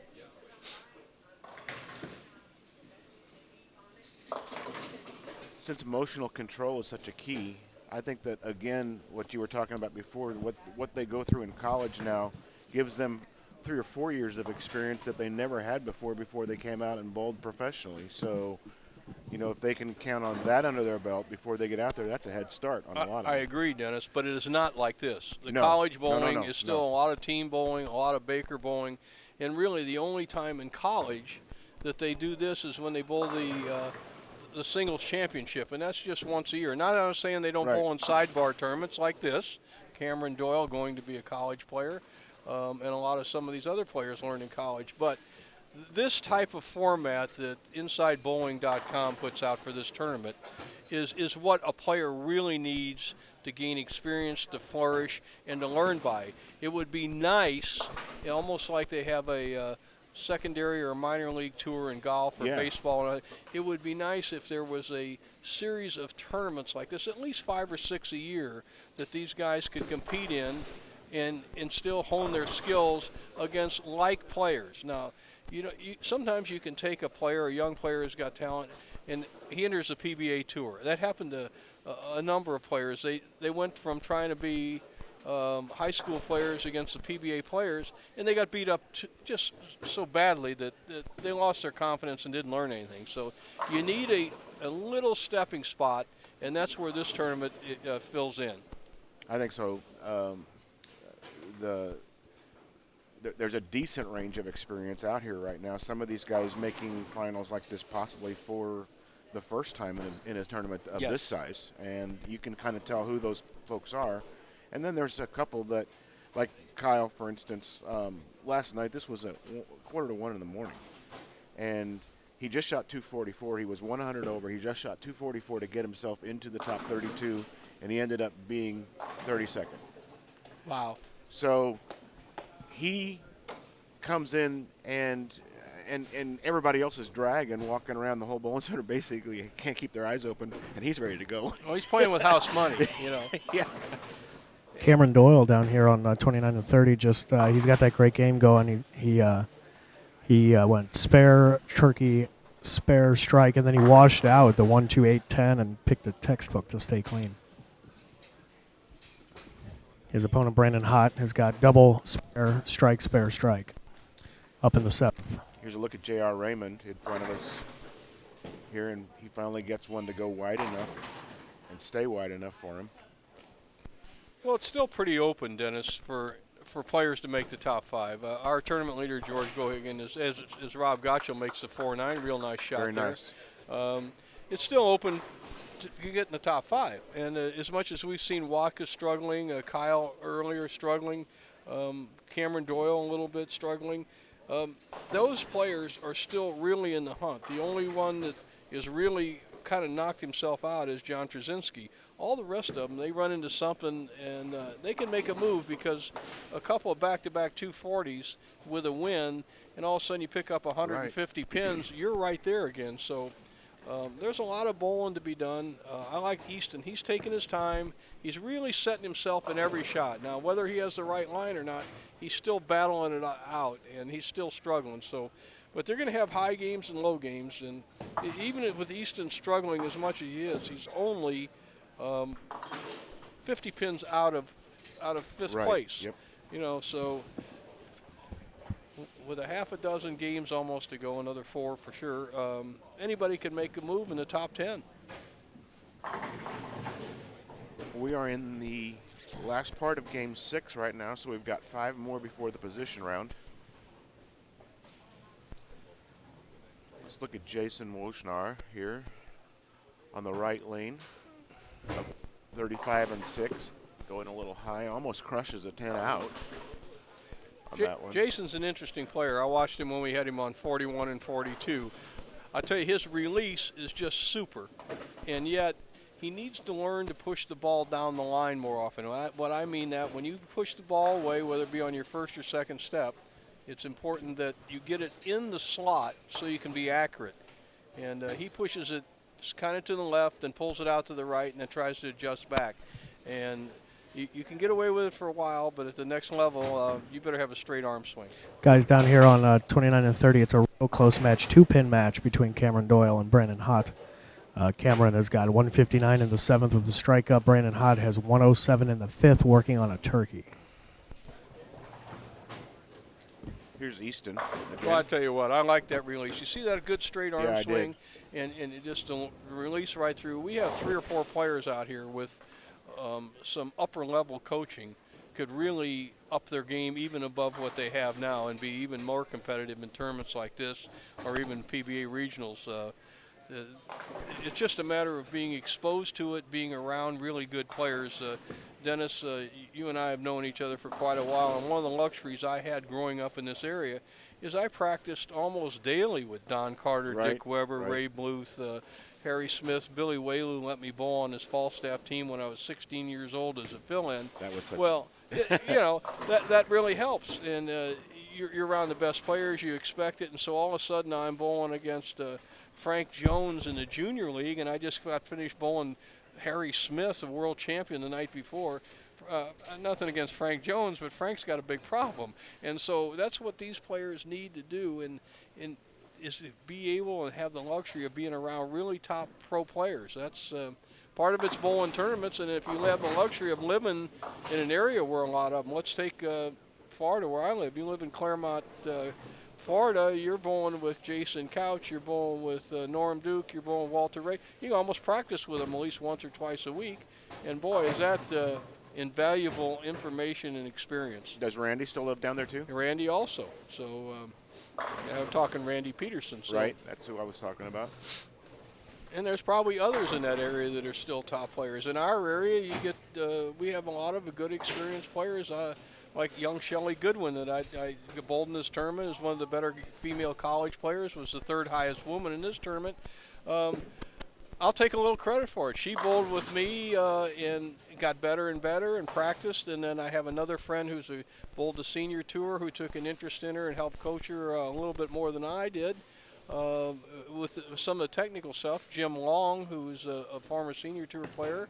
And then last year I took Shelley as my doubles partner in this pro sports shot league, and most people thought we'd get run over, but the Burton Goodwin team wiped them out. So all of that carries a long way for just her college bowling and being able to compete in tournaments like that. And so that being said, that's what all these guys need.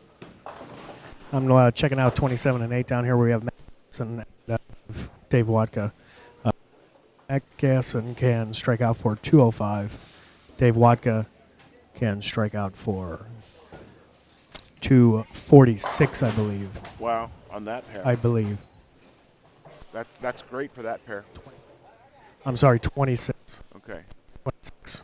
But still, good games for this pair. This pair has been challenging all afternoon. Nice shot for Easton again right there. Yes, he's moved to a place that it looks like a lot of the righties are migrating to. It's almost the 4th arrow, and they're letting it fall back, and it's a different thing. We saw early going when Watka was going good. They were playing between the 2nd and 3rd arrows, hooking the ball and letting it recover.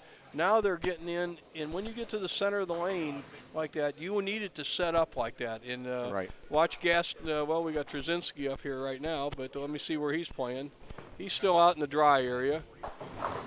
Who do you want to see? Well, we just saw him. But one of them left a 7-10. But Easton playing in there just left a half 10. But, that's okay. Yeah. You got to remember, right now, 220 is a good game out here. You talked about Matt McNeil.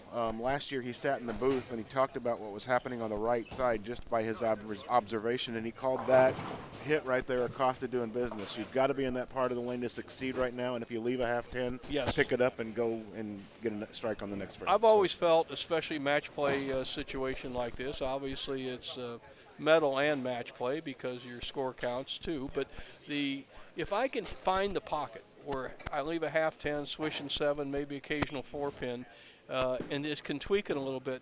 As long as the scores aren't skyrocket, and they are not here, 215 is probably the par score in this, and that's not high. I'm going to be competitive. If I'm bowling well, I'm going to be competitive because I'm never going to be in trouble. I'm never going to give away a game. You shoot 160 or 70, you're just giving away a game. Guys down here, Cameron Doyle needs a strikeout to beat Brandon Hot by 3. And he threw the first He one. got the first one. Brandon Hot shot 246. And what can Doyle finish with 2 more strikes? Looks like 249 if my math is correct. All right, just watch his arm swing is pretty good. The only mistake I've seen him make under pressure is he gets the elbow outside the hand, and that's not his normal game. Watch his right elbow. See if it stays inside the ball all the way through the shot, and he'll be close. If he gets that elbow out early, it's either going to hook early and go high or sail out for a bucket. And it looked like he kept it inside and carried. And I could hear it from here. He almost left a solid 7. And there's a kid that's going to make a mark on the tour, Dave. I mean, there's no doubt. Cameron Doyle is young, strong, and he'll get coached up with he doesn't need a whole lot Gordon right now. Vatican in Wichita. That's true. And the length of the names of the men and women who have come out of Wichita State who have succeeded professionally is a long list. All right, Cameron Doyle up there. He needs 9 or a strike to win this match. 8's a tie. He'll split at 247. If he strikes, it's 249. Carefully sets himself. Let's see if he keeps that swing in tight. Nice speed on that ball.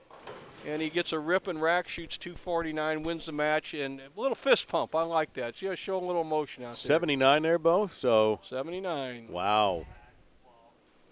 That puts him at 456. And what did Brandon Hot shoot again, Matt? He's going to pick up some points here. I think 47. But Matt confirmed both of those scores for us, will you? If that's at 247, then Brandon Hott's at 486, and Cam Doyle will be at 456. He's out of range. I can't confirm those for you. So all right. Well, we'll just go with that for now. And that'll keep Brandon Hott, I'm pretty sure, in the top 5. The George Gohagen Exhibition Bowling Classic is well underway and continues. He's on, 268 pace there, Bo? 268, 2 more strikes. He's 250 in the bag, and another strike will be 260 and change. So as you and I both predicted, Dave, after about 4 games, if you're a player out there, you got to forget about George. You're not going to catch him. No. What you want to do is get in the telecast this evening when we go at 7 o'clock, win some matches, and go against George, who's fresh sitting on the sidelines. Statistically, the tournament leader in tournaments, and that's with experience. Yes, there it is. Little messenger, he's going to be in the 260s. Statistically, and this is with experienced players, statistically, the tournament leader only wins 49.3% time, so 50% of the time. And that's with experienced guys. I'm talking Norm, Duke, Dick Weber, and all that. So I don't jinx in George, but it is pretty much not an insurmountable challenge, but he actually would be an underdog going into the championship match, even though he led the tournament. So 268, 98, and he is now at 789. 789 is George's composite score with all his. Has he won every game? We don't. I believe he has. Yeah, I believe Yeah, so. and, That and was not a only that, question in the chat earlier whether he had lost yet, and I don't. I believe don't that think he so. has lost. No. I'd love to know his average for the day. Well, I can give it to you. If he's won 6 games, he's 789. He's 609 over for. We got 18 games. 609 over would be 230. Let me round it off. 235.6 for Okay. you. And that's for the all day yesterday and all day today. So Already some game 7s have begun. Matt Gaston has moved over to 39.40. We're going to see Cameron Doyle here, Bo, right in front of us at 41.42. And by the way, Mike Flanagan was just explaining to me, and hopefully I won't screw this up, and Mike or Matt, feel free to correct me. When we get to the position round, which will be game 12, the top 2 will be on 35 and 36. 5 and 6 will be on 41.42. So that leaves 3 and 4 will be, and Mike's going to courteously write that down since the old man here forgot already where 3 and 4 are going to be. 3 and 4 will be 41.42. Real quick, guys. George Gohagen is not technically undefeated. He tied a game. Oh, that's right. That's right. He tied. well, isn't that undefeated? Yeah. He tied. Well, he did not lose. You're right about that. That is he tied Charles Easton. Okay. Whiteboard. Thank you. Yeah, I just marked. So he's got 165 bonus pins. I was giving him 180 when I tried to calculate that somewhat 235 average. So another 15 pins here or so after how many games we bowled, Dave? We bowled 18 games, so it's less than 1 pin on his average. So we'll call it. If anybody wants to give me the exact number, George is killing it. 594 plus actual pins for 18 games. So divide 18 into 594, and you will have his number of pins in average over 200. Well, he is Cameron Doyle's opponent. Okay. So George left a makeable spare on his first shot of 4-7. So we'll get to watch Doyle. I think Doyle is going to be flirting back into the top 5 again with Dave Watka having some issues. Dave's going to cover a 10-pin to start his game off. Gohagen easily made his spare. We'll see what Cameron Doyle can do now against the hottest player of the day. Gohagen on that spare was 21.47 miles an hour, Dave. And so if you use my extrapolation that we did with the old jugs gun, he was close to 24 miles an hour off his hand. And that's getting down there. Hey, guys, I got the matchups down here for the low bay. Down on 27 and 28, we have Jacob Gens taking on Rob Gottschall.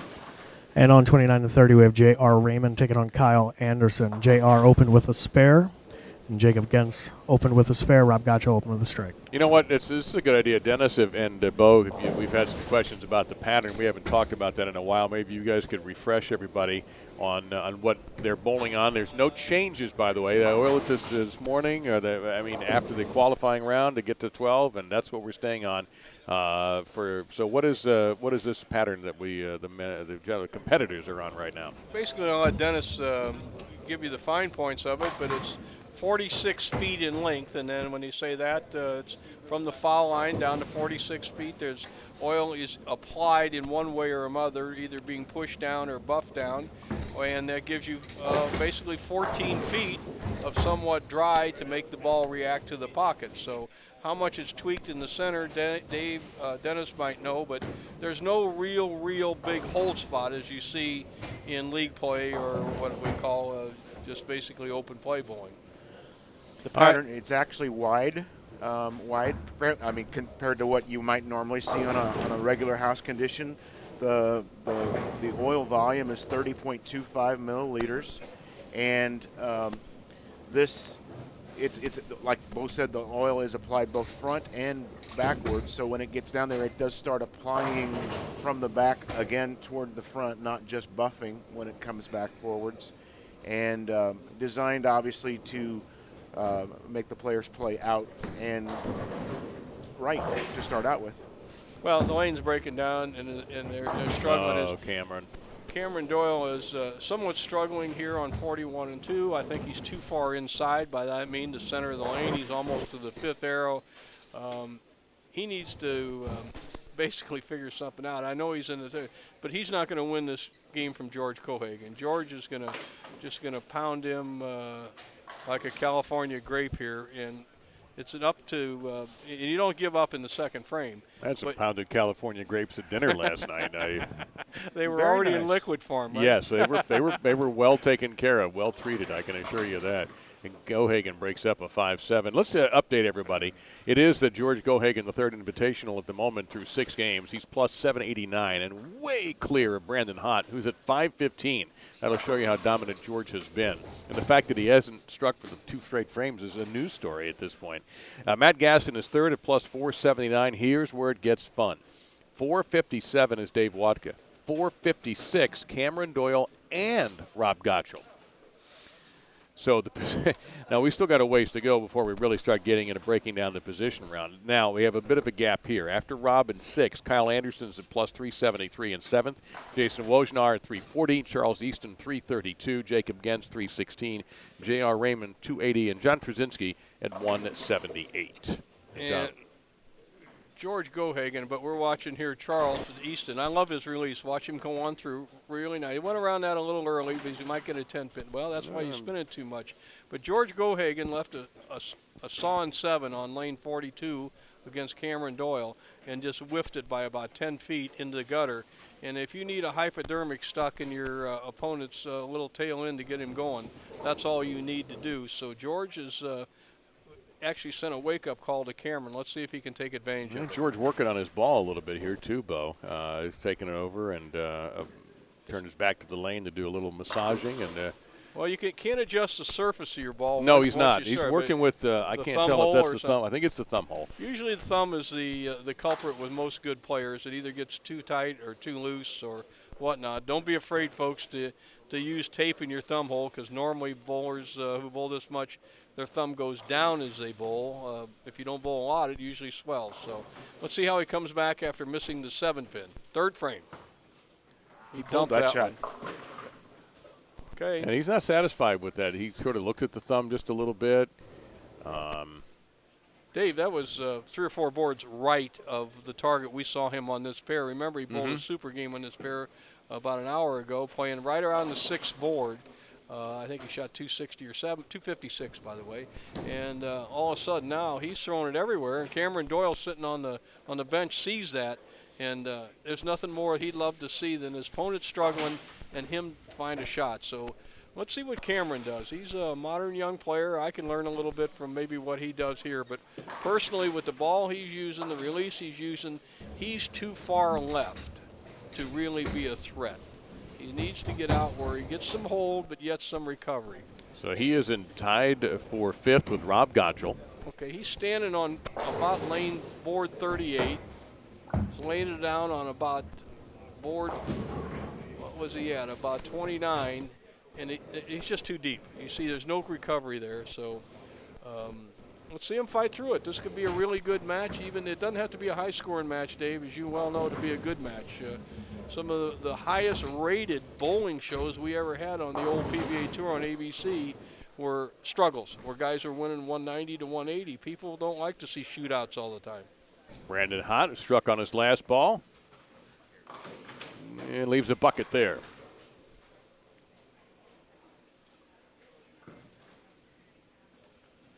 And Brandon Hott in 2nd place. Dave Watka, who has doubled, is on 34, and Dave in 4th place. He has had an adventurous day, mostly a good one, but when it's gone bad, it's gone bad. At the moment, though, he's been steady, and that's the Dave Watka from earlier when we started this telecast. That's right. He kept his hand behind the ball, Dave. And when Watka gets over the top of it a little bit, and then once again I say that elbow goes outside the hand, the ball can do anything. And that's when people think they're turning the ball more, because when the arm is away from your body, the ball actually feels heavier. It's like curling a weight. If you put it next to your body, you have more leverage and you can curl it. So once again, anytime you turn it early, so to speak, elbow goes outside the hand, you get the feeling you're getting power, but actually you're not. So that's when you get the bucket. Cameron Doyle with a mixed strike. He's tripped the 2-pin. He knows, I can see it. He's a smart young kid. He's going, what do I do? I've been outside, that didn't work. I've been moved deep, and I'm getting no reaction there. Maybe George will let me figure it out for a few more frames and I can win this game. But George won't give him a look because we have a lefty-righty deal here. And that leads me to a question, Bo. Is the playoff something you said earlier as Gohagen is back to his striking ways? He's likely going to be the number 1 seed. Yes. There are no, unless Kyle Anderson makes the show, and he could, that whole left side of the lane, nothing is going to happen to it while the other matches are going on. Advantage or disadvantage? Well, we know that they're very scoreable if it has a scoreable pair. Every pair is not just because he's a left-hander and he's averaging 235 doesn't mean he's averaging 235 on every pair, as we know. Right. So let's say let's look at it two ways. It could be a really good pair. He shoots 250. Obviously, it's a big advantage. If it's a pair that his ball moves around and scoots a little bit here and there, he could have second thoughts because all of a sudden he's getting pushed. Nobody's pushing him right now. When he makes an adjustment, he strikes. And from pair to pair, we called it 2 or 3 games ago that George is going to be our tournament leader. But then again, the factor comes in that I said before. Tell him. George, the tournament leader, doesn't win as often as the challenger. So George may have never led a tournament before and bowled for a top title, so that's a disadvantage. Well, he's led this one in the past, and it faded on him last year. It doesn't appear to be the case but this he's going year. to bowl 1 game for the title. Cameron Doyle going deeper with more power on the ball. He's got a tough shot. I mean, he's got a long road to hoe. Okay, we have updated. We have to change the standings just a little bit. Real quick before we take this back, here's George's card for the day. Just in this round, 267, 257, 211, which was a tie, 256, 257, 268. And not only that, look at what his opponents are doing. Nothing. He's blowing their doors off. He's 300 and X over for the first 6 games, which is 250 average. Yeah. So Thank you. Nobody's even close. So all right, we have a mistake that we need to correct. We were given an incorrect number on Brandon Hott. We had him at plus 515. He was given 30 points initially that he doesn't deserve. Nice recovery there for Wojnar. 485. Now, Matt Gaston's just 6 back in for second place, and Dave Watka at 457, and the Doyle-Gotcha Quinella, who are tied at 456. So we now have Brandon Hott at 485. That makes George's lead 304 right now. He would have to bowl between his legs blindfolded to go backwards enough to have everybody else catch him. And I doubt that's going to be happening, although the way it's going today, he'd still strike. Well, the righties are all fighting among themselves for 4, maybe 3 spots. It depends on what Kyle does, the other left-hander in here who's right in the hunt. But there's only 4 spots left on the telecast out of the 5. Right. George has fundamentally secured one, barring anything that completely unusual. And let's see what he does here. This is kind of an important shot against Cameron Doyle. This is a tight match. George has seemed to make an adjustment with his thumb. He got that ball really clean. So this is going to be probably good by Cameron, but we'll see. Let's watch Dave Watka here on the right lane, riding a 4-strike streak. Make it 5. He seems to have recovered. You know, he's hard to read his emotions, isn't he, Dave? Yeah, I mean, it's funny because I think he hides the happiness. He shares the unhappiness. Would you agree? Yes. That he when he's not happy, it's instant. And when he's happy, it's like, oh, okay, that's what I'm supposed to do. It didn't look like he was happy when he released that, and that's the first 5-bagger he's had in about an hour and a half. Yeah, he got off ripping hot, but he is still in the show at the moment in 4th place, and there is your tournament leader doing what he has done consistently, hour after hour practically, since he started this tournament on Saturday. Guys, I got an update down here on the low bay. We have the J.R. Raymond-Kyle Anderson match is a really good one. J.R. Raymond finally found something. Okay. He's got 137 in the 6th with a strike in the 7th. Kyle Anderson has got spare, strike, spare, turkey, and he's now up in the 7th. Well, Anderson's the outlier here in 7th place because he's trailing Gottschall and Doyle, who are tied at 456. Here's Cameron right now, Cameron Doyle, and smooth-looking stroke just didn't get a break. Anderson trails them. Anderson got another one. Okay, so 56 plus 27 is, 83 that he trails them by to crash into the show. Now, again, this is game 7. We still have 8, 9, 10, 11, 12 to go. So there's still time for Kyle to make up that deficit.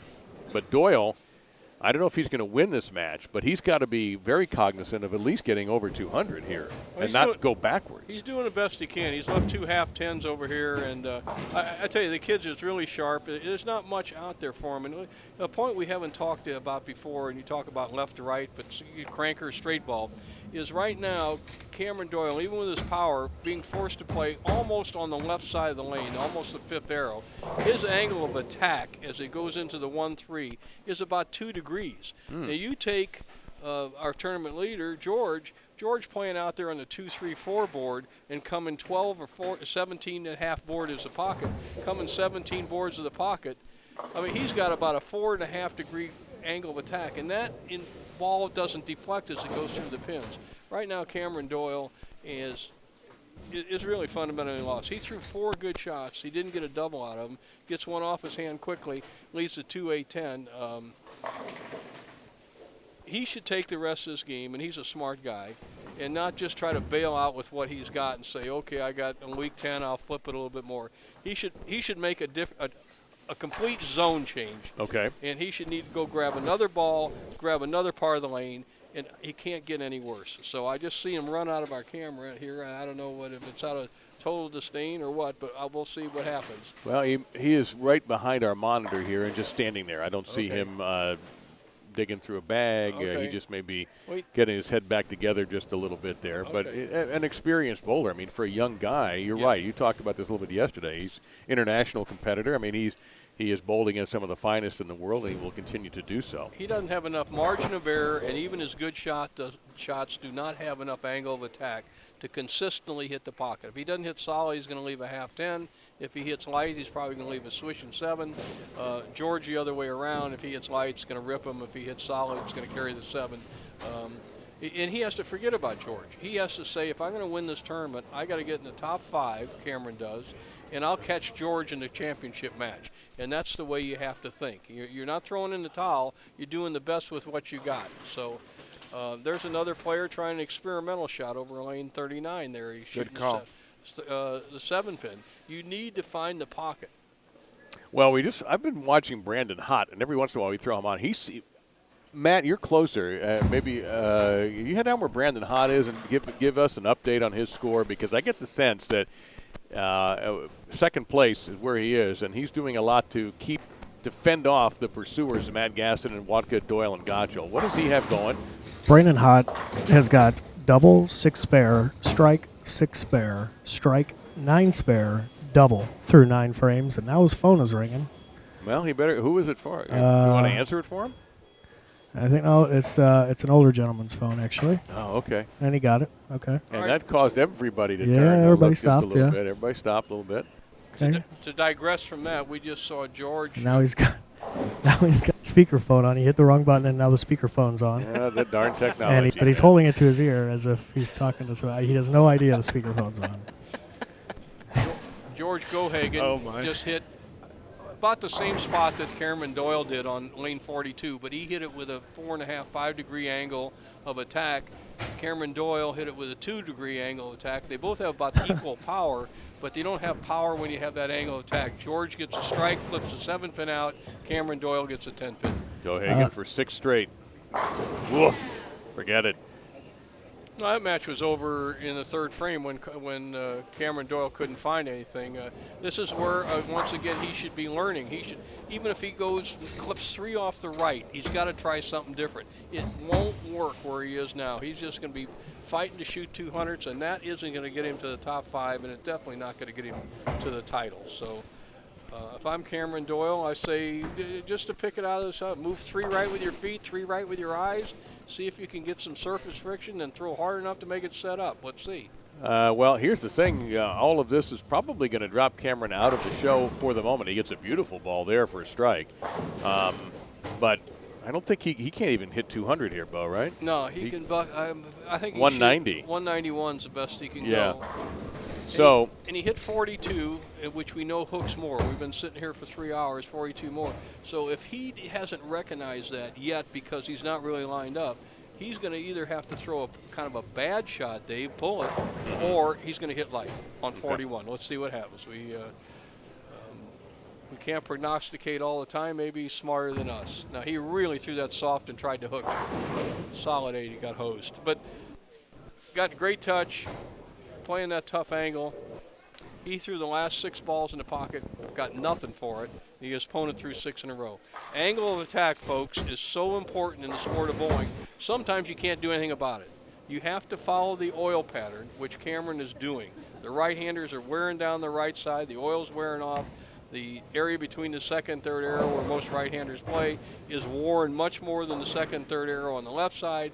Add that all up. You got to do the best you can, but you still need enough angle of attack to carry the pins, and it's a fine line. Do I get in where I can easily hit the pocket but get 9, or do I get out where every time I hit the pocket I strike? Dave Watka will get a 241 and win his match, so he'll pick up 71 to the good, and that'll push Dave over 500.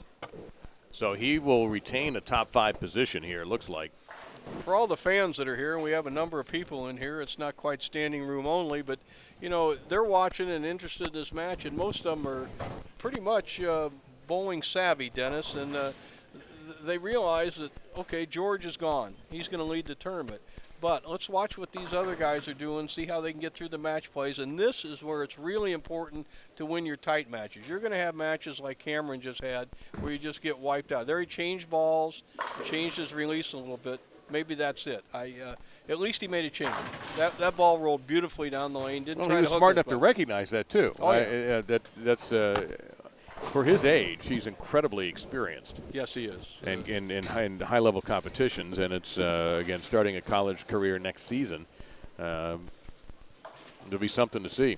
You know, this guy on the screen right now is impressing me. Brandon Hott? Yeah, you used the term fallback, and not a lot of players today know that term or realize what that really looks like on the lane, especially guys with a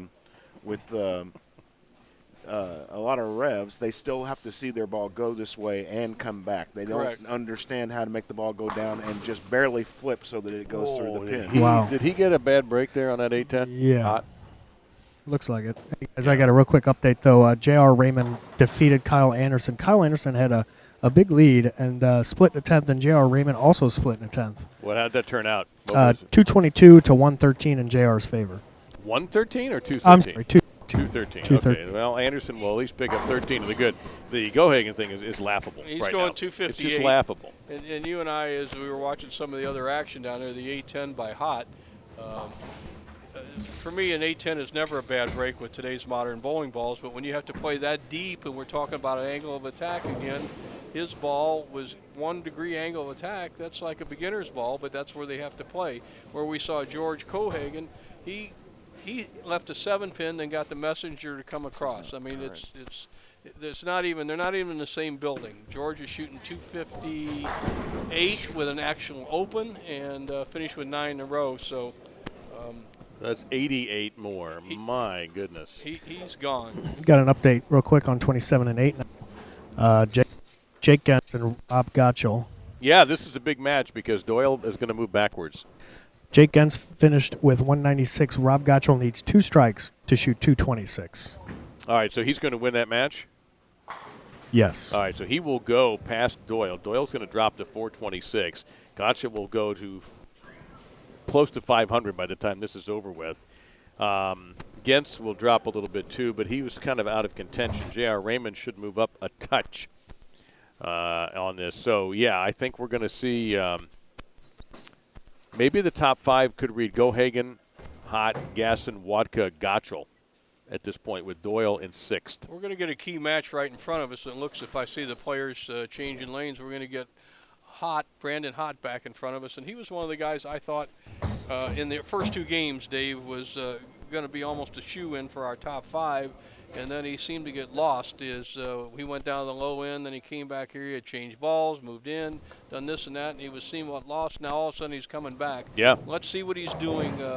John Trzynski, by the way, is his opponent who's down near the bottom, but John hit these 2 pairs, 49-40 and 41-2, which are right in front of us, pretty well. So this should be a pretty good match, and we'll see if Brandon Hott really has solved the dilemma that's facing all the right-handed players right now. It'll be Wojnar and Gohagen, the third Gohagen, your runaway leader with a plus 879. No one is close to him. And John Trzynski's first ball on is a split. I think it's a sleeper back there too, isn't it? Yeah, there is. 2-8-10. Yeah. So if you'd like a good laugh and have a good time, then you're on this train. The Argyle. I thought Mike Fagan was the Argyle assassin, but today it's George Gohan III. Because this is crazy good bowling. Well, almost every lane's the same for George. I mean, yeah, good point. We got a bucket there. That lane, it's a little tighter, obviously, because he threw the ball really well. He just struck on 42 with that. So all George has to do is either move 1 and 1 left, or just slow it up, or point it up a little more. They all work for him, and he's bowling extremely well, and he's a great bowler. So I don't worry about George. First place, he's on the different side of the lane, and second, he's going to make the top 5. I got to beat the guys in front of me. So Brandon Hot, let's see what he's doing to recover. I started to cancel him out a little bit, but now he's come back, and obviously he's going to be deep inside, but if he's soft and letting it hook and getting a good angle of the pocket, he can do some scoring. Got a look for Matt Gasson first, leaving a 7-pin. Brandon Hot on the far right lane, which is 42 today. And he'll leave a makeable 4-7. Hot should still be in second place. Although, no, I take that back. You know what? Dave Watka might be in second place. I had Dave at 538. I don't have Hot's final score, and I don't have Matt Gasson's score. Gotchel will be up in the over 500, depending on what he ended up with. Matt, did you have Gotchel's finish? No, 226. He struck out, I believe. Oh. I believe. I'm not sure I had to relieve Dennis. Okay, then I will have to double check that. Yeah, we'll find out. You know what? They'll bring the scores to us very carefully. Yeah, but and I do have their new matches down there, though. Kyle Anderson is going to take on Charles Easton, and then Rob Gotchel against Dave Watka. Oh, that's a big one, and those two guys have the similar shot. So that Gotchel-Watka match will be very interesting to see how that turns out, because those are two guys who I'm projecting both at the moment being on the show. And they're both Ebonite staffers, so that's a little office thing. Now we're going back as we see a ball go high here. That's Raymond. Back to me, the key match is right in front of us, 41 and 42, Brandon Hot. Let's see if he can really get zeroed in this pair. He went high on 42. We know that lane hooks more. Let's see if he tries to move deeper on 41. He's actually in pretty good shape right there. Okay. He's not going to – I don't think, Dave, that especially if he adjusts a little bit on 42, that he's going to get in too much trouble. So right now, staying out of trouble and getting a few strikes is the key to winning matches. After 7, George Gohan III, 877. Matt Gasson in second place now, 545. Brandon Hot third, 538. Dave Watka fourth, 528. And Rob Gotchel at 499. That's your show for the moment. But Cameron Doyle is in sixth at plus 426. Kyle Anderson seventh, 386. And then a bit of a drop-off to J.R. Raymond at 332. Charles Easton, 319. Jacob Gens, 312. Jason Wojnar, who's in front of us, and left a 10-pin at 305. And John Trzynski, who's in front of us also, and about to bowl on lane 42, is at plus 181. So the real fight is for positions 2 through 5. Now, we will have a position round. That will be game 12 with the top 6.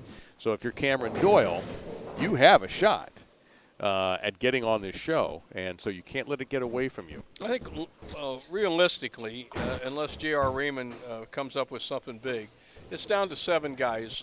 We can actually 6 guys, because George Gohan the third is already locked in. Yeah. So you have a couple of guys, Gasson, Hot, Watka, and Gotchel, and Cameron Doyle, and after that, it drops down too far to catch 5th place. Anderson is 120 or 30 pins behind 5th, and in a low-scoring environment, that doesn't bode well to shoot a 260 or 70 to make that jump. So we'll see in the machine here. He can strike almost any way he wants, but through the nose that time. But I don't know his makeup very well. I don't know if he's relaxed just a tick. He didn't relax after he made that thumb change and adjusted his ball a little bit and came out on fire and blistered the pins down the stretch of that 258 game he shot. And Trzynski is able to break up the 7-10 there. Even with all his power, once again, we talk angle of attack. Trzynski got a really good release, a good hand, but Man, when you're coming in, and the pocket basically is a 17.5 board, if you want to call it. It's 17.5 inches, almost 18 inches from the right gutter. And when you're not getting the ball out past the 15th board, you just don't have enough angle to drive the pins down, even with today's modern balls. So that's the dilemma that all the righties have right now. It seems like Brandon Hott is getting a little bit more flip than the rest of the guys. So we'll watch him on the right-hand lane as he comes up on 42.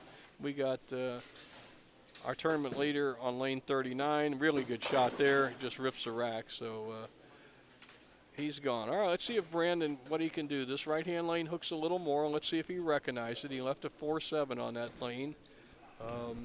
And he hit the pocket on 41. So Brandon Hott in third place through 7 games, plus 538.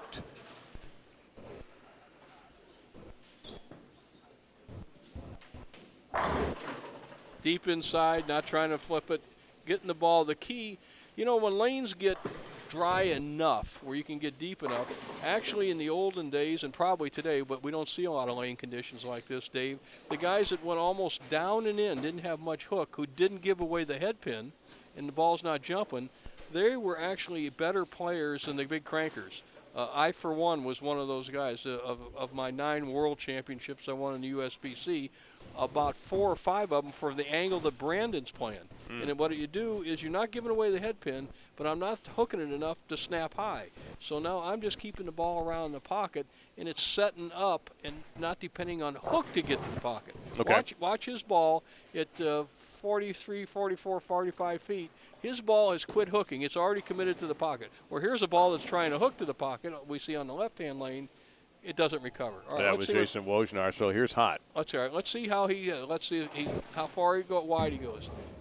He gives it a little too much room, that won't recover. You see the other one, he went down and in. Okay, so it's out there. It's just got to go down and in. He is almost on the right hand of the other lane. Well, he's right side of the other lane. Actually crossing the 36th board, or what I say, out of the 42 boards, he's I would say the 5th arrow is the 35th board. He's just left of the 5th arrow from the right-hand channel on his strike ball. And you can still strike from there. You just got to hit more solid. You're not going to get a whole lot of messengers or anything like that. Cameron Doyle the same way. He's out, and probably looked like he crossed about 28 at the arrows. So it's a shot you don't see often, but it's a shot in my heyday when we didn't re-oil lanes but once a day. Many times in the evening, that was the shot. You had to play between the 4th and 5th arrows, and there's less wear on the lane and more oil. So I have a quick update on the big match down there on the low bay. Rob Gottschall, Dave Watka. Rob Gottschall started out spare, strike, strike, strike. Dave Watka, strike, spare, spare, 9 count. All right. Rob in a little bit of a lead early on. There is John Trzynski. Yeah, that match is significant. You're talking about 4 Yeah. and 5 seeds right now. 29 pin difference. And if you're Cameron Doyle, you can't let these guys get out of your reach. You got to get to that 6th, hang on to that 6th spot so you can get into the position round and maybe elbow your way in to the 5 seed in that first match tonight, 7 o'clock Central Time, here on InsideBowling.com. This is the 2016 Logo Infusion InsideBowling.com Open with Nelson Burton Jr., Matt Turek, and Dennis Hacker. I'm Dave Lamont. We are at Tropicana Lanes in St. Louis. A beautiful mall nearby, the Galleria, and a nice area of the Gateway City. this is Clayton, Missouri. It's kind of the they used to call it the downtown of suburbia St. Louis, and it is built up over the years where actually it is the commerce center pretty much for this area. So this bowling center, I remember when it was built. I'm going to say 1958 or 59. It's always been a top-class place. We've had a number of pro tournaments here, a number of good amateur tournaments, and also the home of InsideBowling.com. So the staff here knows how to run them, and Mike Flanagan and his crew have put out a very competitive lane condition where it looks like the best player is going to win. There's no doubt about it. And it's very pro-type. This is the type that most of the PBA Tour bowled for the first 35 or 40 years. So qualifying, then match play, then championship round. And let's just give one more time a big shout-out to all of our sponsors here. Ebonite International, makers of Columbia 300, Ebonite, Hammer, nothing hits like a hammer, and Track bowling balls.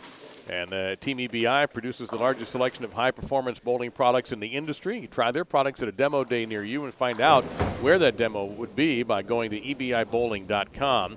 Rob Gottschall, of course, is here. He is the events marketing and promotions manager, and he's also been doing a little bit of work as well. So is Randy Schickert, the CEO, who was on the air with us last night. Kegel, the official lane maintenance supplier of InsideBowling.com for 6 straight years. Chris Chartrand and his team, very committed to the sport of bowling. And if check out the Kegel training facility. I know you have been down there, Bo. Yes. It's not terribly far from your compound, the Burton compound. Sign Garage in Ogden, Utah, with screen printing, canvas prints, vehicle wraps, and signs of any kind. And every signage that you're going to see tonight, and maybe you've had a chance to even be here, that's all from the Sign Garage. And go to signgarage.net. And, of course, our title sponsor, Logo Infusion. And Ken Keegan and his staff, we thank them for their continued support of the event. And Brandon Allred, the brand manager, is over here behind us, representing Logo Infusion. If you'd like, go to logoinfusion.com. And this weekend, from now until the end of April, use the coupon code LOGO20, and you'll save 20%. Brandon Hot with a 24-pin lead, playing that deep inside set-em-up shot. Obviously, he gave it too much room. It's very difficult, and you just got to grind it out. My thoughts, and it's easy from back here to watch him, is, Dave, is you almost got to take even though you're deep inside, you also go to one of the old-time straight-type shots. So you take a Norm Duke or Walter Ray or something, they'd be going off the back of the ball with good revs, but never really giving away the head pin because the oil is carried down to the end of the lane. The center of the lane on the right is just all burned up from all these righties. You can't play there. So you can't depend on the ball coming back and striking. As you see Brandon Hott go for the washout and only getting 2 of the 6 pins. So 4 pins. So he's a little bit lost, but if you had a coach right now, I'd say, Brandon, you're in the right spot. Just don't try to hook it to the pocket. I have a quick update here. Rob Gottschall has a commanding lead against Dave Watka. Rob has got 290 working through 6. Dave Watka had, of course, the strike, spare strike through 5. Then he goes 4, 6, 7 in the 6th. He's got 104 on an open in the 6th. Yeah, and, Dave can't afford to lose position here. He will, sounds like, lose position to Rob Gottschall, but now he's got to worry about Cameron Doyle behind him and maybe Kyle Anderson. We don't know what Kyle's up to, but he is going to have to get going very shortly. George Gohagen, the third, with yet another strike. George does have a coach here. Someone's keeping an eye out on his game, and right now he hasn't had to work terribly hard. No, he struggled a little bit this game. He had a couple balls come off his hand early. He pulled one, and that one there. And this pair doesn't finish as much as the other one. Now, they're straight down and in. And Hott is left with a 4-7. I think he liked that ball. You liked it, too. Need to just go a little straighter through it instead of around the ball, and that'll set up for a strike. Now, you're not going to shoot 250 every game like that, but you're not going to struggle. I mean, part of the deal is they're lost out there in match play competition. It's Gohagen, that's one of the few really bad shots, and he'll leave a little bit of extra work there with the 2-4-7. Well,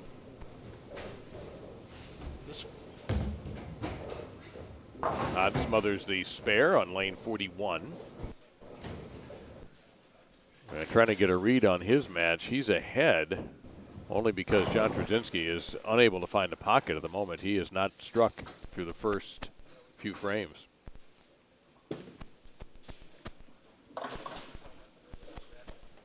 So a guy to watch is right here, Cameron Doyle, and we'll get back to him in a moment. He has a 10-pin left. He's in 6th place, trying to hold off Kyle Anderson while chase Rob Gottschall at the same time. I have a quick stat update here for George Gohagen III. He's finished 6 games. His first 3-game set was 735. His second 3-game set was 781. He averaged 253.4 through 6 games so far. Nice. And I can say the field average, Dave, is probably just barely above 200. So, okay. That's just a guesstimate watching all these games. So it's we saw it in the 3rd game. There's nobody going to catch George. The lanes haven't changed that much. He's struggling a little bit on 39 and 40, but his opponents can never mount much of a challenge to him. So I have a correction. So take one off the whiteboard for me.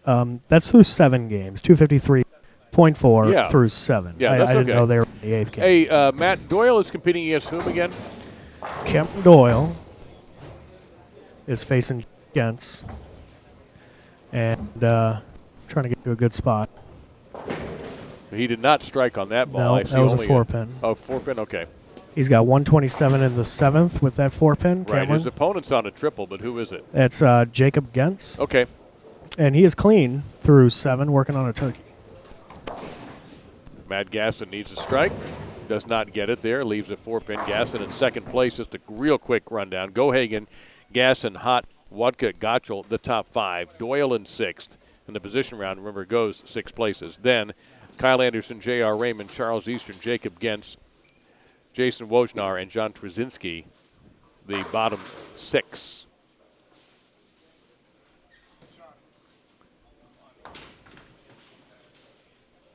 So Doyle in a position where he has got to keep them off, keep the Wolves off his back. Brandon Hott.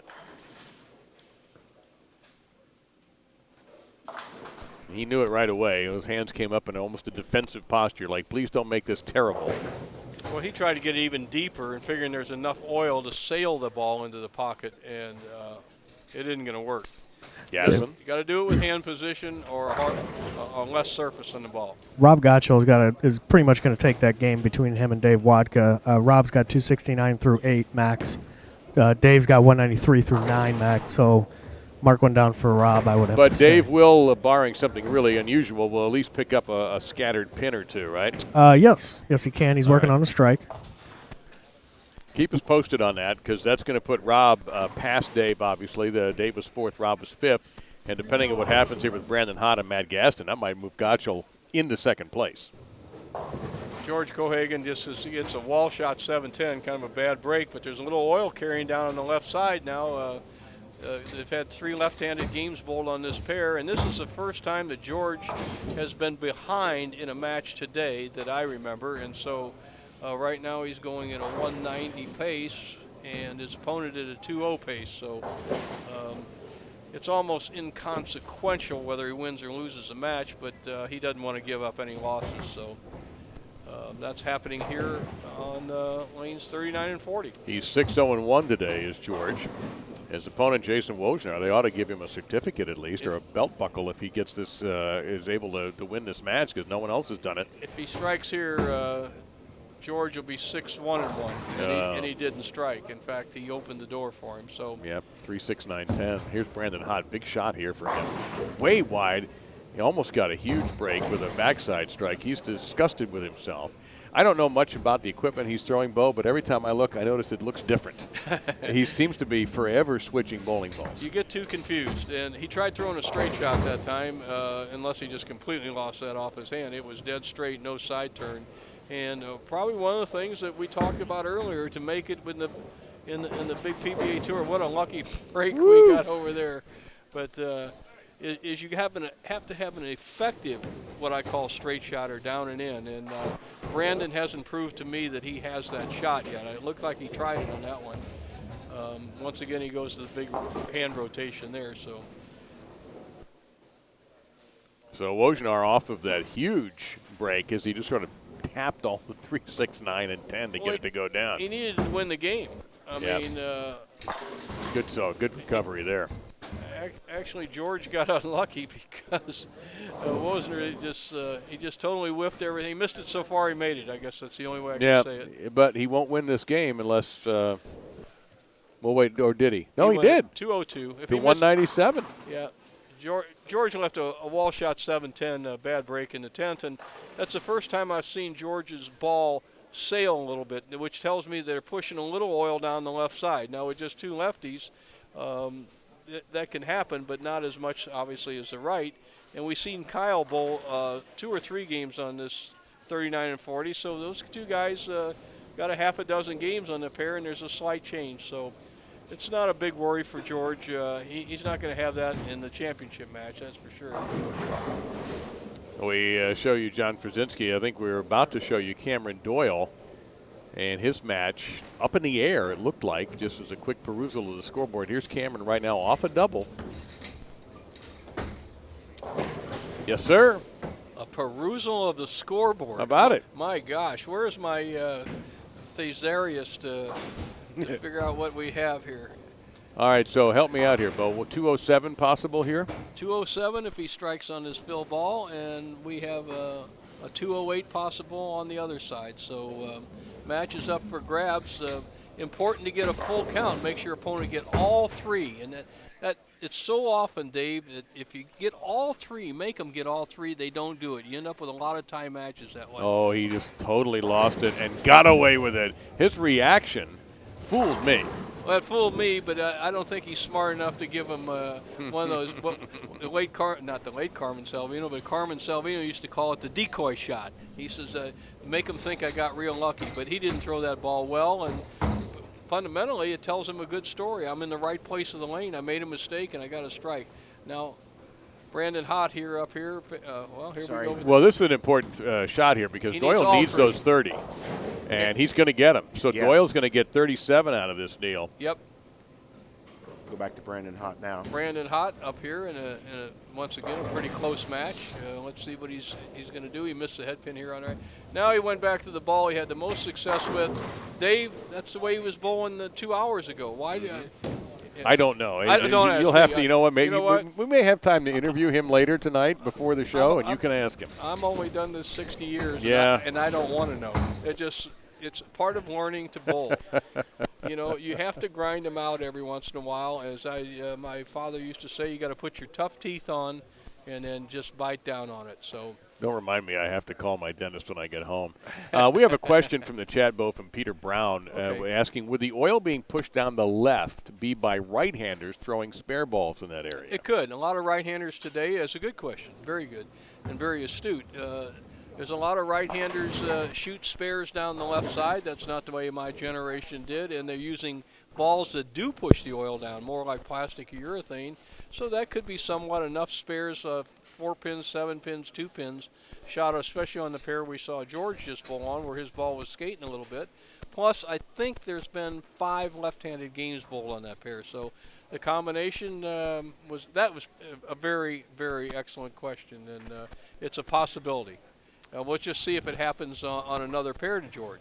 Hey, guys, I got an update here. Rob Gottschall finished out 268. Dave Watka 193, so chuck that one up for Rob. Also on the other match down there, Kyle Anderson has a max score of 187 through 9 frames. Charles Eaton has a max of 195 through 9 frames, and Charles is up in the 10th right What now. was Rob again, 268 you said? 268. Oof, that's a 98er, dude. He is now at 597. David, a very respectable 421.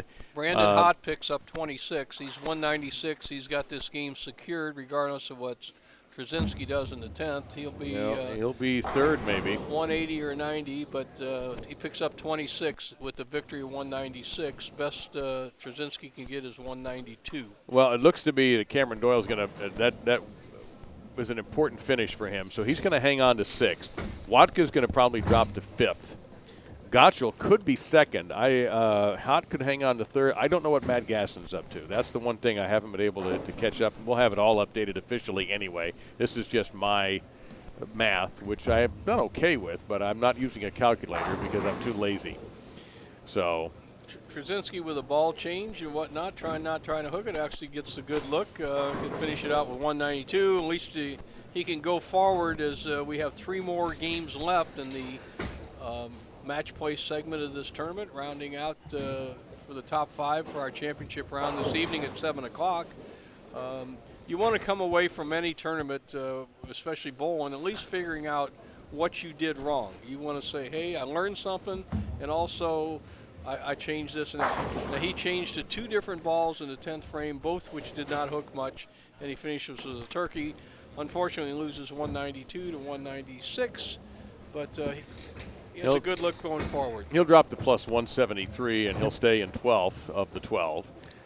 Quick, Matt Gasson had 235 the last game. And won? Yes. His opponent shot 152. He's going to be in second place. Yeah, he's going to be in second place. He'll be at 610. So I have, by my count, Gohagen, Gasson, Gottschall, Hott, Watka, your top 5. And then Hot Watka sounds almost like a drink you would get. And then Doyle in 6th. And then I'm curious about Kyle Anderson, who's in 7th and kind of on the fringe here, and he's really got to get going. So down in the Kyle Anderson-Charles East match, Charles Easton shot 175. Kyle Anderson needs 8 pins right here to win. I didn't get his score, but to get Okay. about 30 bonus. He's going to drop a couple on the total score, but Oh, is he? Okay. That's he's going to be hurt. under 190, that's for sure. All right. Looks like he struck. Sounded good, but we I'll go can't see check, it. Yeah. And already some of these games moving on very quickly. Jake Gans is already struck on lane 41, and he'll have Dave Watka to contend with. And Dave, by my estimation, is going to be the number 5 seed through 8 games. Well, it's a 3/4 pole, Dave, in the race, and this is the time to start throwing just one ball at a time. You almost, I used to say you have to start going with your Sunday ball, and so you just have to bear down one shot at a time. It's not on cruise control anymore, and you got to keep yourself in position in the next 2 games to win your last one to make the championship round at 7 o'clock. So let's see what Dave Watka can do. Not much there. Greek Church. Kyle Anderson did get the win, 187 to 175. 187, so that's a 17 profit for him. Boy, that was important, Dave, to win that game for Anderson. Puts him at 403. That's 60 back of 6th place. 3 games to go. I mean, there's six guys who can make the top 4 spots. George Gohagen is gone. Forget about it. He could go skip the last game and still make it, so you don't look at him. But you got to win 2 out of your last 3 games if you feel like you're right now protecting a spot. And right now we have that with Dave Watka right in front of us. Yeah, I have him projected to be 5th. I'm waiting on the official. And 37-21. He's 58 ahead of Cameron Doyle if I've done the proper math. Cameron Doyle is going to be taking on Wajner down here on 29 and 30. Also in the other match, Matt Gasson versus Brandon Holt. Well, Wajner was the giant slayer. He's the first one to have defeated George Gohagen III, 202 to 197. Jason didn't pick up very much. He's at plus 337 and likely not going to make that position round. Nevertheless, he did get an important win. And here comes the numbers. Let's see how close I was. Gohagen, 874. Gasson, 610. Gottschall, 597. Hot, 564. Watka, 521. So Cameron Doyle at 463 and Anderson at 403. And then the gap is so big between 7th and 8th. Woznar at 307. Gens, Easton, Raymond, and Trzynski rounding out the 12. So I guess Kyle Anderson is still an outlier, still a chance, but he's really going to have to explode. He's still in it. We're down to eliminated basically 8th, 9th, 10th, 11th, and 12th players. Anything can happen, but we're really down to 6 guys for 4 spots. And so it's key to win your matches, key to stay in there, and one of the key matches is right in front of us. Dave Watka's a key match, and so he's bowling against Gans, who is... Well, that's a big match. You got Gans, not realistically has much of a chance unless he just sets a world record for the next couple of games, but he could be a spoiler here. Yes, he could hurt Dave Watka's chances. And Dave's could hurt Dave's chances too if it doesn't go well. Well, Gans is the first guy I saw to come up and hit lane 42 without going high. We've known it. We have the luxury of sitting here for the last 3 hours. And lane 42 definitely hooks more. It hooked more this morning. It hooked more, and it continues to. Now, what causes that, basically, it could be the wood lanes underneath these synthetic lanes, the old depressions down there. People always ask me that. But oil migrates around. The lane cannot be a lane has a 40 thousandths tolerance to be legal from left to right. So 40 thousandths, if there's happens to be that much difference between 41 and 42, you're talking about hooking 2 or 3, 4 more boards. I'm looking at Watka carefully setting himself. He knows that lane hooks more. He threw a pretty good shot, got the Greek Church in the first frame. He would love to have his ball react on this shot. He'll got much deeper, much deeper. And no messenger there. He did bounce back after the Greek Church with a strike on the left-hand lane, but he hasn't gotten the right lane just yet. That wasn't a disaster for him. He No. just needs to know that he's in the right zone and then make good shots the rest of the way on that lane. He only has to bowl 3 more shots on that lane, and he finishes on the left lane, which is an advantage.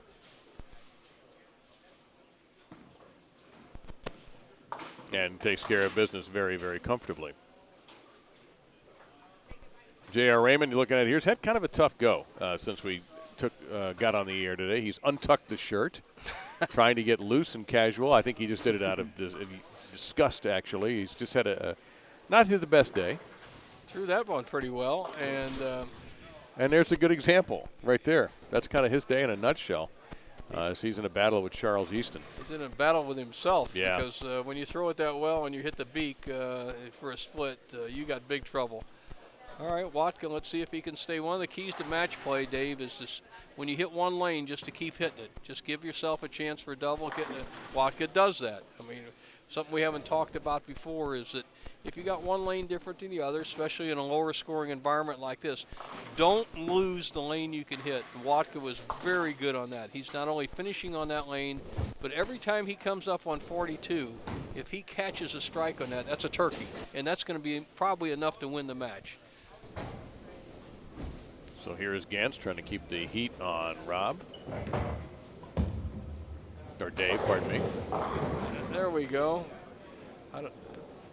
Now, see, he thinks it was himself. I actually thought he threw that ball fairly well. I did too. But he got it into the dry area real quick. We're talking about that depression between the second and third arrow, and it went really deep. Watka was smart enough to avoid that.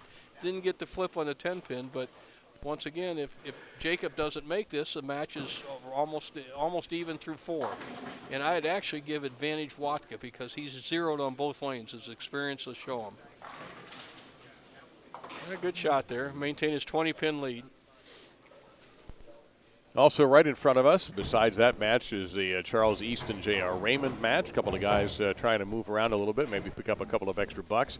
Unlikely they will make the match play finals tonight at 7 o'clock. Not the match play, the stepladder finals at 7 this evening on InsideBowling.com. Mike Flanagan will join us in the announce team, along with Bo and I.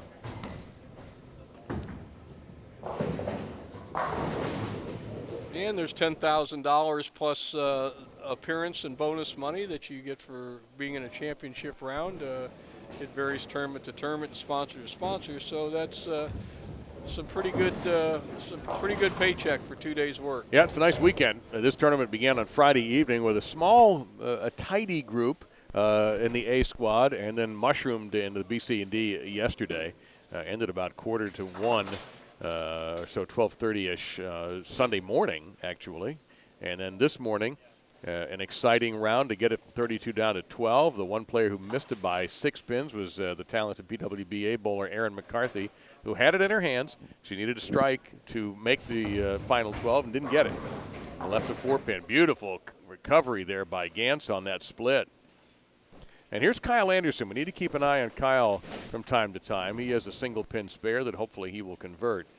Kyle is in 7th place with an outside chance of catching Cameron Doyle for 6th. All right, here's a key shot coming up on the right-hand lane, lane 42. We have Dave Watka. He went high in the first frame, made the adjustment, and left a soft 10. He's got a strike working, and this is a key shot in the match to close it down to just 10 pins. Boy, put a little more hand in that. Just set up for you. Oh, man. What a professional shot that was.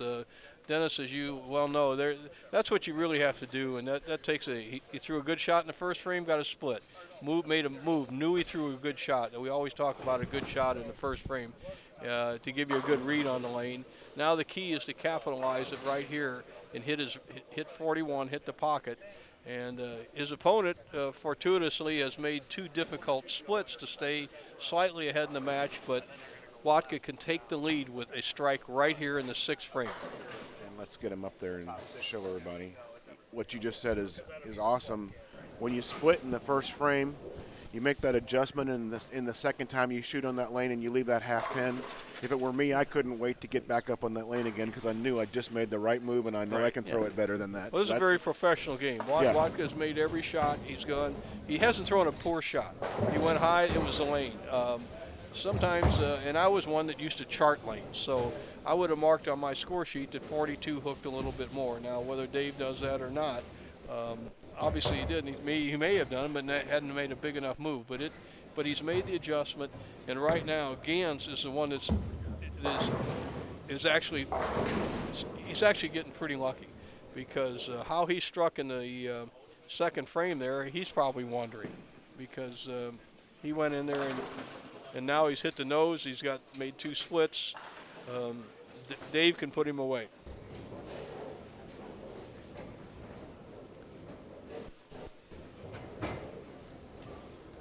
Game 12 will be the position round, and everybody will be in on that, of course. And so some of these matches will be extremely important for making the show. Others may be a little anticlimactic.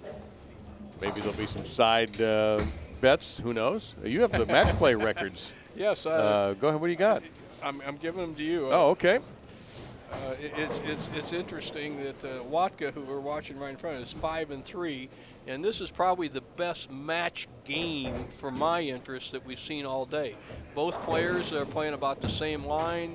Both of them are bowling pretty good, throwing some good shots.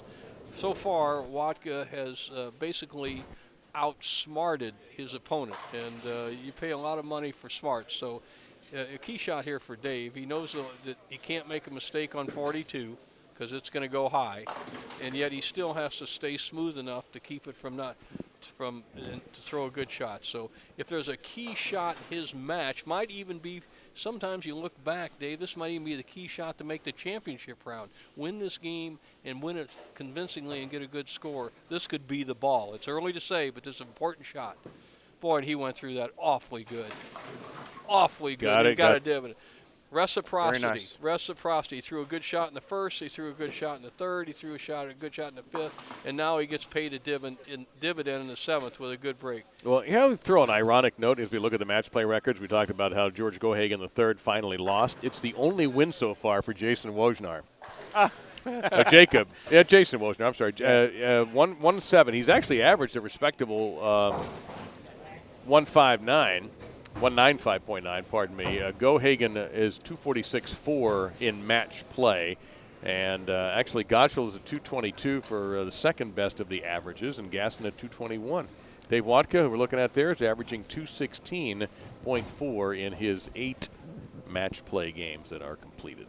On a 4-bagger, he could make it very, very difficult for his opponent if he can strike here. Boy, he lifted through it. It may not come back, though. Nope. Got too quick. Got to make the split. You got to make the washout here. Keep your opponent on the ropes. You made a bad shot. Suck it up. Try to make this. I'd say this used to be a lot easier shot to make, Dave, years ago when the pins were lower center of gravity. They didn't jump up as much. But with today's pins, it's easy to wrap the head pin around the 10. See what Dave does. And he hits it perfect. Wow, nicely done. Brings out a round of applause from them, which we haven't heard much of. But people here are into these matches and know that was a key shot and a key mark. Let's check on our tournament leader, George Gohagen III, who's 874 to the good, counting his 6 match play wins, 180 extra to that, and that's exactly why. Continues to be dialed in, and this is a big match here with Rob Gottschall. Gottschall in third at plus 597. Here's Gens. Nice. Gens has made the move on the right-hand lane. He mysteriously struck on the in the second frame on that lane. Then he went high and got a split and converted it. And then went high again, got a break and converted that spare. Now he's got a double. We have a match right here now. It's anybody's game down the last 2 frames between Jacob and Dave Watka. And Gottschall answers back on 36.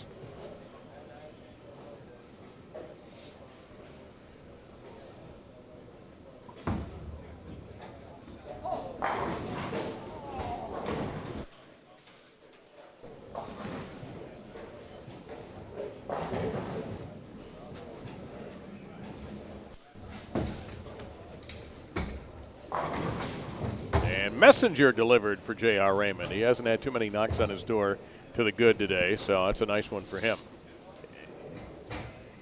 What's happened in our match right here, of course you're watching Gottschall right here, is Jacob Gens left a solid 8 when he could have taken the lead in the match. That's what that groan was, huh? Yes, sir. I was looking down at something and heard a groan. And Gottschall may be groaning after that shot. Well, he just throped one down there, and I mean he half threw it and half hoped it. So You can't bowl that way. You got to really stay with it. Now, I want to see how Watka, he's got the experience. He knows what's happening. He's got a break. He's got to shut down his opponent right now. And one of the keys is he's ahead in count by 2 pins or 3 pins. I can't read it from here. So a strike would behoove him right here in the ninth, the foundation frame. I think it's 2, Bo. Yeah. Yeah. Okay, 2 pins. Big shot here.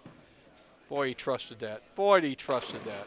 And that's about all you can get from there. He's got to be happy with the shot. He wants a strike, but you got to be happy with it. People are so used to seeing players strike. Now, even on the PBA Tour, Dave, they've lost the concept of match play and back and forth and whatnot. And this is a classic example we have of Watka and Gantz right here on 41 and 2. And there's only 1 pin difference right now.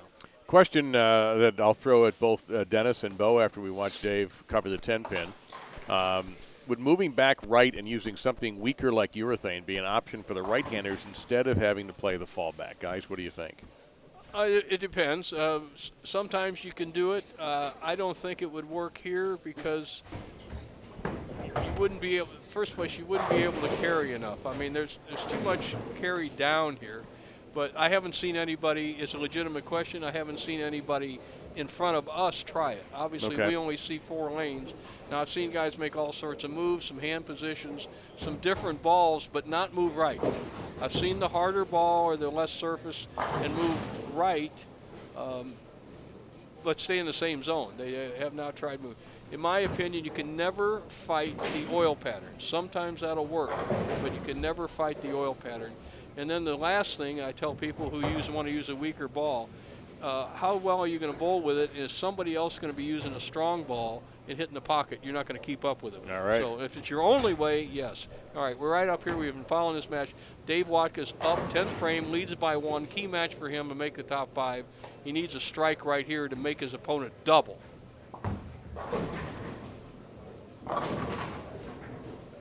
He lost at the bottom of the swing. That really opens the door for his opponent. He needs to make this and strike to make his opponent strike. I got a quick update from the lower end. Matt Gasson down there is bowling phenomenal on that tough pair. He's got 279 max through 9 against his opponent, Brandon Hot. I keep calling him Hot. It's Hot. He's not German that we know of. He doesn't have the umlaut over the O. No. Maybe we can add that, though. He would be Brendan Holt. 218 for Brandon is his max through 9. Cameron Doyle is got 224 off, and Wajner has got 204 off right now. All right, so we'll look. We'll start updating my estimates here very shortly. The thing for Dave here, Bo, what is that? 201 he can do here. So He could 211, and 211. and there's a key shot because scores in material. He trails by 1 pin theoretically, so he needs to strike to force his opponent to strike spare. And he's going to take his time. He threw a pretty poor shot on his first one in the 10th, but you got to put it behind you. You got to just suck it up and go with your Sunday ball here. Whatever you got left in the tank, this is a key shot in the whole tournament. You've been bowling here for 2 days and about 12 hours. You got to suck it up right here. Yeah, Come on, Dave. You got to whip on it, make the other guy perform. Didn't like it. Not lost at the bottom of the swing. I hate to see a shot like that, but he has energized Jacob and possibly given away a match I think he could have won. Now, he'll give him a 209. At the worst, he'll improve to plus 530. Jacob needs 18 counts somehow in the 10th frame. A strike basically locks it up unless he gets a big split. But if he gets 9 spare, he would need 9 again, and he won't even need a strike. Guys, real quick, Cameron Doyle and is it Jason Wajner? Yes. It is. Jason Wajner defeated Cameron Doyle 193 to 192. Oh boy, that's going to cost Cameron 8 points, and Gantz with a big hit. Puts him away, and he was very demonstrative about it. That's Dave Watka's got to be kicking himself on that. He needed to go to the whip right there. It's a home stretch. Well, now we need, Matt, from you as we watch Jacob. What is up with Kyle Anderson? Kyle Anderson. Let me go find him because here. He could be, depending on what's up with him, a major beneficiary of Doyle giving back 7 points. Kyle Anderson has got 164 in the 8th with an open. Oh, boy. Against John Trzynski, yep, who has 1 551 in the 7th with a strike, and then an open in the 9th. He's got the 3, 4, 6, 7 up. We've got that match up here right now, Matt. Thank you. This is an important match, and Trzynski makes it. Is it? Oh! Holy cow. That is big. And I tell you who could be the happiest guy in the building is Cameron Doyle. Because Chris Anderson's got to win. And that is a gigantic save. I'll say it is. Down on the Matt Gasson match. Sorry, guys, hold on. Matt Gasson finished with 267 to Brandon Hott's 187. Oh, Brandon, you don't want to go backwards now. 551 for him. Here's Kyle Anderson up on the right lane. This is a big shot here, Dennis. We'll see how he responds after getting that miracle split thrown at him. Bucket. So what was that? I'm sorry, on Gaston again, 260 what? 267. Woo-wee. To Brandon Hott's 187. Well, that puts Matt over 700. He's at 707. I'm beginning to think he's going to make the show, too. That's a big shot for Kyle Anderson there. And there's an experience shot, Dave. He winds it up and runs up there, but he just got way too fast and never could catch the ball on the upstroke. There's no power, no finish, and ends up leaving a bucket. And he lost that one, look too. out. Oh, he exploded the bucket, though. Nice job there. Just dead center on it, but he did get a good break there. That was a poor shot there in the 9th frame. So right now he's going at a 191 pace. His opponent is going at a 204 pace. Am I going to? He's going he's a 204 pace. Okay, he's going to 204. His opponent is going at 191 pace. So that match is still up for grabs, but you don't want to throw any more shots like that. You'll end up getting stuck. Well, this is critical because he can gain a little bit on Cameron Doyle for 6th. I like his energy. He likes to win, and he's not afraid to let it go. He doesn't back off. He may get out of time, but he doesn't back off. Let's see how he does on this. Big shot right here. He put all he had into it. And he's light. But once again, you get those feet too fast. The arm doesn't catch up. That ball's thrown down into the lane instead of lifted out. Man, oh man, has he made this close. He needs a spare and a strike to shut out his opponent. So he's actually fortunate he got 8 instead of 7, or the match could have been the other way. This is an easy spare, by the way, the 1-3. Just cut it loose. He's had 3. Well, that won't be a problem here. Well, if you look at it, Kyle's had 3 opportunities to shut out his opponent, and he's wasted 2 of them already. So all right. Let's see. He needs a strike to secure the game right here. He will gain a tiny bit 31 pins on Cam 32 Doyle, pins, or he'll sorry. gain a lot on Okay. Cameron Doyle. Everything will depend on this ball here. Okay, the situation is simply this. If Kyle gets 9, he shoots 201. His opponent could strike out and tie. If Kyle gets a strike here in his fill ball, he wins the game 202.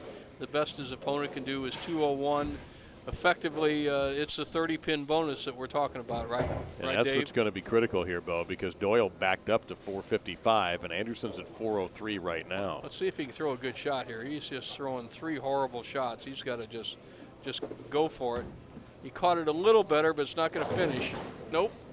201, we could tie it. Tie it. And he is so fortunate that he ended up 201. I can tell you that right now. And there's one of the difference is the angles. We were talking once again at the angle. If he was playing the 4th arrow like the righties and threw it like that, it'd be Katie bar the door. He'd have got 6 count, 6 count, 6 count, and been off the sheet. Now, Trzynski up here on the right lane needs 3 strikes to beat Kyle. No, to tie him. To tie him, I'm sorry. There's 1. 15 points hanging in the balance here. That would be to the good for Kyle Anderson. He will at least gain a touch on Cameron Doyle. He would prefer, obviously, to gain the 30. And, again, that's my Captain Obvious remark of the day. So I'm entitled. No, but that's really important. I mean, at this point, we're coming out. This is game 10. Every pin counts. 15 right here. And especially for Kyle, if he ties this game, he's going to feel really bad because he had this thing locked. Oh, a ringer. He'll win it. Kyle is Living right. living in the right place because Well, you know what else he is, Bo? He's 21 back of Doyle now. He was 60 back of him before. That's a significant move. Could have easily shot 180 that game, and give him credit. He grounded out. You don't have to be unlucky or pay a penalty every time you throw a bad shot, but he gets away with an opponent leaving a solid 10, and he throwing 3, once again, thropers down there. He's throwing in hope, and sooner or later that catches up with him. All right, 201 to 191 victory. Guys, we're starting game 10. Yeah, some guys are not waiting around. Rob Gottschall is going to be one of our featured bowlers in front of us on 39 and 40. And what I'm finding funny, guys, is that sometimes these matches start without the other guy there yet.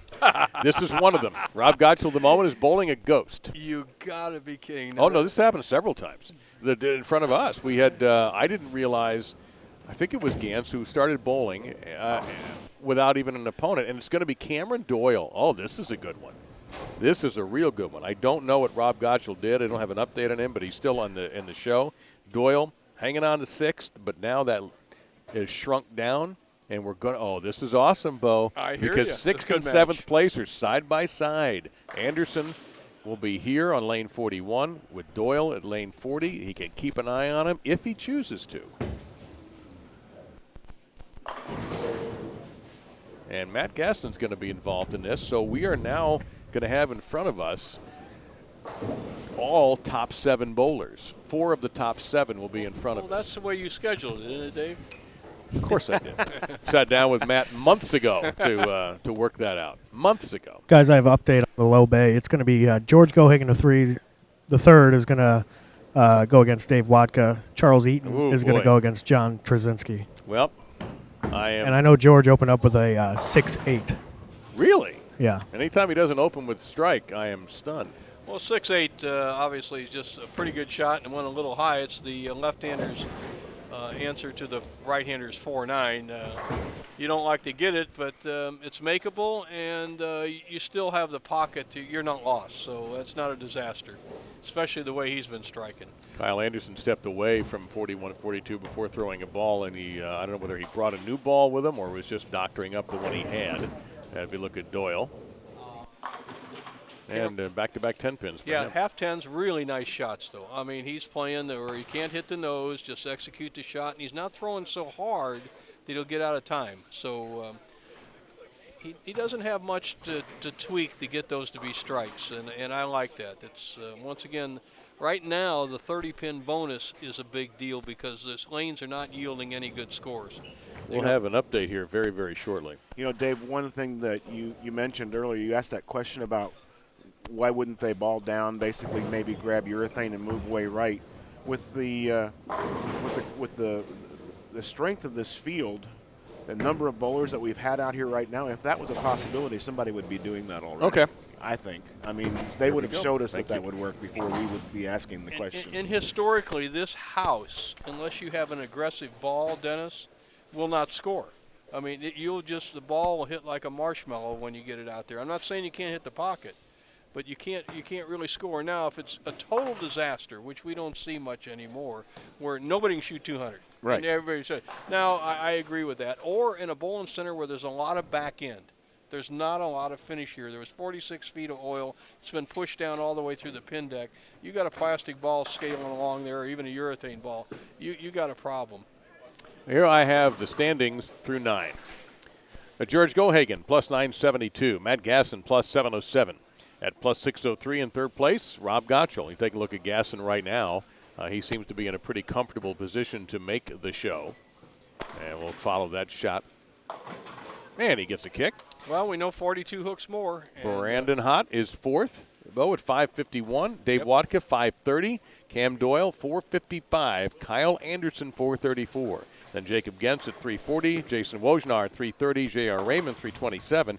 Charles Easton, 276. And John Trzynski at 164. So it is pretty imperative that Cameron Doyle win this game. I mean, from the numbers you gave me, he doesn't want to drift 100 pins behind fifth place with just 2 games to go. No, and, the position round may be irrelevant yes. if that for him for that. That's a very, very good point.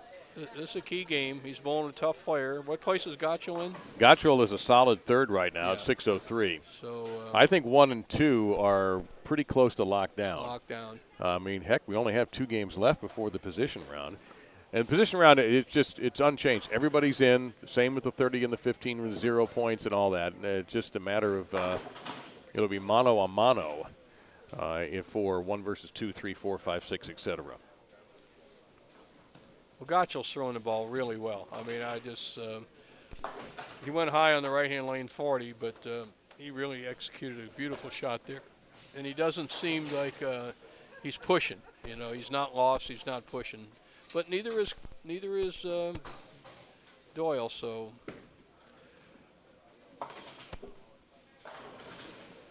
let's see what kind of move. Here's what I like to see among a young player do is that Doyle. Half 10, and you can't just be jumping around. It's hard enough to hit the pocket. Let me see how he tries to make that 10-pin go down, which is either a little softer spin, a little more lift, a little something. A solid strike on our screen there for Kyle Anderson. He is chasing Doyle for 6th place. Just a little softer, and I can't read the speed thing here from that, but I'll bet you he went about 1/10 of a mile an hour slower, and that's just enough to flip the 10 out. And let's see if he does the same thing on 39. Really well done. Are you impressed with his mental game, Cameron Doyle's? You know, he doesn't show enough emotion to me to really read him yet. And Okay. sometimes the mental game, especially in match play, partner, is that you got to bowl him yourself. I got a pretty good feel on people's match game because I just bowled a guy. Cameron Doyle, I have been with Cameron Doyle and watched him bowl as a junior, but he seems into his concentration. Is really, boy, he put a good touch on that. Does it come back? Yes. Real quick, guys, down on the low bay, 27-28, we all thought that George Gohagen was going to beat up on Dave Watka, but it's actually the other way around. George Gohagen has got 55 on an open in the 4th, and Dave Watka has started out with the first 4 strikes of the game. Well, there's some interesting Cameron Doyle, just to go through some of his accomplishments at a young age, and he is 18. He was at one time the youngest person in USBC history to record a sanctioned 800. He did that when he was 11. All right. In league play, in 2012, he had an 818 series, and he had at that time he had an 800 series in high school. He is the youngest bowler to ever cash in a PBA event when he cashed at the Canton, Georgia, at a South Region event at age 12 when he finished 30th. That's off the chart. At age 14, he cashed in a PBA major when he was 54th at the U.S. Open. He bowled the qualifying round with Johnny Petraglia, who said, I think he's going to be terrific. I remember bowling with Pete Weber in a Pro-Am when he was maybe 15, and I see the same swing, the same fiery attitude, the same attributes Pete had when he was a teenager. Among the people he beat in that event were Tommy Jones, Amleto Monticelli, Tom Baker, Walter Ray, George Branham III, Petraglia, and Parker Bone. So, yes, he also qualified in 2013, 34th in the U.S. Open to make the cut line, and won the Teen Masters in 2014 and his first PBA Regional in 2014. I saw him win the Teen Masters. That was down at Tamarack Lane. It's in your area Yep. down there in Florida. So he's highly accomplished already. And if we take a look at Kyle Anderson, his pursuer, and he leaves a sleeper.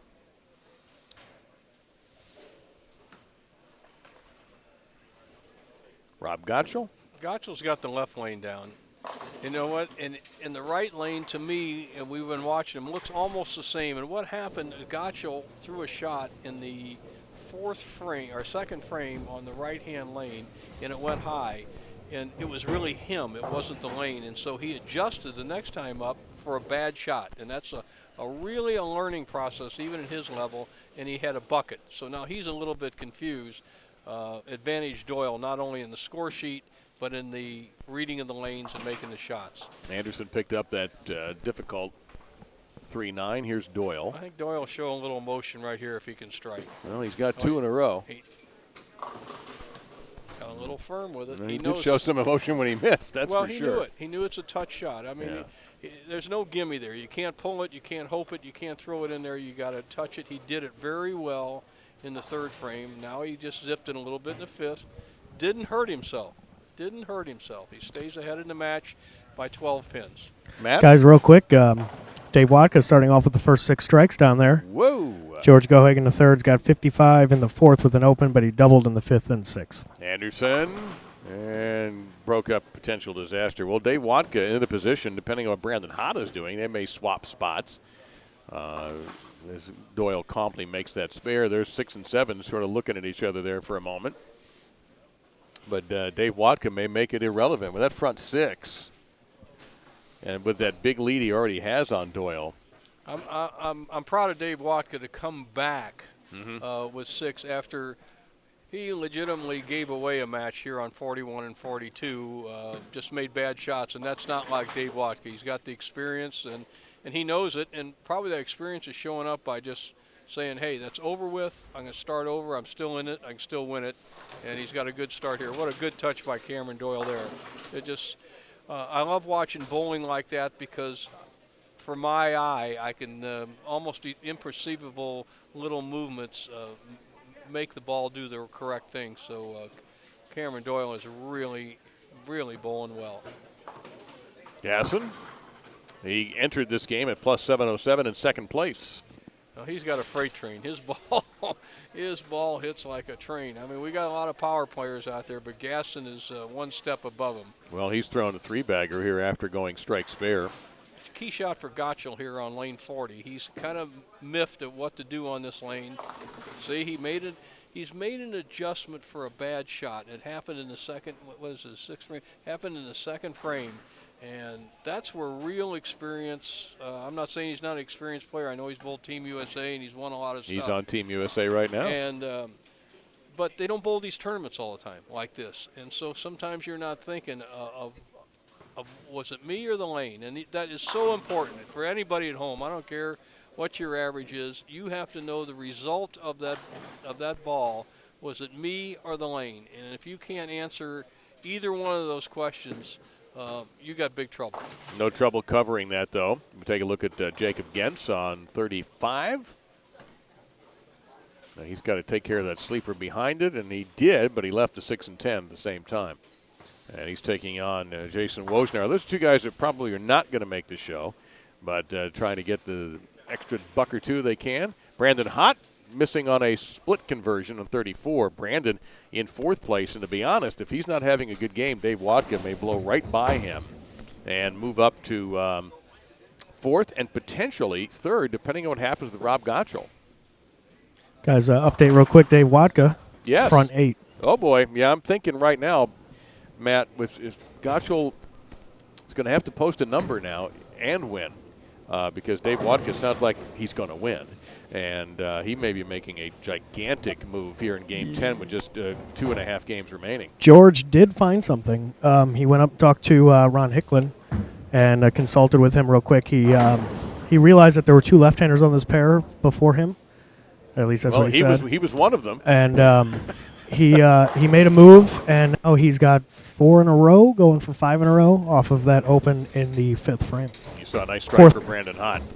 All right, Cameron Doyle up on lane 40 in a really, really important match here.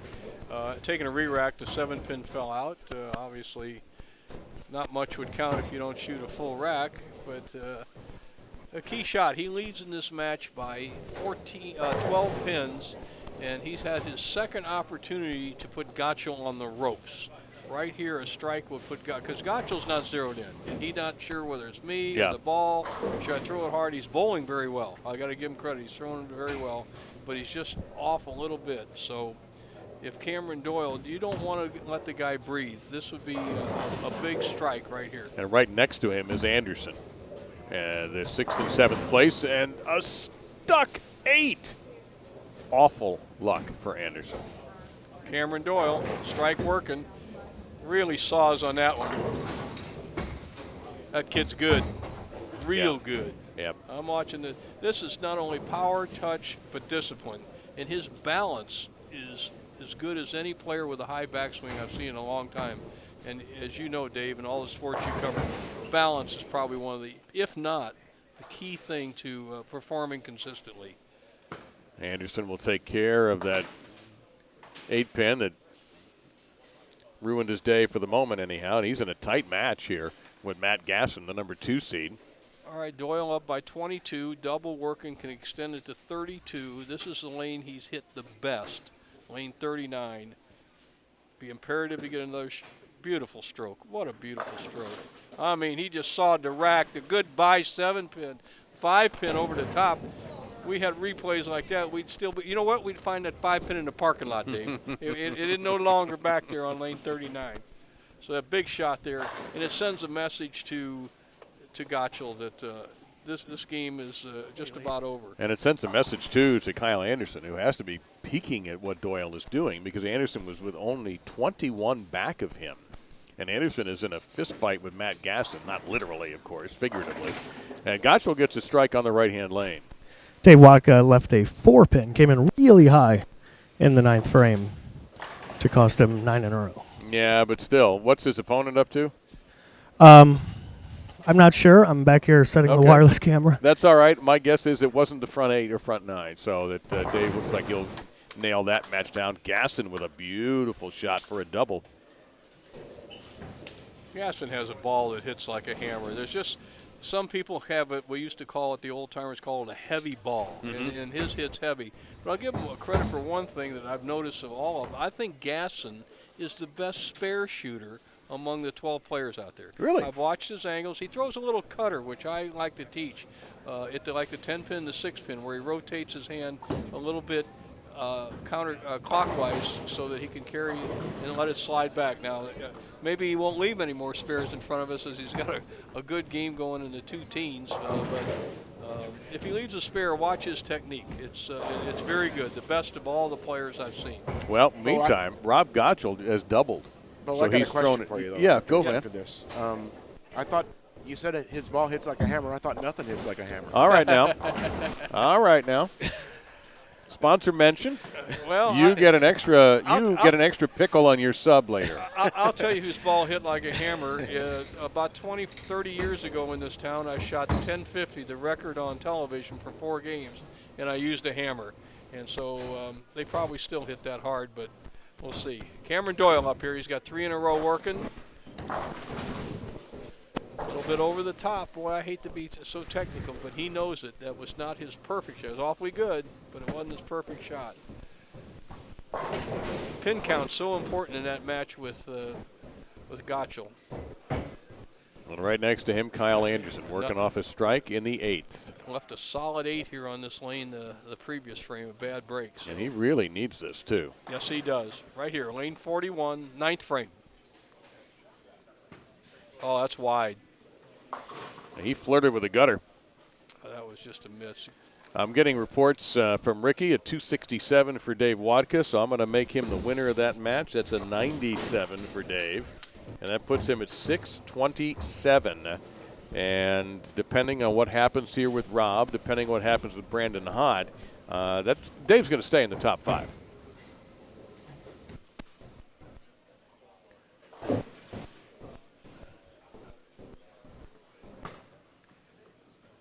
Nice cover there by Anderson. Right now for Cameron Doyle, he needs a strike and a spare to shut out Rob Gottschall. He's going at a 226 pace if he strikes spares. Gottschall, best he can do if he finishes with all 5 strikes, he's got 2 of them, is 225. Pretty. That's it. Now we're seeing a little of that emotion you talked about, Dave. Yep, pretty shot. Spare locks it up, locks the match. Obviously, you'd want to finish it off for 236. Gassing for 3 in a row here. You're right. It's loud. Oh, but it's you know how leverage. in baseball there's certain hitters who hit the ball and it sounds differently than the average hitter, and that is a loud strike that Matt Gasson throws. I'm sorry, guys. Yeah. George Gohagen finished out with 203 that game. Did he win? No. Ooh. He went up against 267 and Dave Watka. Oh, okay. That's right. All right. Very good. So that gives George at 975. Cameron Still Doyle at first. working 226, can go to 236 with another strike. Boy, he bowled so well this game. I'm telling you, you don't want to be bowling against him. He's you're not going to beat up on that kid right now. He's just bowling good. What a cerebral game he bowled. 3 or 4 10-pins. Could have had them all. Here's my guy Matt. Now watch how he shoots his spare. Watch this little cutter here. Now Matt, I don't want to give you the announcer's jinx, but you're the best spare shooter here. Show us how to throw a little cut shot or a little backup, if you want to call it. Let's quickly jump 610. over to Doyle here for this last shot, and we'll get Matt's spare. I think Cameron's going to go first, and he is. And he's got the match locked up.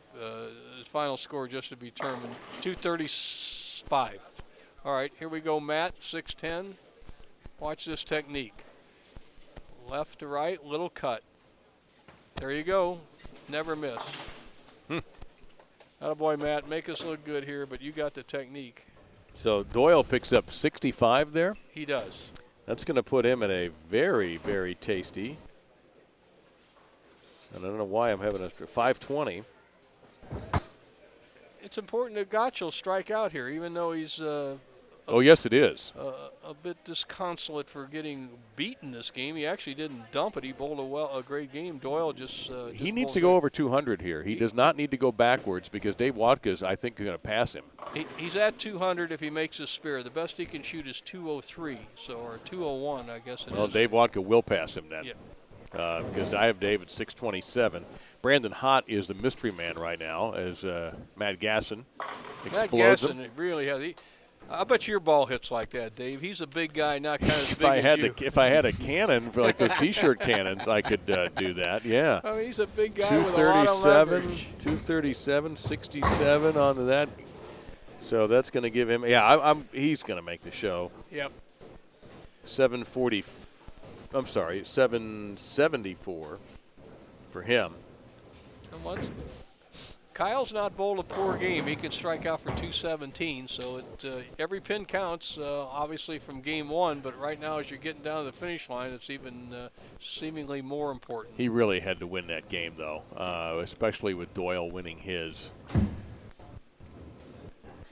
Nice shot. When he doesn't get too fast with his feet, and that's in the middle of his approach, he gets leverage underneath the ball, and it's a good shot. Ooh, Brandon Hott hurts himself there, slows down the momentum of a double with an open.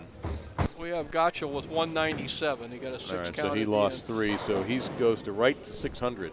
And when Dave says he lost 3, we're talking from a par of 200. So Right. if you bowl 197, you lose 3. If you bowl 210, you gain 10.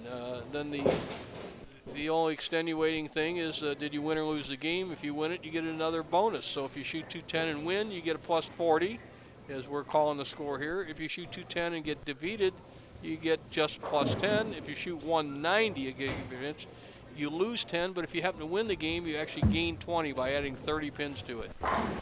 Big punch out here for Anderson in progress. He's got one more to go. If he shoots a 217, he'll gain 17, but he will not be in the top 5, and he's lost ground because of what Doyle did with that impressive win, and he's at 520 now. Hot, we might need to go back to that match after Anderson just to get a final here, because if Hot doesn't win that match, he won't give back too much, so he'll stay in the top 5, but Doyle will be on his case. I just saw Hot get a 7 count and 7 or 8 out open, so I don't know what he's doing down there, but I'll show you in just a second. Yeah, here. let's Watch get Kyle Anderson. here. Yep, see what he gains. Finish it up. J.R. Raymond just struck in the second 216. ball of the 10th.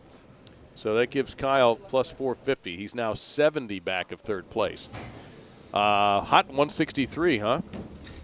He will not win the game either. So that's 37 gone, right? That's Hot score on the left. Yes. Well, Cameron Doyle's moved ahead of him. just to tell you the difference, folks, that if you've been watching Dave Lamont and myself here for the last couple hours, the championship pairs that we're watching seem to hook more. We just saw Cameron Doyle bowl just a fabulous 235. He goes down to 35 and 36, throws the first ball he expected strike, whiffs the head pin, 1, 2, 10. Giving it a whack, does not get it, 9 out. And that's just simply that this pair in front of us hooks more, Dave. All right, here's what I have unofficially. George Gohagen the third, first. Second place, Matt Gaston. Those two, forget it. They're in. Third place is now Dave Watka. I have Rob Gottschall in fourth. I have Cameron Doyle in fifth, but only 6 better than Brandon Hott. I'm hoping my math is right. And hanging out still in seventh is Kyle Anderson at 450, but he's 64 back of Hott.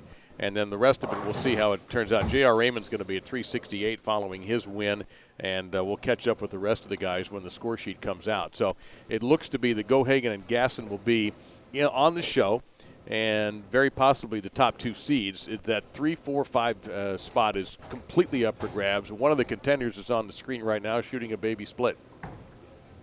It's Dave Watka, a good shot there, hard and straight. Anderson is probably the only player among the ones you just said, Dave, that it's almost mandatory that he wins this game. He's and close big. to he's 70 pins behind. He's got to hope that one of the 2 guys in front of him, if not both of them, lose. It could be very difficult for him if 2 guys in front of him are bowling each other because one of them's going to win. And so that's also an extenuating circumstance. So I don't have the schedule, but hopefully the 2 guys in front of him are not bowling it, and he wins the game and they both lose. It's up for anybody to get there in the top 5. I'd like to know who Dave is bowling. That's one in fact, we're going to ask Matt to kind of give us an overview, if he can, of who's doing what to whom. Dave Watka is bowling Cameron Doyle. Oh, man. So there's the That's significant. That's good for Anderson because one of those guys who is ahead of him has to lose the game. Yep. And if you look at Watka, he's a little bit. He should be rooting for Dave. No, he should be, because he's much closer to Doyle than he is to Dave. Plus, another thing is neither one of the first balls by Dave or Cameron came anywhere close to the pocket. So now you're thinking, well, maybe one of them's going to win the game, but what if they shoot 180 and win, 190 and win? I shoot 220 or 30 and win. I actually passed one of them. So this is probably the most critical game so far for those 3 players. And Rob Gottschall is going to be in front of us, and here is the official standings.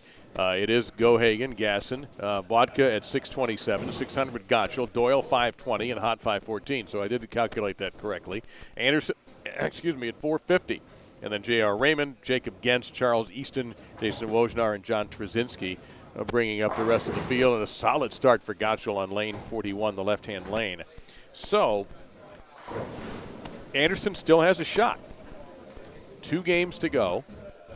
And Brandon Hott is his now nearest pursuer, 64 back. Okay, the Doyle match down there against Dave Watka. Doyle missed the head pin on the right hand on the lane, and now he goes right through the beak. So once again, neither player are zeroed in. So a slow start, we'll to say see. the least. And this is where experience, adjustment, concentration, you all just got to suck it up. Doyle bowls as good a game as I'd ever want to see on 39 and 40. Let's see if he can make that same thing happen down against Watka. The match is down on the low end. John Trzynski versus J.R. Raymond. Jake Gens versus George Gohagen III. Well, we've kind of ignored George as a chop there for Jason Wojnar. That's a big break for Gottschall. We've kind of ignored George for the last game or two because he's way out in front. He is Secretariat at the moment. Yeah, I bet. And he'll be on the show. Doyle with a little bit of a mixed bag strike there on 35. But don't worry, George fans. If you want to see him tonight, it'll be 7 o'clock. I can promise you that. He'll be there, and almost certainly is the top seed. And just to remind everyone, it's a stepladder final. Once we get to the top 5, all pins are dropped, and it's 5 against 4, 4 against 3, 3 against 2, and whoever gets through the stepladder will bowl Goddard for the lead. So George has a seemingly insurmountable lead, but anything can happen. But I'll give him the number 1 seed when he's got a 200-pin lead with 2 games to go. Dave Watka needs to come back and does just that. As Doyle was around the pocket also. Now that match is... All right, here's the lane that hooks more. Let's see if Rob has got this figured out. Yeah, he has it so figured out that he whiffed the head pin. Brandon Hott opened with a strike on the right-hand lane. Now he'll go after the left-hand lane, and he is the guy who is now in 6th place, but it's just 6 points separating him and Cameron Doyle. So a good game from Hott, and Doyle locked horns with Dave Watka in a match that both of them need. This will be an interesting one. Hot on the left lane. Flush. Perfect. Boy, does he look good. He's used about 35 balls today Yes, that we he can has. tell, but that one worked very nicely. Gottschall spares. Gottschall doesn't have to win the game. He's pretty much, if you look at 7th place, Dave, and you've kept everybody pretty much up to speed with it. He's 150 pins, 200 pins ahead of 7th place, so he can't drop off the show. He could bowl $150 here and still survive. So the key matches are the ones you got right here on 39 and 40, and Cameron Doyle against Dave Watka. That's on 35 and 36. So Anderson, the left-hander, up going against a double after he spared. And remember, this is the pair where we saw our tournament leader Gohagen sliding by a little bit, where we had the oil carry down as we watched Cameron Doyle going for a double. Breaks up the split. He's still clean, and his opponent is. Not a pretty shot there from Gottschall. For Kyle,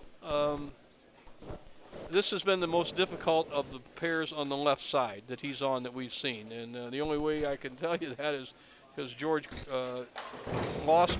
Well, who did he lose to? He lost to. His first loss was Trzynski. to Wojnar.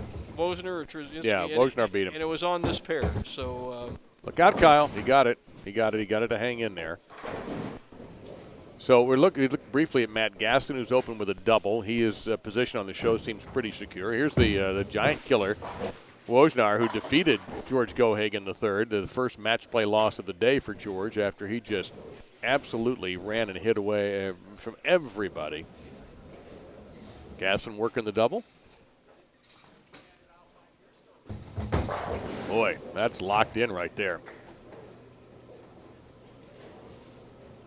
Against Charles Easton. So now we go back to Cameron Doyle. Pretty even matchup so far with Dave Watka.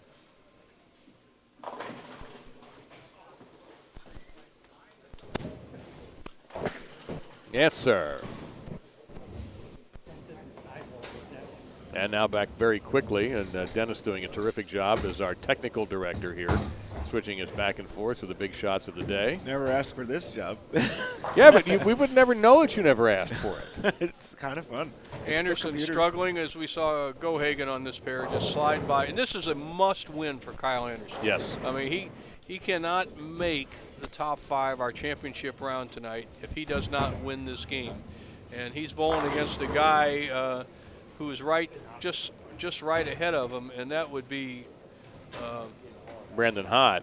Well, not only does he have to win, Bo, I think he's got to post a number. Yeah, and I don't think he can do it on this pair. He's going to have to make some sort of major adjustment that he hasn't had to make all day today that we've watched, and he's got to hope that Hott basically doesn't keep striking. I mean, Hott really looked good in his first 2 balls on that pair. Yeah, he did. Those were dominating rolls for Brandon Hott. And very confident, too. Now Gottschall, speaking of confident, has struck on 3 of 4 and has struck on this lane twice. Well, he knows he's in the top 5. He knows he doesn't have to bowl for the title, and he's probably just as relaxed as you can be as you saw him on that shot. A player usually doesn't think it's more important to be 4th than 5th or 3rd or 4th. You're almost happy in there. It's probably not the correct thinking, but you'd like to improve your spots as much as possible. But you know you have a chance for the title, and you're going to bowl in the championship round. Brandon Hott for a 3-bagger.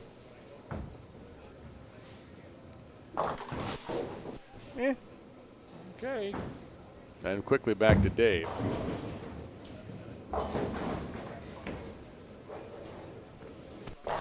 That's a good ball there. Slide out that 10-pin. Yes, it was. That's a 10-pin weak shot. You have to have a lot of leverage and a lot of relaxed hand to flip it like that from that angle. How's that match sit? I really haven't been watching. Is Cameron Doyle? It's pretty close. Okay. I think we'll have to incorporate the scoreboard next time we go back there. Is Hot for an important cover here. Got it. And start to follow the Watka Doyle match because you got 3rd versus 5th. Right now, Matt Gaston working on 4 in a row. And you know he's not going to miss a spare because we said he's the best spare shooter. Well, you're right, Dave. The key matches. I mean, we're down to the final 6. We're at the 16-mile pole, and it's 39 and 40 against it's Hott and Anderson, and it's the Cameron Doyle Watka matches. Those are pivotal matches to who's going to make the top 5. Gosh, his delivery is sweet. I don't care they missed inside. It's just so sweet. Quickly over to Brandon Hott, and he'll slide him out for a strike. Now Cameron Doyle. Be about frame, 6 in this match, I think.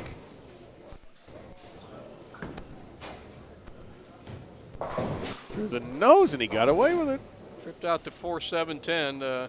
Players got to love it.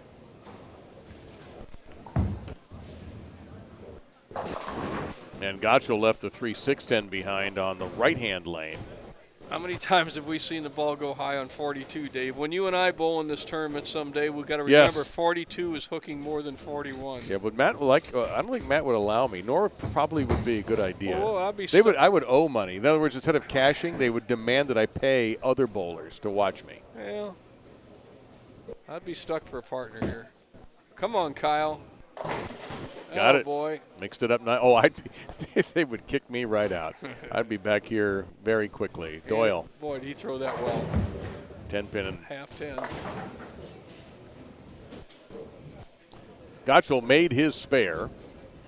So his match very much up in the air with Wojnar. Well, this is good coverage, folks. We got the 6 lanes going, of which 4 of the players are in a pivotal position to either make the top 5 championship round. They can secure it this game, or they can lose the whole week in this game. So among those players, and probably the most in a dangerous position is up here is Kyle Anderson right here. He's working on a strike, and he needs to have this double. He trails by 12 pins. He went way outside, and that pair is tighter on the left. Gotchel clean through 6.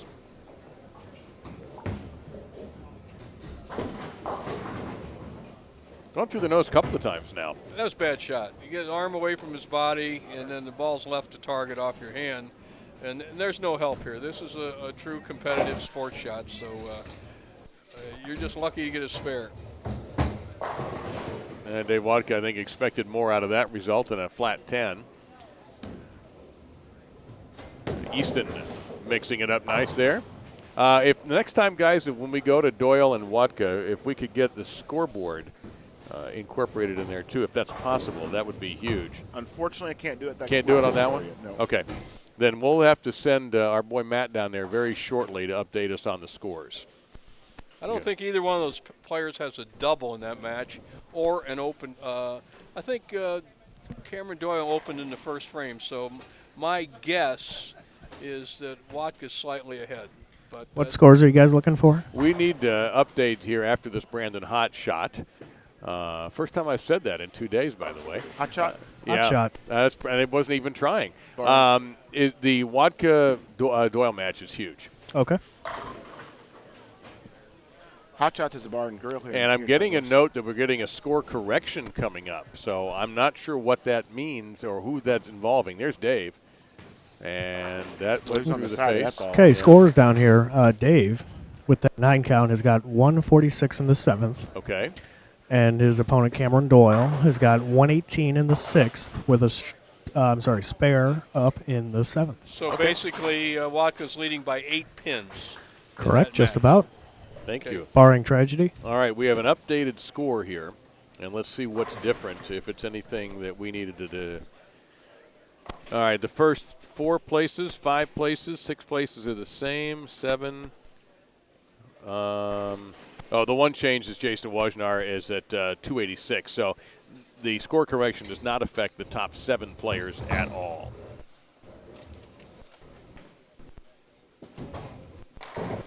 Nice ball there from Charles Easton, who's currently in 10th. And Brandon Hotz comes back with a strike after that open frame, and he trails in his match against Kyle Anderson by 1 pin.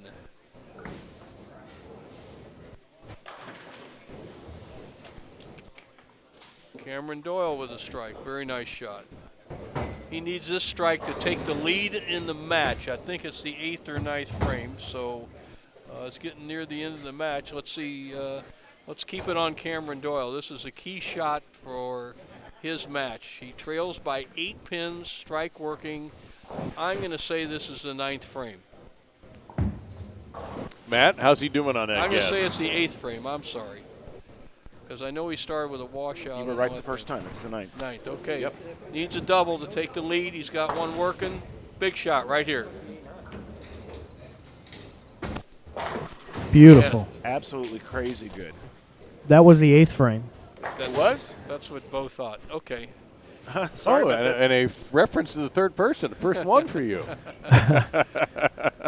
He's got 138 in the 7th with that double. Here's Kyle Anderson in desperate need of a strike. Left the bucket instead. That's bad on the count, among other things. Hey, Matt, double check yourself down there, please. About what? That was the 8th frame strike for him. Yes. Oh, it was the 9th frame. Thank you. 9th, okay. It just didn't update when I looked. Thank you.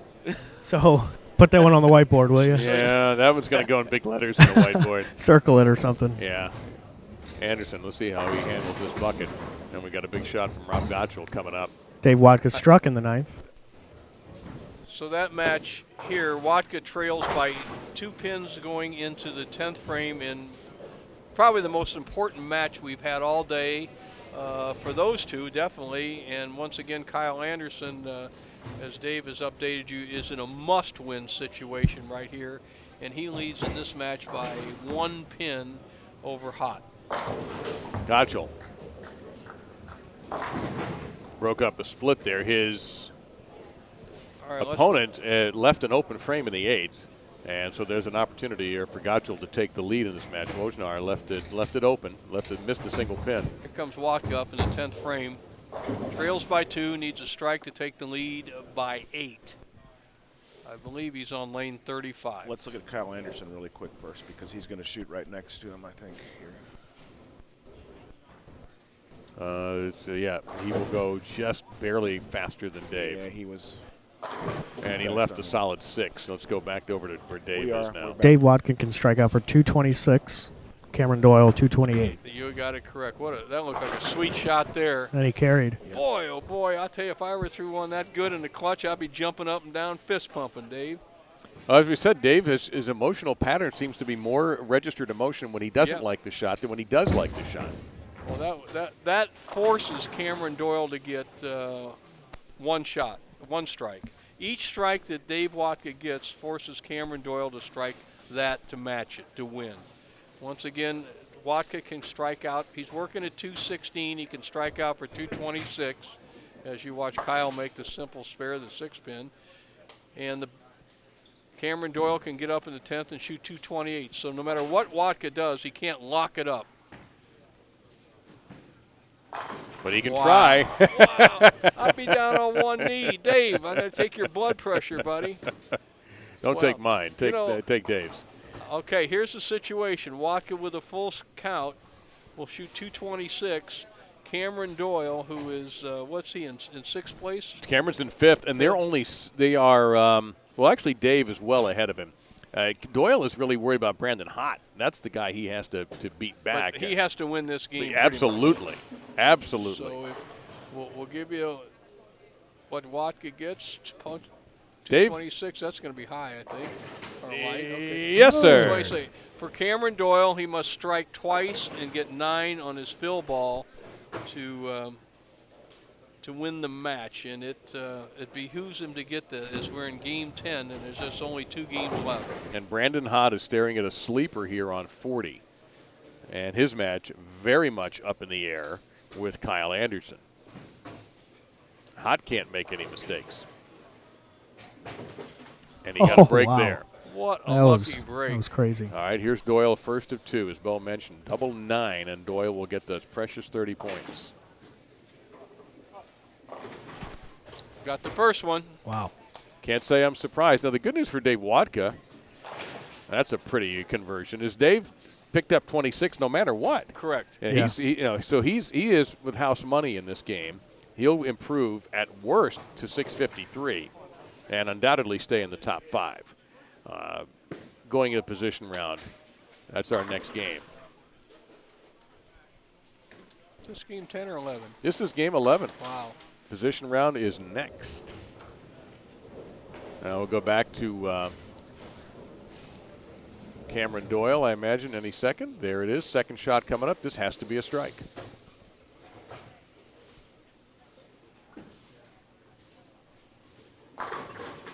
Cam. Cam shoots 217. He loses to Watka with 226. I'm giving him the 10-pin, Dave. Hey, guys, real quick. Matt Gasson has got a great game, 278, but he just left a 10 in the first ball of the 10th, so I guess I jinxed him watching. Well, that's going to give Dave 673. That's certainly going to keep him in third place. Rob Gottschall trying to hang on to fourth place, and he had to strike there. Cameron finished with 217. So he'll pick up 17. What other scores are you guys looking for? Anything in particular? Well, really the big match here we need to watch is right in front of us, Matt, is Brandon Hott and Kyle Anderson. It's 6 versus 7 right now, with Anderson having to win this match just to gain some ground on Hott and have a chance to maybe reel in Doyle. Doyle's at 537, so he should, but Hott can pass him with a win. And Anderson can't conduct that for a strike. Interesting, Dave, how we watch this pair. And of course, this is where a coach can help you. We watch this pair as a left-hander. It's the only pair that our tournament leaders struggled on, a left-hander. And here we predicted it as we went into this match. It's a tighter pair.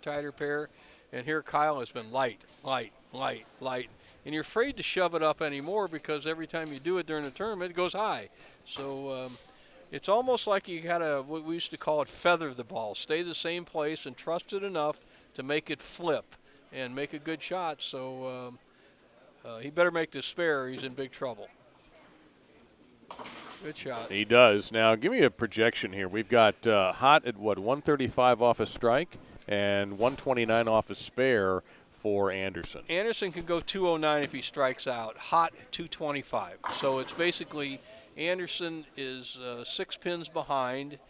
He can no way, no matter what he does, shut out Hott. So Hott determines his own destiny for sure. Rob Gottschall wins, picks up 39 pins. Does not catch. In fact, Dave Watka pushed him back a little bit, so Gottschall will be in fourth. So fifth place will change most likely if Hott wins this match. See, he shoved it up just like we talked about, Dave, and it didn't go high.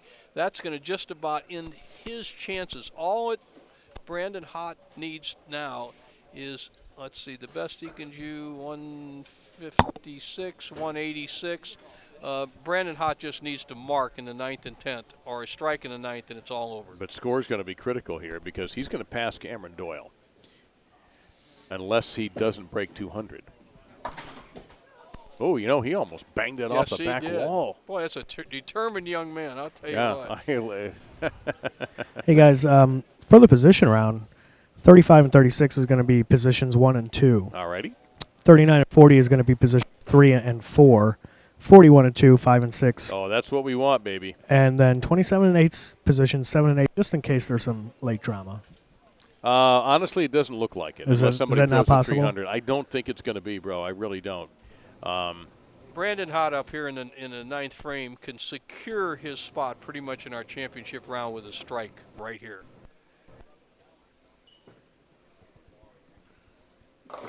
And he got it. That secures the game, and now he can either go up to 225 and gain 55 pins.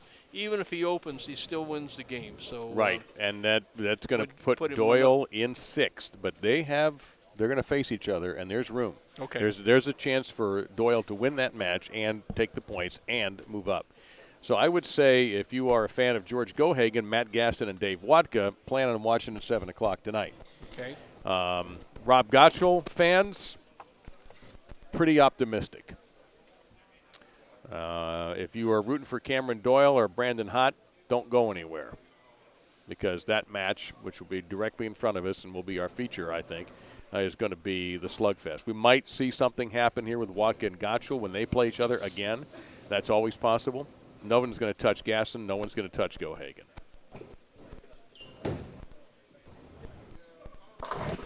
Wow. That was Clutch. best shot of the day for sure. So Kyle Anderson, despite all his hard work, is going to get a nice paycheck. But I think it's he can't make the top 5. I just don't think so. I think you're right. He's not going to win this match. What did he end? What's his best possible best score? he could shoot is 186. 186. Yeah, so he's going to give up ground while others gain. It would take a miracle.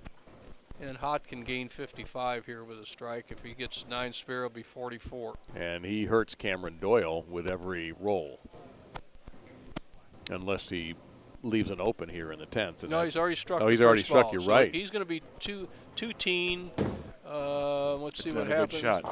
He's going to be 212 if he makes his spare, which Okay. would be 42 additional pins. Boy, that's going to be close, man. If he does that, he'll be 19 ahead of Doyle. So it's going to be whoever wins the last game. Pretty much. Uh, Yeah. But being 19 ahead is better than being 14 in case there's a tie. I have seen it come down where people say, well, it's a game, and a guy ties and gets the final spot. Got it. Okay, So that's 42 to the good for him. correct. 556. So it'll be Gohagen, Gasson, Watka, Gottschall, Hot, Doyle. And Anderson just finishing up here. We'll find out how many he's going to lose to the 200 par. And I'm pretty sure the math is right on that. We'll get it official here shortly. Kyle Anderson can learn something here. He needs to go back where he left the bucket and throw it softer. Can he throw it softer? No. And he needs to learn something there. That's he's just a wind it up. We said he's a Butch Soper of what we've seen. He just the wild stallion, as Chris Schenkel used to call him. And you got to learn a little more touch if you just want to go up there. Every lane is not in your wheelhouse, and that pair, for whatever reason, on the left side does not finish. The oil carry down, it doesn't finish. And it was the undoing of Kyle Anderson. I mean, he needed a 230 or 40 and a win there to possibly still give himself a chance to win the tournament. It's not going to happen. He's going to be a $176 at best. Folks, there's a lot of ways to adjust, and I can tell you that. It's move left, move right, throw harder, throw slower, and loft it. But one of the ones you need to learn is what Kyle needed to go there. And I don't know if he has it. He didn't think about it. But he just has to soften it up. Let the ball hook. A little better shot there. A little disappointed. $175 loses 25 pins. Yeah. He will now be, by my count, Bo, 112 back of Cameron Doyle. And Cameron Doyle's in 6th place? Yes. He'll be, Doyle's in 6th. So we're going to get, I'll wait before we match him up. How far is he behind 5th? That's the key. Oh, gosh. 131. It's over. Because one of the guys in 5th or 6th has to win the game. So that's 30 more. So he basically has to beat Cameron Doyle by 113 pins scratch. I've seen it happen. But not Well, very I'm often. not sure he's going to even get Doyle. Oh, He's okay. not. It'll be Doyle and Hot. That's what I said. Yeah, Okay. Gohagen, Gasson, Watka, Gottschall, Doyle, Hot. Anderson probably against J.R. Raymond, but we'll get that determined here in a moment. While everybody kind of moves around a little bit. Well, there's going to be a little break here, and they're Shouldn't take Dennis, very long. huh? I mean, it's going to only take as long as it took to bring the scores out to us each game, because these guys are have been checking the score sheets all along. So I think we're good.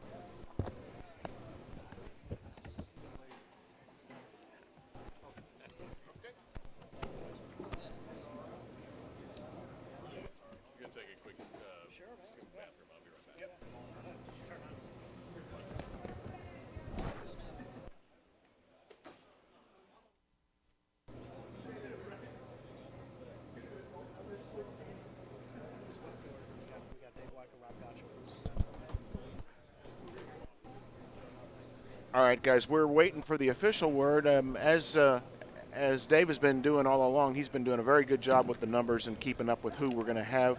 Yeah, it's nice, isn't it? Yes, it is very nice to have somebody on top of those things and keeping us informed. Like we said, numbers 1 and 2 in the standings are going to be on 35 and 6. 37 and 8 is a dark pair. In front of the cameras here, in front of our table, which doesn't matter to you because I can show you really whatever I want to show you up there on the screen, will be numbers 3, 4, 5, and 6 in the standings, and that's where all the action's going to be right now, the way it looks like. One person is going to have the chance of making the top 5. Everybody else is pretty much locked out of it right now, but there is a chance that one person could get into the top 5 and take one of those spots. $21,500 on the line. The difference in this match coming up for whoever could possibly make the top 5 or not is a $500 difference because 6th place pays $1,000, 5th place pays $1,500 at least. So we're talking at least $500 on the chance to get into the top 5. And I believe we got Mike Flanagan standing by ready to talk to us for a little bit. I just wanted to come up and just thank everybody for watching today's webcast. Make sure you share it on social media. It's going to be a great position round coming up. And also, don't forget tonight, 7 o'clock. You're not going to miss it. It's the finals with Bo and Dave Lamont. And I've been listening to you guys up here in the booth, and it's just been absolutely fantastic to listen to. I've really enjoyed the commentary, Dennis. You guys have done incredible work, and I'm looking forward to listening to the last game out there. Me too, Mike. The names we were waiting for on the first and second positions, George Gohagen III and Matt Gasson, will be competing on 35 and 6. And they are locked. And they are locked, absolutely. 39 and 40, right in front of us here, we're going to have Dave Watka versus Rob Gottschall.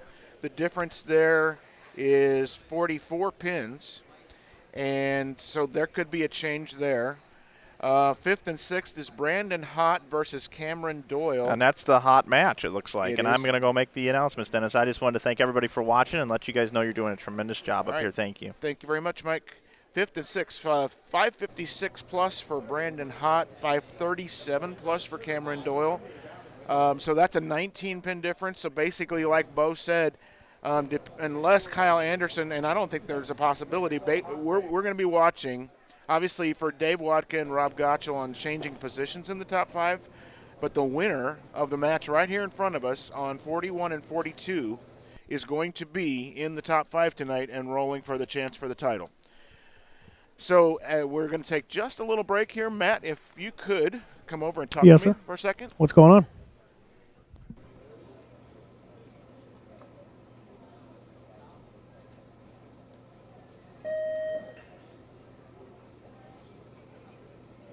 Good evening, ladies and gentlemen. I have the results after 11 games of match play.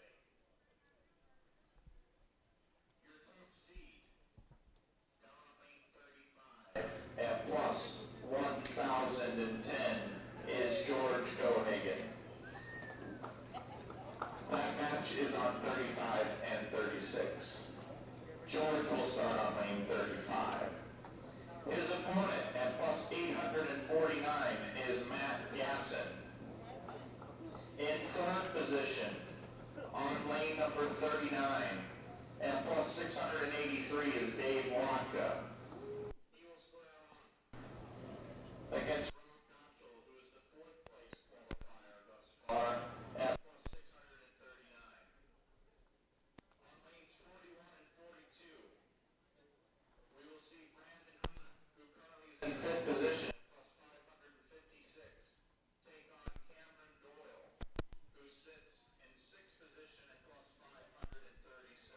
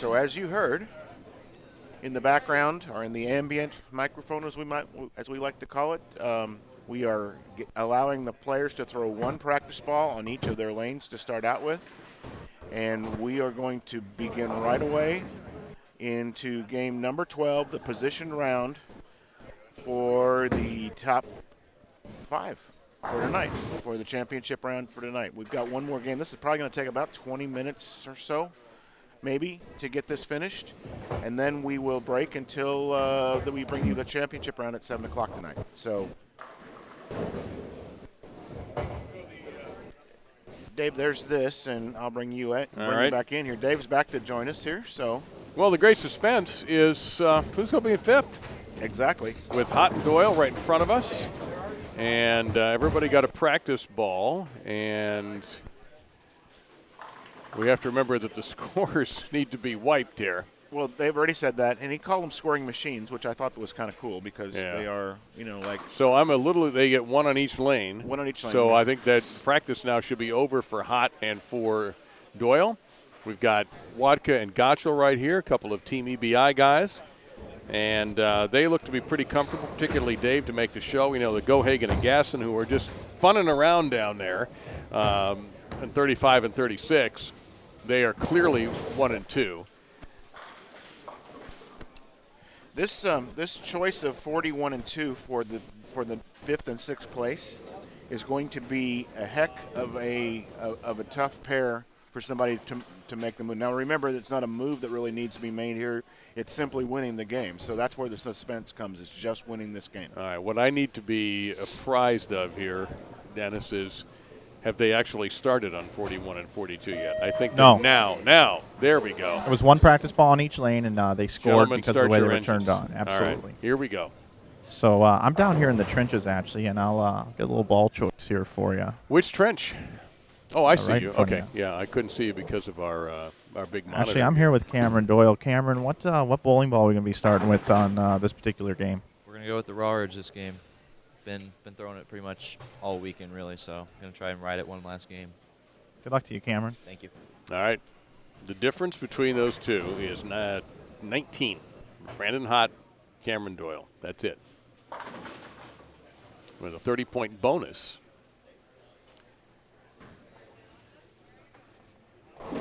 And that's pretty much it. I mean, Kyle Anderson is 112 back of Cameron Doyle. It's hard to imagine as Rob Gottschall breaks up and gets a chuckle out of that unusual leave. That's not how you normally leave a 9. It's going to be hard for Kyle, who has bowled valiantly. I just don't see that happening with Hott and Doyle at sort of at center stage here to find out who's going to be in that 5th position. Logistically, this kind of makes me happy right here because these pairs are right next to each other, and due to lane courtesy, they can't both take a shot at the same time. So I have time to switch between Your pairs. switching skills have been expert. And hey, guys, we planned that on purpose. We actually work backwards in the tournament when we set up our booth, and we plan and strategize everything for these kind of moments. Well, I love it. So Brandon Hott opened with a strike. Here's Cameron Doyle. We talked about his remarkable background. Even as a preteen, he was highly competitive. Here he is, 18 years old. And he counters. And we're off to the races with those two. Oh, Mike. Yes, sir. If we have a tie for a position, what happens? It is a full game. Okay. And what lanes? TBD. Ah, you want to just throw him in a hat? You want to go to the dark side of the moon for that match? The other side of the house? That would really make things exciting, wouldn't it? We would. Currently, right now, coming in would be 33 and 34. If it was someone down in these matches, it would not be the same pairs. Right, I agree with that. I think that's a very good idea. Well, you got to make it on a pair that neither one of the opponents. You don't have to, but it behooves you to make it one that one of the opponents didn't bowl on. Boy, that's the Cameron Doyle that was here in front of you earlier, Bo, when you bowled that game that you really admired so much. 39 and 40, and he bowled a great game there. He actually bowled a very good game against Watka. I mean, he started off, he couldn't get lined up. He came out and he left a 10-pin to not win the match, to say. He didn't give it up. So He's had a good week. He's bowling in a pretty stiff competition out here where you got a lot of just top amateurs and pros playing, and he's going to get a good paycheck, that's for sure. Brandon Hott trying to match the Doyle double. Oh, we're off to a terrific start with these two. Meantime, Dave Watka. Rob Gottschall just left an open frame. Dave struck in his first ball. This is the match of numbers 3 and number 4. Watka number 3, and he doubles. This is Dave Watka's third or fourth game today since we've been here on 39 and 40. The third for sure, so he has a good feel, Dave, of what he wants to do with it. And remember, he looked really good in game 1 as we opened 3 or 4 hours ago. Then he really struggled trying to play the outside line on that pair. The second time he was on it, eventually moved farther inside, made the adjustment, even though he didn't win the game, and it could pay dividends right here, as now he knows what he wants to do on that pair. Hott trying to get a front 3. Does it look to the layman here sitting on this side of the wall? Does it look that Hott and Doyle are trying to get pretty much the same look? Pretty much. They both throw the same type of power. Dave Watka's almost in the same zone of the lane, but he's a little lower rev guy, and he's lifting through it, and he's lifting very confidently. But that's part of the deal, is because he doesn't have to win this game. No. I've bowled in that position a lot of times, and when you're in that's an unenviable spot of losing the game and getting knocked out, it's a little different type of stroke. But to be honest, if he does win, he will assure himself third and have to deal with one fewer match. If Rob Gottschall just goes off and throws up a big match and Watka can't post a number, then Gottschall would pass him and he would shove Dave into that 4 spot as the messenger is there for Gottschall. Also, guys, it's a $500 discrepancy in prize fund guaranteed lock if Watka finishes ahead of Gottschall in the stepladder.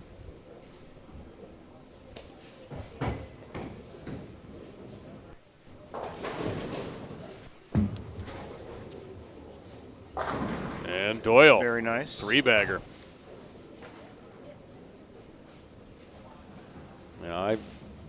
We kind of expected that Doyle-Hot match would be outstanding. Well, it's whoever wins this game makes the championship round. It's Right. simple as that. So it's a $500 game at least. Well, you can't win the $10,000 if you don't win this game. So you got to look at it that way. It's probably a $9,000 game. So that's quite an incentive. And Cameron Doyle is right there. Both players are bowling well. So Rob Gottschall can't get his ball to face. If he gets too far right, it's through the nose, and when it gets in where he wants to be, he can't get it to face. well, he's got to do 2 things: get slower when he gets where he wants to be, or get out there and throw it harder. Be one of the big boys. Here's Cameron Doyle, perfect through 3. Let that leak a little. Oh! I haven't seen that all week long, where the 6 love taps to 10. The first time all week. I've done a lot of live streaming, guys, and I've seen Cameron Doyle compete a lot. I've never seen him this focused as I've seen today from down here in the pit. Well, that's good. That's what it takes to be a champion. We all know he's got a great career in front of him, but you just keep building on it by having success. Now, it's once again for the folks at home, it's who wins this match between Hott and Doyle. And that's 7. Yeah. I don't know if that last yell did it. Whatever it was, Hott hanging in there. He hasn't gone. He's clean through 4 with 3 strikes. Here's Watka. And Dave is tripled. 4 in a row.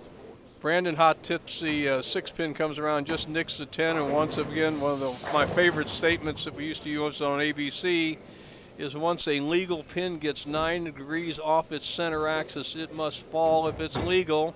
And he got it at 9 3/4 degree, and it went down. So he must capitalize on it.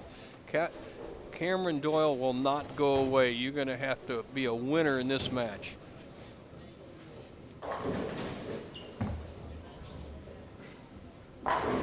Well, these two are bowling maybe their best right when they needed to the most. We haven't seen a game like this on 41 and 2 all day. No, not even close. You know, the shadow balls help a little bit. Not only the incentive of obviously making the championship round and the $10,000 and the title, But you get a couple of shadow balls. These players will take advantage of it. You can see Watka now that he's nice and relaxed. Front five. Once again, he's making his ball react. The lanes are doable, but pressure does funny things to you, doesn't it, Dave? Yeah, I'm never in a position to be under pressure, so unlike you and many others who have been great competitors over the years, Doyle now trying to match Watka for that front five. And no trouble. Boy, that was a violent strike. And Doyle was, I don't know if he had anything to say to the pins after that, but there was no one there to talk to. You know what? He's got a little decoy shot. I told you that. That's Carmen Salvino's old trick. How did that ball strike? Something's wrong with this lane. Once again, you asked me before. I personally don't ever look at my opponent. I mean, I don't pay. I know about what they have, but I'm not going to make an adjustment off their reaction unless I'm lost. So both these players are zeroed in. It's either one of them to lose or win. This is the position round, so everybody's in on this. I mean, this isn't just the four you're seeing here, but the four you're seeing here are the four critical matches, and this one in particular, Doyle versus Hot for the fifth and final spot. George Gohagen III is comfortably on the show, so is Matt Gaston. Those two are just practicing, essentially, right now.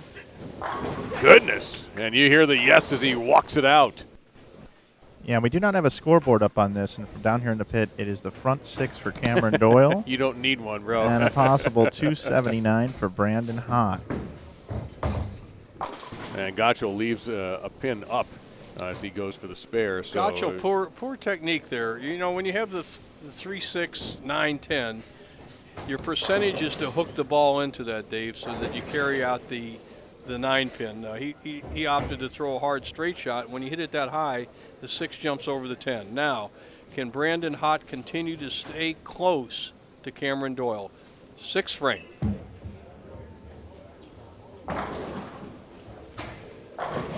And the first chink in the armor. 369. 369, and this is no Sunday picnic. Which we didn't have today, by the way.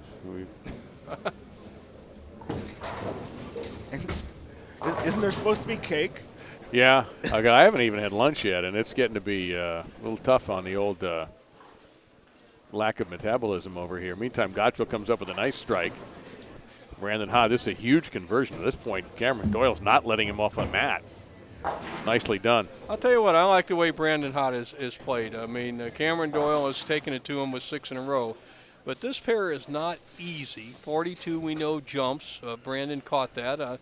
You don't wish anything on your opponent, but you think that maybe that's going to happen to Cameron somewhere in the match. So it's never over. You still got 250 in the wood, and Cameron Doyle would have to strike 2 more times or 3 more times to secure a 250 without an open frame. So you just saw Dave Watka cover the front 6. As Cameron Doyle has. Now Brandon Hott, he's trying to catch the chicken rock right now, and the chicken is Cameron Doyle. Beautiful stroke. Boy, do I Beautiful like his shot. game. I mean, you got some players out here that I really like their game, and you know, you don't see it so much in the PBA Tour because they don't get the coverage as we do, and some guys opt not to play the tour. But Brandon Hott has a tour type game. Obviously, Cameron Doyle. I've known Cameron. I got a picture with Cameron a couple of years ago when he was down at Tamarack Lanes down in your area bowling the Teen Masters. As you see, once again, Dave Watka with the front 7. Cameron's not taking any time. He's going for the front 7 as well. The danger on this lane, once again, is going high. We've seen a lot of high shots on this lane. Cameron Doyle extremely far inside. Yes, sir. Gets a can opener. 6 slices out to 10. Almost no emotion. He knows that 9 out of 10 times that's a 10 pin, but that's what adrenaline for you and good technique does. I love the can opener, Bo. I love the can opener. Well, and Rob Gaccio with a badly needed strike. You know, a little bit of, I mean, it's kind of a long shot, but I don't know if Gaccio would drop out if he has a disastrous game and Hott and Doyle make a big move. I don't see that happening because they're not going to get enough Hott or Doyle to catch Gaccio. So I guess that's not a scenario. It's down to the group in front of us. Yeah, there's just these two really fighting for one spot, Hott and Doyle. At the moment, it is Doyle with the front. He'll stop there. Okay, good run. good run. Very appreciative audience here that the young man has kept it in play. He's not beating himself. Can't miss the spare. Yeah, I'll tell you, that's what I was going to say. You want to shoot a hypodermic needle into Brandon Hot right now is miss this 10-pin. That's the value of spares. You don't win matches missing spares.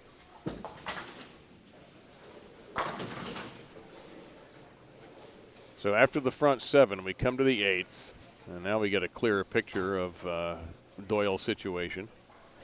Big spare here, with Hot sitting on a strike at 136 through 6 with a strike in the 7th.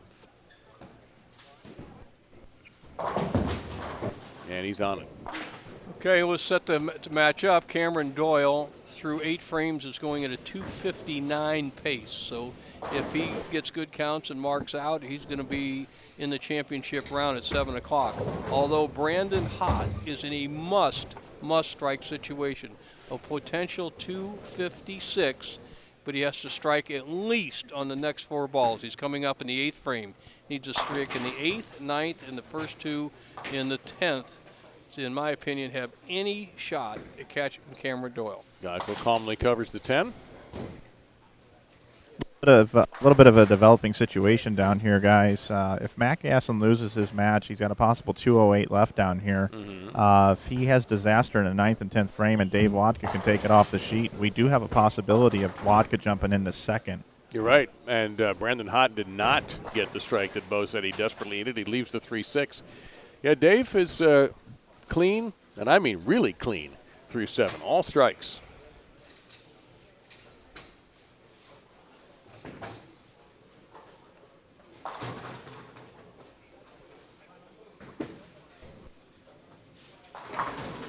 And no, it'll stop there. Okay, Brandon Hot with a spare. Best he can shoot is 236 if he strikes out. Cameron Doyle does not have to get a mark if he gets a 9 count on his next ball.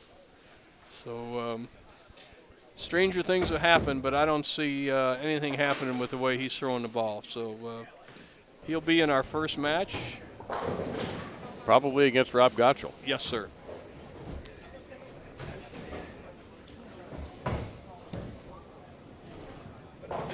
Watka, as you're looking here, of course, Brandon Hot is up on this lane here. If he doesn't strike, it is all over. It doesn't make any difference what Cameron Doyle does. So to even have to show up, he stays in there. Cameron Doyle just needs a mark.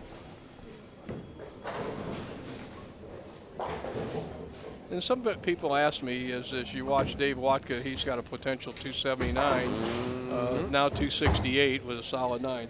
What do you do when you just need a mark?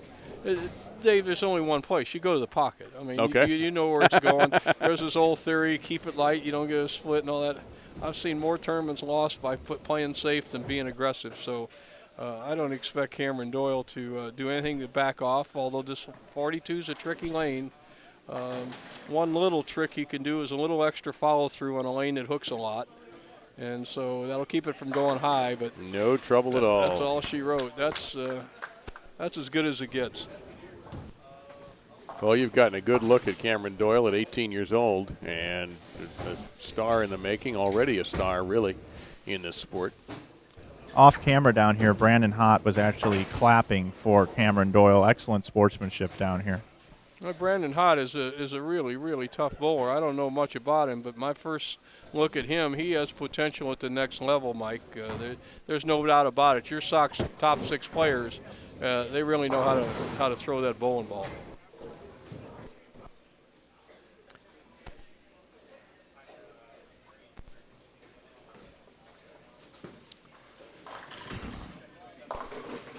That one let up just a little bit, but Cameron Doyle that's okay. That's not going to kill him at all. He'll have a 259 with a spare strike, and it was just a matter of winning the game. The score is probably doesn't make any difference. No, he could have won with 150. He just had to beat Brandon. So it was a good match. They're both going to be one in the 250s and the other in the 230s. Dennis, if you could bring up lanes 35 and 36, Matt Gasson is attempting the 9-10, and he did not strike the entire game. Not one strike. All spares and an open in the 10th frame. finishes with 174. George Gohagen can strike out for 203. 174 for Matt. Yes, 174 for Matt Gaston with no strikes.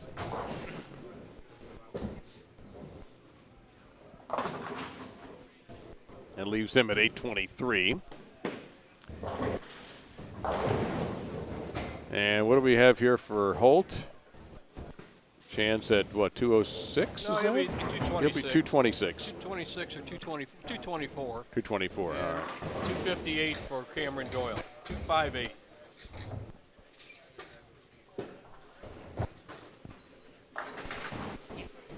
That leaves Doyle at 625. What's Gottschall up to? This is interesting. What's Rob going to shoot? Rod can shoot does that look like a $179? Yes. Uh-oh. So he's going to lose 21. He is going to lose fourth place. But I think it's still going to be Gottschall Doyle. It's just that Doyle will be Right. the 4th seed. Doyle will be the 4th seed, and Gottschall will be the 5th seed. And the only advantage of being 4th over 5th is simply you get to choose the starting lane when we have our championship round. Other than that, they're dead even. 179. Yeah, if I have this correct, Gottschall loses on that. He will drop to 618. Doyle will be at 625.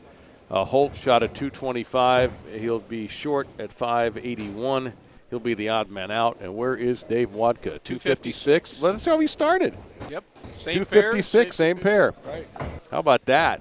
So he goes up 86, but not enough to catch Matt Gasson. All right, so you have the breakdown. Give me the top 5 right now. Well, the first match will be Cameron Doyle in the 4th seed against Rob Gottschall, the 5th seed. The winner will take on Dave Watka. The winner of that match will take on the number 2 seed, Matt Gaston, and then George Gohagen, the 3rd, at plus what might be 10,000 by this point, will be in the number 1 seed. And 6:50 p.m. with the pregame show, live, 6:50 p.m. Central Time with the pregame show. And a quick note, Dave, obviously we're going to use a pair of lanes. What is it, 47 and 8, I Yes, think, over there? that's correct. A pair that scored pretty well last couple of days, but they have not been used at any of these championship 12 games here. So it'll be a pretty fresh pattern, and the guys get practice on it. I don't know if it's a half hour. The regular PBA gives you about an hour practice, but I don't think it's necessary with these guys bowling all day. Remember, the PBA guys are coming back from the previous day. Right, These guys have been here all day. So I think Mike Flanagan, this is his tournament, InsideBowling.com. Dennis, you probably know how much warm-up they get, 15, 20 minutes? Probably. He'll get him down adequate. there. I believe that everything down there has been, right now, probably stripped since last night, because they brought the machine out and cleaned 43 all the way to 52 last night for building the set and stuff like that today, and they'll oil in a few minutes. I went down and looked at that pair 4 or 5 hours earlier, and that pair is in really good shape. There's no, quote, dents out there where somebody has lofted the ball a lot. The panels, if people don't know that the synthetic lanes have panels every 20 feet, the connections between the panels are real solid so that ball's not bouncing around. The pins were on spot, Dave, so and with 20 minutes practice or so, a guy determines his own destiny. And if we see any kind of matches like we just saw here, we're in for a real treat. I don't think we will be anything but a real treat. And I just want to ask Dennis and or Mike, do you want us to get off the air here quickly, or is there any kind of little mini post-game show? Actually, what they are doing is they are just verifying everything, and we want to let everybody know the seeds in the top 5 before we get off. Before we get off yeah. here. That's a fair idea because, again, I've got my unofficial, but I'm pretty sure I've accurately given the top 5. So did we are in the central time zone. We've got some folks asking about this. We may have some folks out of the area who are. So we are at 4:55 Central Time p.m. One last question, Bill, while we're waiting. This lady has asked, or I think it might be a man. I can't even tell, and I apologize. Bo, your first perfect game? How old were you? My first perfect game was bowled here in the St. Louis area. And it was actually a sanctioned game. It's not just in practice. My high game that I'd ever bowled when I was 13 or 14 years old, I think I had a 279, but I think I took a mulligan in that game. I never told anybody. But I bowled like my golf game. on the infamous Flores Lanes 7 and 8 were the Anheuser-Busch / Budweiser's, Don Carter, Ray Bluth, Dick Weber team, Pat Patterson on that team also. On 7 and 8 where they shot the then record score of 38.58 for a team. I bowled in that league with them and shot 300 on 7 and 8 there, and had the luxury of shooting 600 series without a 200 game. Wow. So I bowled 180, 300, 190, and I was still shaking. So I had 670. So it's almost a trivia trick question, but that was the first time, and it was with a rubber ball, and it was right up the second arrow, and that was one of the highest scoring bowling centers in this area and probably around the country for two reasons. One, obviously they were pretty easy lanes. They were grooved a little bit, but you had the finest bowlers in the world bowling here in St. Louis, and at one time you had the Falstaff team number 1, which was Harry Smith, Al Savas, Billy Waylew, Glenn Allison, and Carl Richards, who were ranked number 2 in the world, and Budweisers were ranked number 1. That was Carter, Weber, Patterson, Bluth, who is a co-owner of this bowling center, and Tom Hennessy. And the number 2 and Falstaff team had their own airplane. They flew from Chicago to bowl here in League, what was called the Masters League, and they flew down every week in a DC-3.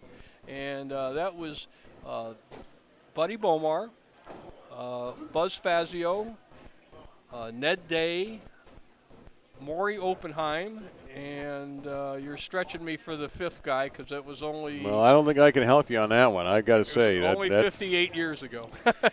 Mike Flanagan is organizing the top 5, and so it seems pretty close to official. And Mike was just taking a couple of pictures of George Gohagen, who's going to be our number 1 seed. And we're going to go ahead and just review one more time before we say goodbye temporarily. George Gohagen III is your top seed. Matt Gaston, number 2. Dave Watka, number 3. Cameron Doyle and Rob Gottschall will be our first match at around 7 o'clock Central Time. However, we're going to be on the air at 6:50 Central Time with a little bit of a pregame and kind of take a look back at all of this. So you had Doyle moving past Gottschall to get the choice of lane on our pair 47 and 48. So that will do it for the position round, and for we're down to 5 bowlers after, a 250, 260. We're down to the final 5. So for Dennis Hacker and for Bo Burton, Matt Turek, and Mike Flanagan, we're going to temporarily say goodbye from the 2016 Logo Infusion InsideBowling.com Open. We will see you at 6:50 Central Time. Thank you for watching.